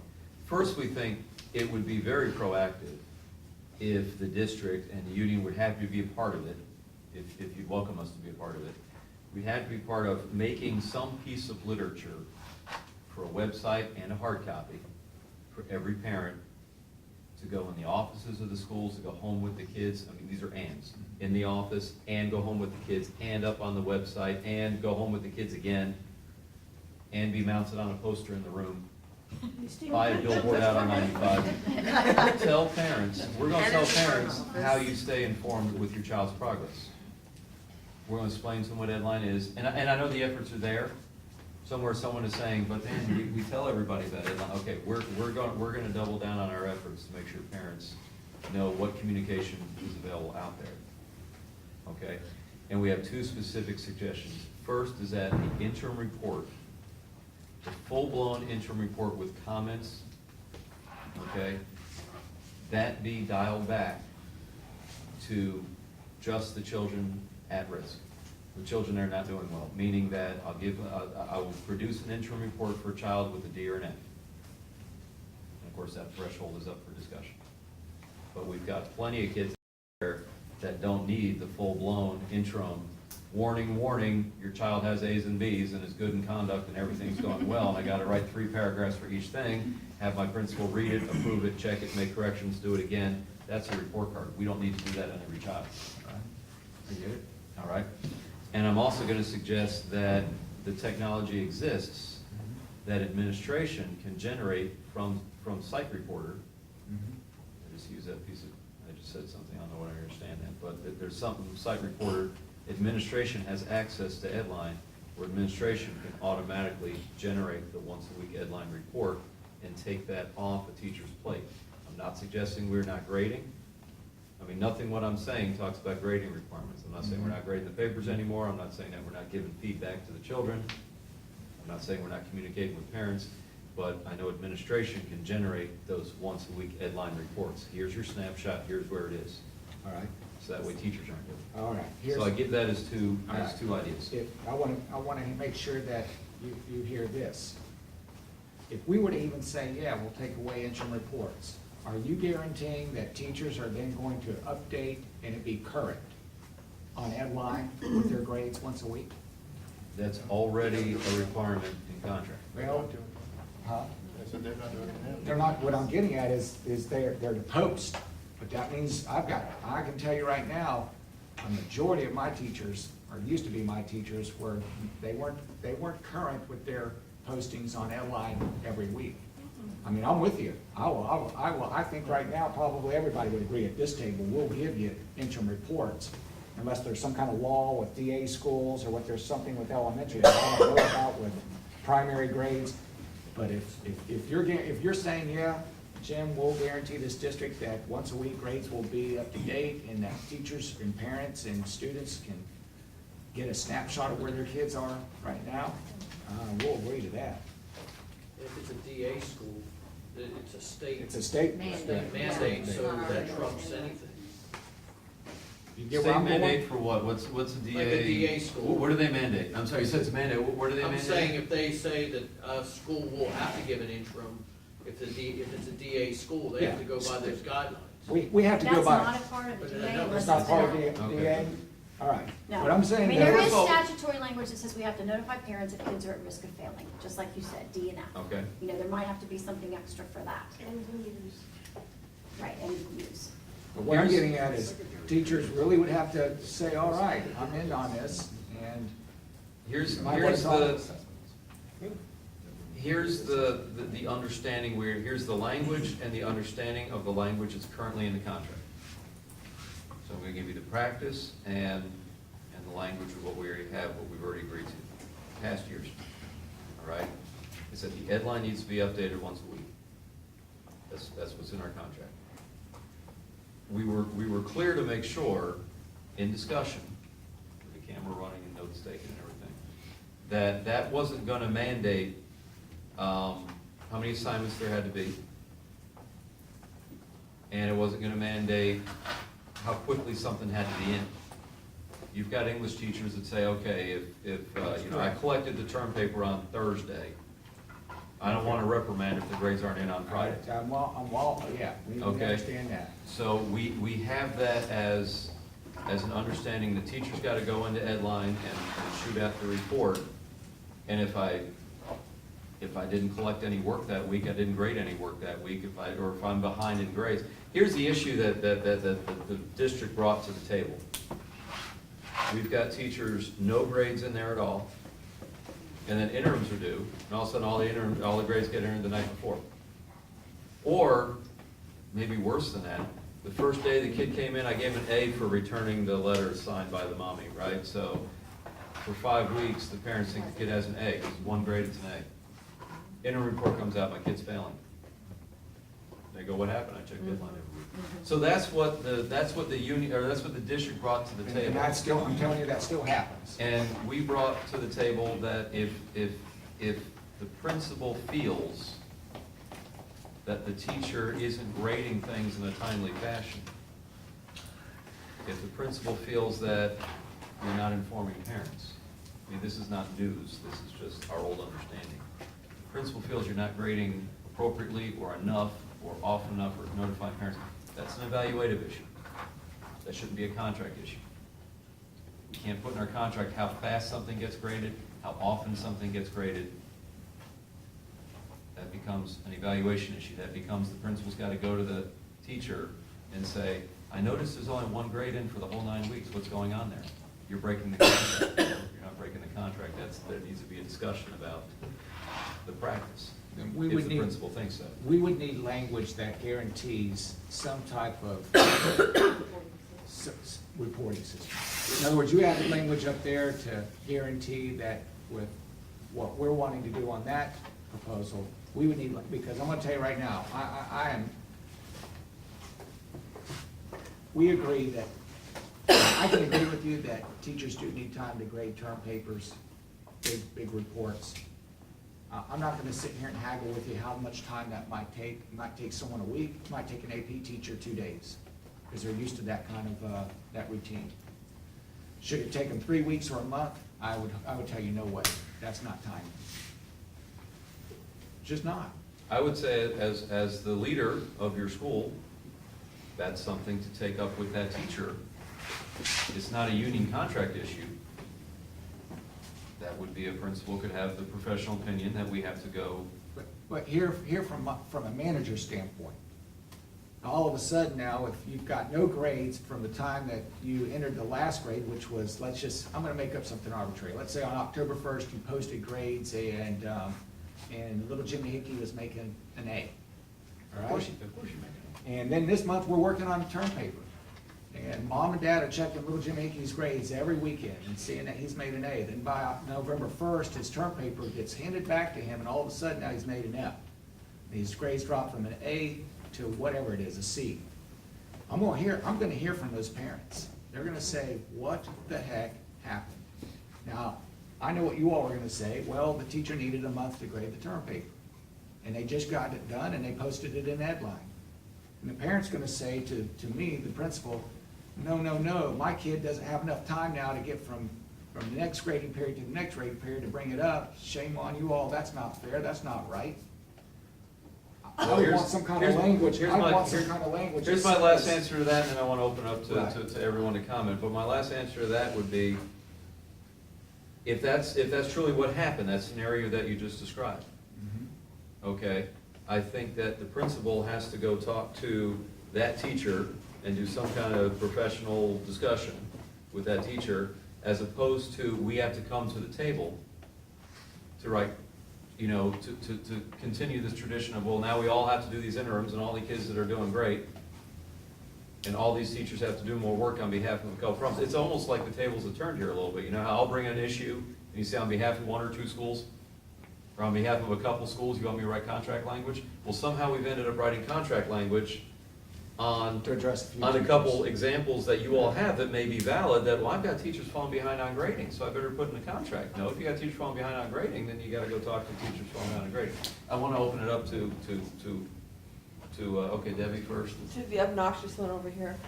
That- To address your point about little Jimmy Hickey and getting an F on his research paper, and that took a month to get done.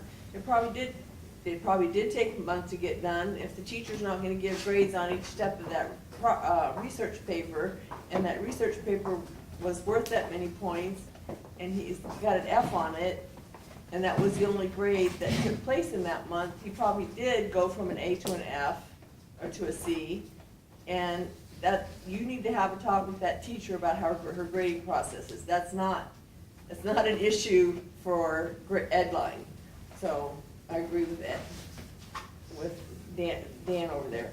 But, all of that being said, as a teacher, all of that being said, those issues that we're talking about have nothing to do with using Edline as a reporting system for progress reports, for interim reports. If those teachers are gonna get them done for interim reports, they have to get papers graded for interim reports. So using Edline as an interim report, they're gonna get their papers graded the day they have to have them done to give out for interim reports. I know, I've done it. If I had, I mean, not that I didn't have papers graded, but I would go in on Sundays sometimes. Oh my gosh, the teacher, anyway, I would go in on Sundays sometimes because that was the only day I had to grade papers. After church, I'd go up to the school and sit in the heat and grade papers to get projects done and stuff. So I would sit there and grade papers on Sundays because that's when I had to do it. So they were done in time for interim reports, in time to, you know, to get it done.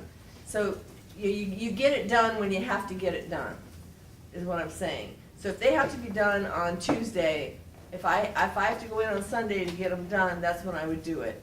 If they weren't, you know, just because they weren't done on Thursday when the kids wanted them done, they were done in time to be done, all right? So they're done. If your teachers have to have them done on Tuesday for interim reports, they're done on, this is what I'm trying to say. Whether they have to be done to sent down to the county to be processed and handed out the following week, or if they have to be done on Tuesday to be done and printed out and handed to the kids on Wednesday, the interim reports are done when they're done. That's all I'm saying. Dan, I just want, Dan, I need some clarification on. Yeah, please do. Teachers are expected or asked to put grades in or post them once a week in Edline right now. Well, expected, yeah. Right, and then at the interim time, they basically are just making sure their grades are in. Right. For a report that's generated for an interim report. Well, you described some others, little anecdotes that were being. Yeah, added, that's secondary how it kind of works. Secondary, they kind of slurp the interims right off the Edline. It comes automatically. It's like Right. one more entry that they would normally do anyway. So Uh-huh. what, I don't see And- where you're taking off their plate.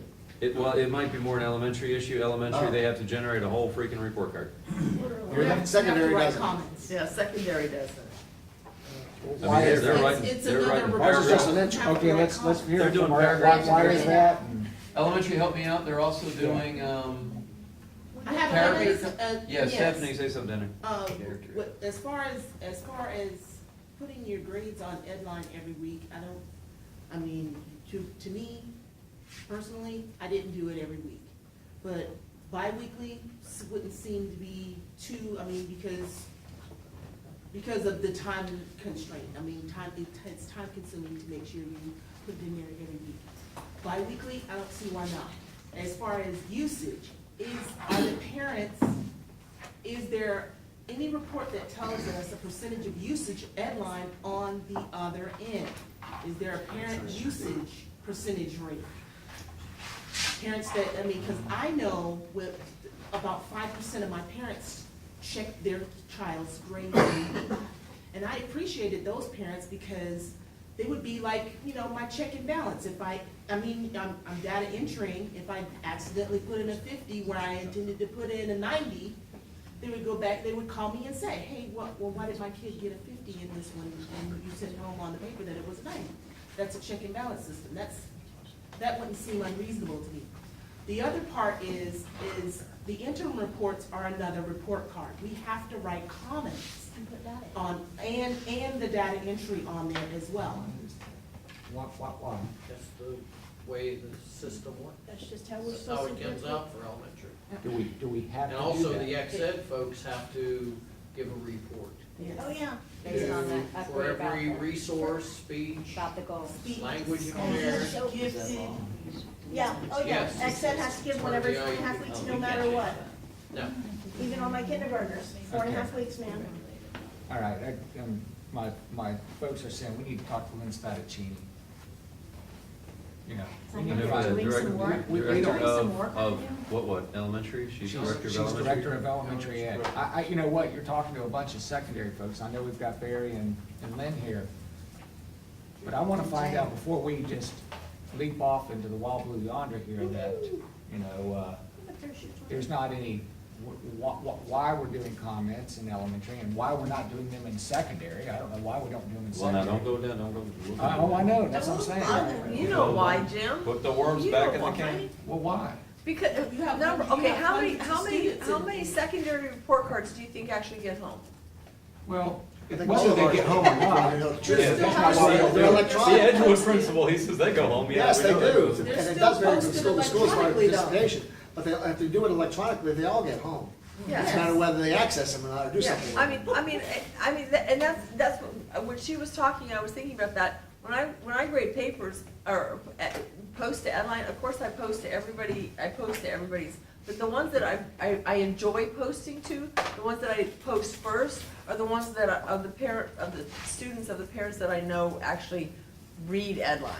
And the ones that I actually care about whether those grades get posted.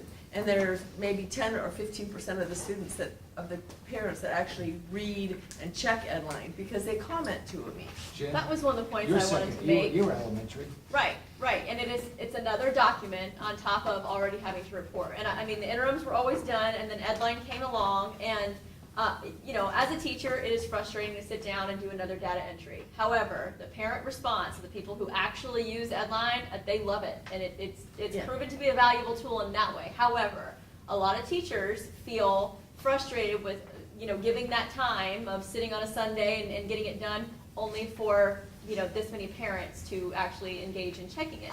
So if we were to streamline it and make the Edline be the interim for kids who weren't at risk, then hopefully it would drum up a little bit more engagement on the parent side on actually Right. utilizing the program. I do know that there has been work ongoing on a new elementary report card, and those types of things as a part of our work with Performance Matters. So I do think we need to talk to Dr. Spadaccini and Dr. Wright and that We're team talking interim and reports. see what they're doing. Interim reports, take it away, let that line be, and you would post once a week. I know I appreciate Stephanie, you being honest, that helps. But we're looking at. I want to make sure when we say this, because I'm looking up and down for my secondary folks, so we got Sandy down there and Debbie. I want to make sure we say for secondary here, whenever we talk about Edline and the posting once a week, posting can be as little as going in, logging on, and generating a report and sending it out. We've never suggested at the table that there are time limits for how fast something goes up. I don't know, time limit is the right thing, but there's not a speed recommendation for how fast it goes up, and there's not a quantity of assignments that goes up. And I have to say that. However, there is a professional determination of reasonableness. Right. The exact example that came up was, well, the one I shared where there's a belief, there's concern that some teachers have it graded, but they're kind of sitting on those grades, and the night before, the night before an interim report, the night before a report card, all that, 9 weeks of stuff gets entered in. Yeah, I want you to know that does happen. And- Yeah, and- why would Causes you great do that to heartburn. yourself? And as a union, we hear you. And you say, let me manage it, and I understand that. Can we get the data on how often the parents are checking it? Because I don't I know if hear there you is such a that data. you're frustrated that teachers aren't posting it, but There's it would be a- interesting to see if you're having teachers post every week, but yet parents are only checking it once a month. I mean, let's make it a little more in line with what the usage, because for people to be going on there and plugging in this stuff and then parents only checking it every so often. But we can't control the parents. But we do need to control what we are sharing, though. Right. We do need to make sure we're sharing. Yeah, John, say something. understandable. I think John, say something. speaking for this side of the table and teachers, we have pretty much universally embraced technology and Edline as a communication device. Even those who were dead set against it came along and begrudgingly, they're doing it. I think the district needs to double down on its articulation of expecting all parents to take advantage and use this thing, because, the trend is we're gonna get away from hard copies. And, even at the lower economic levels, everybody's walking around with one of these. Yeah. And so it's a matter of, if, we can't make them, you're right, we can't make parents responsible, but we can articulate that we expect, and that is how we will be communicating with you, and if you Make it choose part not of to registration. communicate, that's your choice. It is part of education. But it's your children's future. And I think that's true. Dan and I have talked about some joint messaging, perhaps. This is one of those topics that we I'm could. sorry, Deborah, I just want to get everyone back. Yeah. We've talked about some potential things, topics, and issues that would be conducive to joint messaging. Actually, And I think this is yeah. one of them. I mean, you started with that as your major point. I think John said a point too. We could do a better job as a district of helping to inform parents of the value. But I think if it comes from BFT and the district together, then it sends the message to everyone, teachers, parents, the whole community, that we want to keep you informed, but we're going to use this tool to do it. And this is how you access it, why it's important, and what our responsibility is as educators to use it appropriately. So that's something we can certainly work toward. We just need a little more information. I've always been a little bit concerned or suspicious, a little bit of rear view mirror, but that's okay, we'll get looking forward again. I've always been a little bit suspicious that the technology was kind of driving the policy a little bit. We bought this really cool piece of software, and then we bought the Grade Quick, and then we bought the Edline, and look at all the neat features that this thing has, and all the great things that we could do. And then came the policy, well, you better be using it, you better be using it, and yet we've had some indication through the years that we don't know that every parent is really on board. And then we found, wow, look at these really cool interim reports that we could do. Let's do one for every child. And there's room for comments, you better not leave any white space in that comment section. And just the more we find out that we can do, and we go, we spent a lot of money on this, we better be using it. So I've always kind of been a little suspicious that we're doing that. Meanwhile, teachers, every time we pass a contract or take another step, they say, wait, they're having me generate another report on this thing? And it's like, And remember, the interns came about, if my memory serves me correctly, years and years and years ago when we went to 9 weeks. Yes. It was years and years and years ago, was that 9 weeks is too long to go without letting a parent know. So that came about Well, now we're letting them know way all the time. before technology, we had the capability to do And that was that. a parent issue. Yeah, well, and yeah. now that we're telling them And every years ago. week Stone on Age Edline. ago. What was it? Stone Age years ago. Right. Yeah. What it used to be before was 9 weeks. Six. It was 6 weeks. It was It used 6 to be weeks. 6 weeks. It used to be 6 weeks. And then when they went to 9, I I like the believe 6 it weeks. was That was determined in the that 90s. if we go, that the board would agree to 9 if, and it was many, many, many boards ago. I'm aging myself. Tell me more stories. It's okay, it's all good. It was when I was, yeah. About 94, somewhere there. Okay. I don't know. Okay, Jessica, how? I know personally, I go online, I've had an Edline account for, when I worked in Volusia, I have had it here at the 4 years I've been here. When I was at Apollo, I used it weekly. Even with my ex-ed kids, I had a regular planning period. When I was at Riverview, only like 3 of my parents go into Edline, because when you log into your Edline, you can see who has an account. I know personally right now, not one of my parents has an account. So it's not, when I'm not getting planning, I have a morning duty, an afternoon duty, and I'm not getting my planning 3 out of my 5 days of the week. I'm not inputting grades just to sit on the computer. I send papers home with my students every week. But when it comes down, I'm grading everything and grading it on paper at home. And then right before interims, yes, I am one of those bad ones that right before interims, I'm up late at night. Why do you keep a paper grade book? Because I don't have time to sit at a computer desk working with For the, those of us that are visual too, sometimes you have to see it on paper before, I mean, like, reading something on a computer, sometimes I'll print it out and read it on a piece of paper. It's just, I or, lost. yes, or I've heard horror stories, and this is an anomaly, but where a teacher I'm has the has lost grades on grade before. I So, have, and I'm one of heard those. it too. And I will say, we have broadband, bandwidth. Whatever. Am I saying? Yeah, When I was- broadband. We have issues at the school. When I was working sometimes. at Riverview as a teacher, I made sure those students that their parents did go into ed, did have an Edline account, I made sure their grades went in on a weekly basis. But the other ones that parents don't even have an account, I'm not gonna waste my time on that until I have to. I have other things that I really wanna spend my time on, like making up my lesson plans and making things for my students to learn from. The papers get graded and get sent home and get put in my paper grade book, but just don't get on the computer.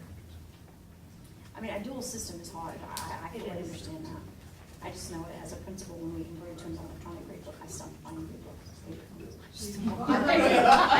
I have no more paper grade books, no more lesson plans, and that made the Because conversion pretty easy. I have actually inputted things wrong before and gone back to my grade book and went, oh, yeah, okay. Right. It's a self-check thing for me and I'm OCD about it. But And that's why I do it too, like for the parent that'll call in and say, because my finger slipped on the 5 or the 9 or whatever, you know. The thing that I wanted to get to too was, I didn't mean to communicate that I don't grade or keep up with my grades. Like you said, you have your paper grade book, and the other thing that, Mr. Hickey was talking about was communication. You'll have those few, I think, outliers that will come to those situations where it's at interim or it's at 9 weeks where you'll have a grade go from an A to a C. I think most of us communicate with our parents. Parents know if their child's on grade level or not. I know for me, at our school, we're required to send home a weekly folder anyway, and I write it on there, what the kids' averages are in reading, especially in reading and math, and then their social studies and science grades are in there, they just have a weekly packet. So the parents pretty much know from the weekly folder whether I put it on Edline or not.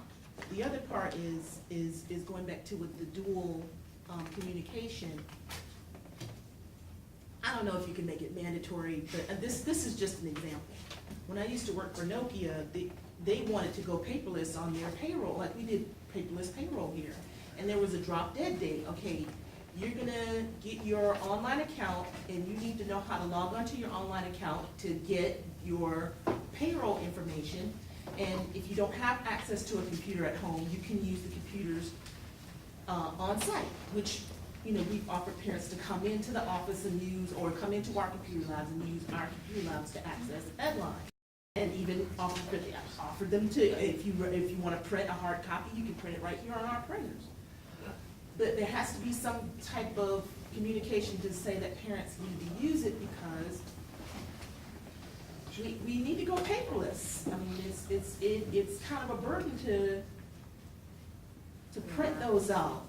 You know, fold them up, put them in, I mean, you know, paper stuffing is basically what you're doing, where you could just have it on this date, the interims go out electronically. And if you want to access it, you are more than welcome to come into our school, access it in our computer lab, and print it if you want a hard copy. That could be part of the communication. And just do away with these paper interims and paper report cards. Did I save the paper report cards? No. And I just want, I I want got to boxes address, for each of my kids, Okay, no. Stephanie and Sorry, Sandy I wants. love you, but no. I want to address the digital divide. Because I think for us to make a blanket statement and say that every parent has some kind of electronic device, that's not our experience. It's not the experience that we're having with our ESE students. It's not the experience that we're having with our hospital homebound students. They do not have technology. I can't tell you how many phones we are putting in, phone lines, because parents have let go of their landline because they can't afford it. They may have had at one point in time, and there may be something on our books for a cell phone, but I would say sometimes as much as 80% of the time, when you go back to try to access that cell phone, it's no longer in service. So there is a percentage of our students whose parents do not have, and the students do not have access to digital media. They just don't. And I think we need to take that into consideration too. That, you know, when you make a blanket statement and say everybody does, no, they don't. And I think we sometimes forget that because we're so comfortable with it. We have multiple devices in our houses. Our children have multiple devices at their, and some of our students do not. And I think we can't lose sight of that. If I hear you. Remember though, you all have come to us and said for us to consider doing away with paper interims.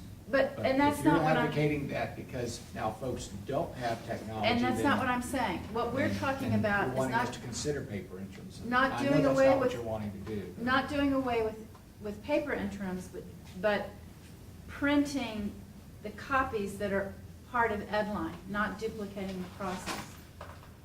And I think that, you know, and again, if we know which parents are accessing it digitally, don't print them.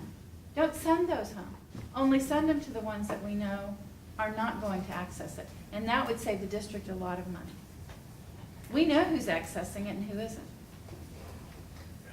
One, at Astronaut, and I can only speak for Astronaut, at Astronaut, during open house, during registration, every open house, anything that parents are coming to the school, we open up the media center and have parents come into the media center to get their Edline information. And we have a big sign, Edline, get your Edline information. I think where we are is that we would like to go to Dr. Spadaccini, and we hear you, Dan. I think what we're saying is that you'd like to have the Edline stayed in place of the interims, and that's something we'll consider. I think Sandy, do you have something? With the exception of the kids that are below grade level, right? Of course, that's Right, all at we know risk. that. That's all at risk. We understand where we are with that. Sandy, did you want to add something? You had a hand I'm raised earlier. just gonna say that by the time the county or whoever it is that's printing up the interims, it's all, I guess it's the same way with the report card, but by the time that gets printed and by the time it cuts off and then it gets printed, and then it gets to the kids, I've already entered 5 more grades. Sure. And their grade dropped, and their parents are holding a piece of paper that says they have an A, and then I'm reporting, I'm uploading the headline that they have a C.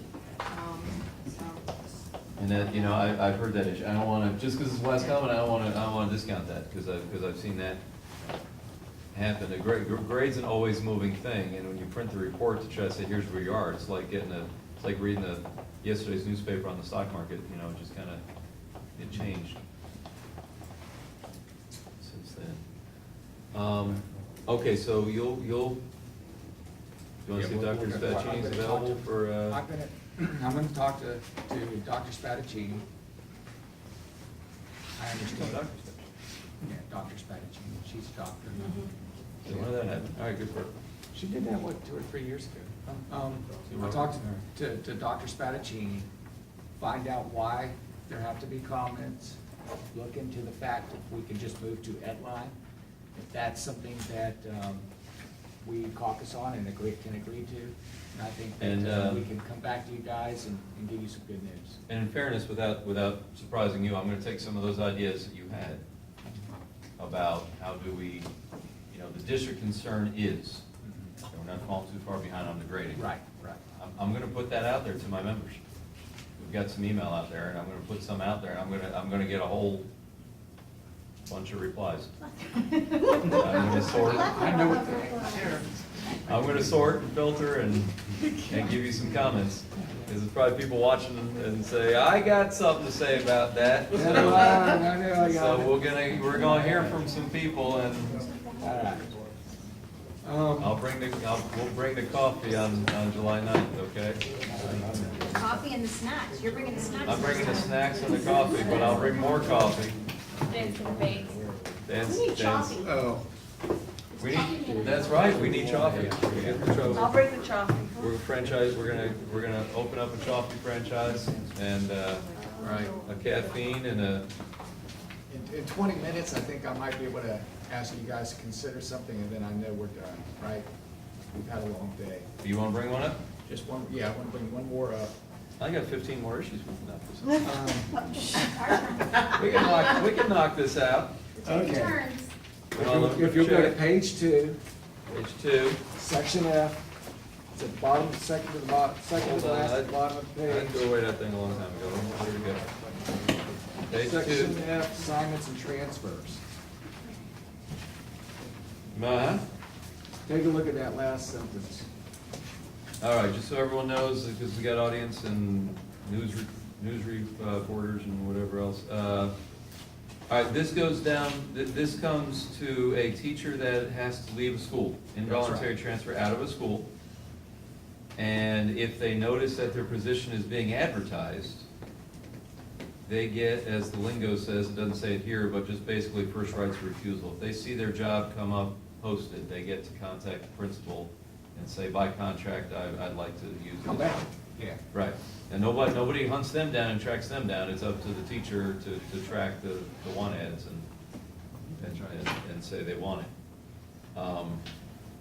That right goes for a whole year, and currently it even goes the beginning of Second semester. the second semester of the next year, Yeah, this is further south.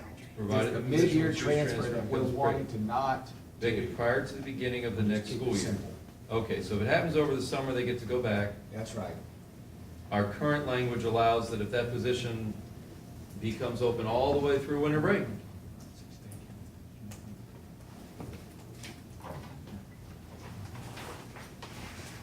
I was just whispering to her. that's all. We noticed. We'll let it go. It's on camera. He's I a was subtle whispering, yes. whisperer. I was just whispering. The boss lady. Okay, prior to the beginning of such school year, and at that point, so that means we come into pre-planning or day one as students. How are we reading that language right here? 6-day count or? We're reading this language as pre-planning, that's kind of what I figured. Okay, pre-planning, we come in, my job hasn't been posted yet, so I'm going to set aside my dream of returning back to all children are happy elementary school. Yeah. Our current language lets us go through winter break. Yes, sir. You realize it lends itself to a natural compromise. What's the compromise? Maybe Debbie will think of it. Debbie, what's a natural compromise? Oh, through the 6-day count. How about through the 6-day count? Because that's when a lot of jobs come up. Well, We know that. the 6-day count jobs don't come up on that 6th day. They don't usually come up until almost a month after the schools. How about the beginning, at the beginning of the school year after that? No, because we might not have a position. Well, if it's open, it's all based on if that job is now vacant. Look, our deal is, you know what our deal is. Teacher comes in, works half a year, all of a sudden wants to go back to Happy School Elementary in January. She's, we already established a rapport and a relationship with the kids that she's Right, leaving. I get it. Then that principal at Christmas time has to find a new, we're not gonna, it's not fair to the principal who, Or the kids. or the kids who's sitting there going, geez, I got this involuntary person, I might not have wanted them, but I've got them, and now they're gonna take off and go back to their other school, and now I'm stuck holding the bag, and I've now got nothing, I'm trying to look for a third grade teacher in January. You know, it's, I get it. You're suggesting that that's just, once we all know each other, that's just not reasonable, that's not right. I hear you. Once we get to I'm also- pre-planning, we're settled in, we've got a schedule, kids are expecting me, parents are expecting me, I need to make a commitment for the year. I hear you. You're saying, look, Halloween, at some point, the ink has to dry. All right? And you'd like it to be before that day between semesters, you know, in the cold weather. I'm suggesting that there are a lot of teachers, they get that letter, they get an involuntary letter, they're heartbroken, they go off, and the principal sometimes will give it to them and say, look, we might have a retirement, something might happen, you understand, you get to come back. Sometimes it's not a bitter, I think my principal hates me. No, sometimes it's a, sorry we had to do this. And people are watching those, we're not talking about a lot of people here. A lot of people get involuntary transfer, but we're not talking about a lot of people that are longingly looking at those one ads wanting to go back, but some are. And I think we gotta get a little bit more than the first day of pre-planning, because we know that there's just one more burst of jobs that happens right after the school year begins. And I don't think it's a tragedy if we are, let's say, a week or two in, and then I get to move back. I'll hear you on, you know, I'm looking at my team. you know, veteran, we don't want a Veterans Day transfer. It's that whole domino effect, because then you've got another school, this person hasn't, I mean, this ad, okay, so 6-day count occurs, as Jessica says, and then it takes a week or so, I mean, that doesn't, we come to 6-day count, then the next week we have meetings at the schools, then the next week the ads are placed. Takes a Okay. week, do we have to write those ads run? By Now, contract. if we had somebody go back, so on Monday, they see the ad and they call and they say, I'm coming back, okay? Then that principal has to post an ad. You've got another week, 2 weeks. I mean, you're into October before you have schedules settled and kids settled, and that's just disruptive. This is really about kids. And I understand we want adults to be happy and working in places where they're there. But I've also had the teacher who, you know, the day of open house during pre-planning says, oh yeah, by the way, I'm not coming. You know, and then it's, like I said, it's October before you get things settled, and by the time you get somebody on board and all those types of things, it's just hard. And even at semester break, it's not really a natural transition now. Most of our classes are year-long at the secondary level, elementary, other than in a block, and elementary level, I mean, those kids don't want to be disrupted. What, John? Either way, you're gonna have one school that's gonna be missing a teacher, because there wouldn't be an opening at the previous school, so. Yeah, I'll answer that. In a way, no. If I'm at happy-go-lucky elementary school, and I go to 6-day count, and now my enrollment has gone up, and I've earned 2 additional teachers. I've already got kids sitting in a classroom right now with a teacher, so they're happy. There may be 30, 32 sitting in there, but for me to meet that class size, I'm gonna leave them there until I get 2 new teachers on board. And then what I'm gonna do, come September, October, and Debbie, you know you've been there because you've been at high school, and all of a sudden, I'm gonna split that class and send the new kids to the new teacher. So it's not like all of a sudden the teacher just came to, took my train of thought away, but anyway. In other words, we're not Yeah. gonna split the class until we already have Till we have a the new teacher teacher in there. place. So it's not as disruptive to the student who is already established, you know, you get what I'm saying. But it is disruptive pulling that teacher out of the school they're currently Oh, of in. course. Then you're disrupting that. Now you disrupt 2 schools. And to hire a teacher, prior to the beginning of the school year, and the opening comes, we can have a teacher come in from another school. But to try to hire a teacher after school starts is very difficult. Because most of the teachers that have been placed by then, those teachers who were not rehired and replaced. There's nothing that we can do about going into 6-day count. Because it's gonna happen. There are gonna be some schools that are up in enrollment, and some schools who hold with their enrollment. And we're gonna have additional teachers. That's just how our culture is here in Brevard County. What we're trying to prevent though is, you know what we're trying to here's, and take this right, I never know how it's gonna come out, I know what I'm thinking. But just pretend I say this right. We care about the kids, of course. Of course. We don't want to disrupt the kids, of course. All right, that's important. But when you take a teacher that's in a school, and that teacher likes to be in that school to the point that they're interested in returning. I mean, some teachers, you move them around, they're easygoing, they're fine, they don't have roots, if they move, and they're okay. Most of them are that way. But if the teacher really wanted to stay, and if it's the sort of teacher that would go back if the job came available, and you move the teacher, you've disrupted a teacher. Of course, I care about kids. I get what you're saying. But I'm here at the table telling you that some teachers, when they're shipped out of the school, they really do take it personally, and you've really disrupted their lives. And they're gonna hold on to that I hope I can come back. And we also know there's principles as a best practice, not as a mean practice, but as a best practice, they're gonna hold back hiring one or two just to make sure all those kids really come in. You know, I'm projected to be at this big a staff, but I really got one or two in my pocket. Yep. All right, so there's gonna be a couple principals that they might even tell that teacher. I have to see what the count comes in to see if I can really hire a couple people back, and you're on my radar and I wanna get you back.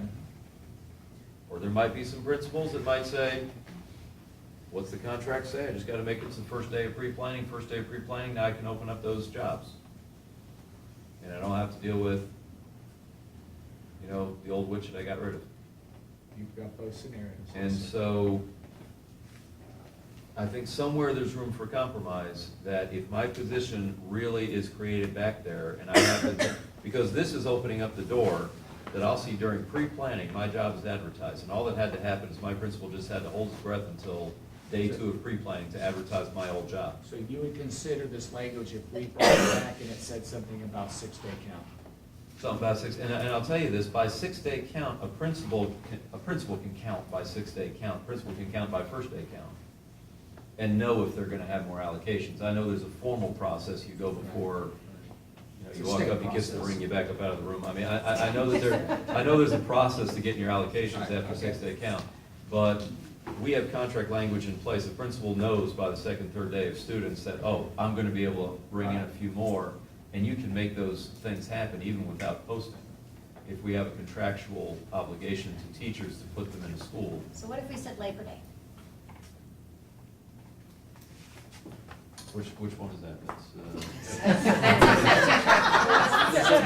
September, first holiday. First Monday, and I didn't think you just blurt that out there without talking to my team, I'm Is sorry. that before 6-day count? That was for protocol. I'll see that on Facebook tonight, that idiot doesn't know Labor Day, okay. When is Labor Day? First. The first Monday in September. What's happening, baby? You have to do this anyway. All right.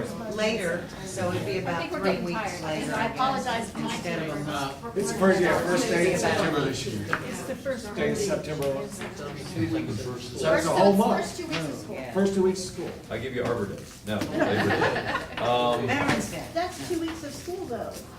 Yeah, we would The know. teacher, the principals would know. So you're saying that if the job becomes posted, so Labor Day, the ink dries. Well, yep. Sometimes you may know. Hold on. So if the ink dries by Labor Day, if I understand what you said, now you'll tell me if you really meant that, but if the ink dries by Labor Day, we're not gonna transfer back, but if the job comes open before Labor Day, then we still have our contract. Because I said compromise, and I think you've made an effort to compromise. They're gonna have to come back to us. I mean, He's not gonna drive our labor. but you're Day. representing other Offered you principals. guys sugar high You're on it. representing other principals. Yeah, Ken always knows his numbers, right? You know your numbers. I was gonna say, kids down there eating popcorn, ain't it? And some of them don't come that Hold on, Wednesday. wait, I'm sorry, Jim, somehow we've Could we have lost. like I know, a yeah, what 5-minute, happened, could we have like a everybody? 5-minute caucus? If We're having the 5-minute ultimate side, caucus, we're I think walking we away. Can we have a figure this out. can we have a 5-minute caucus? Let's take a 5-minute break. I think we can figure this You out. gotta keep it to 5 minutes. We Fine. don't have to put it. Is Labor Day a formal offer, or is that just, was that just conjecture? Give us 5 minutes, but talk to Yeah. your team about how Labor Day works for you. Am I That's the talking to first my 2 team weeks if of I school. should accept Labor Day? Was that really, Okay, that was yeah. your proposal? All right. What did I say? I don't know, we're getting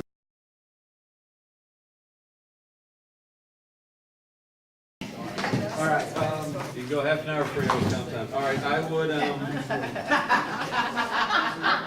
No, they're flexing yesterday. they're flexing Yeah, yesterday. we are. today. That's good. All right, Jim, I would say take, transferred becomes prior to, I'm looking at your line right here, line 38 of the document. Yeah. Becomes vacant prior to. You can cross out the rest of everything and put in Labor Day, and we're good. we're good. We'll take it. Vacant prior to, we'll write Labor Day, I'm gonna initial, I'm gonna write TA, and I'm gonna write 625. And we're gonna end with a win. I'm gonna run out the door and you can get my. There's a win down there. Hey, it doesn't affect you. Yeah, it does. One day, Ken's gonna have to hire a new Yeah, not a September 1 hire. All right, there's that. Yeah, we're about there. Right, more better. Oh, we're all tired. Yeah. Yes, we More are. better. What is that? More better. Called kinetic stage. Oh, it's a stress ball? Yeah, you can do that. I'm Oh, taking wait, I that have to do personal that. No, you entertained me way more than I was just, I'm glad to know it's not some of that healthy stuff you've been eating and drinking. I know what's wrong with I know. Okay. Hey, everybody. cigarettes in your Hey, everybody. Great job today. Great job. Good work. We're done. Do we get vacation? I'm going on vacation. Go on vacation. Be back by Labor Day. Yeah, I will. Be back by Labor Day. Okay. Right to the top.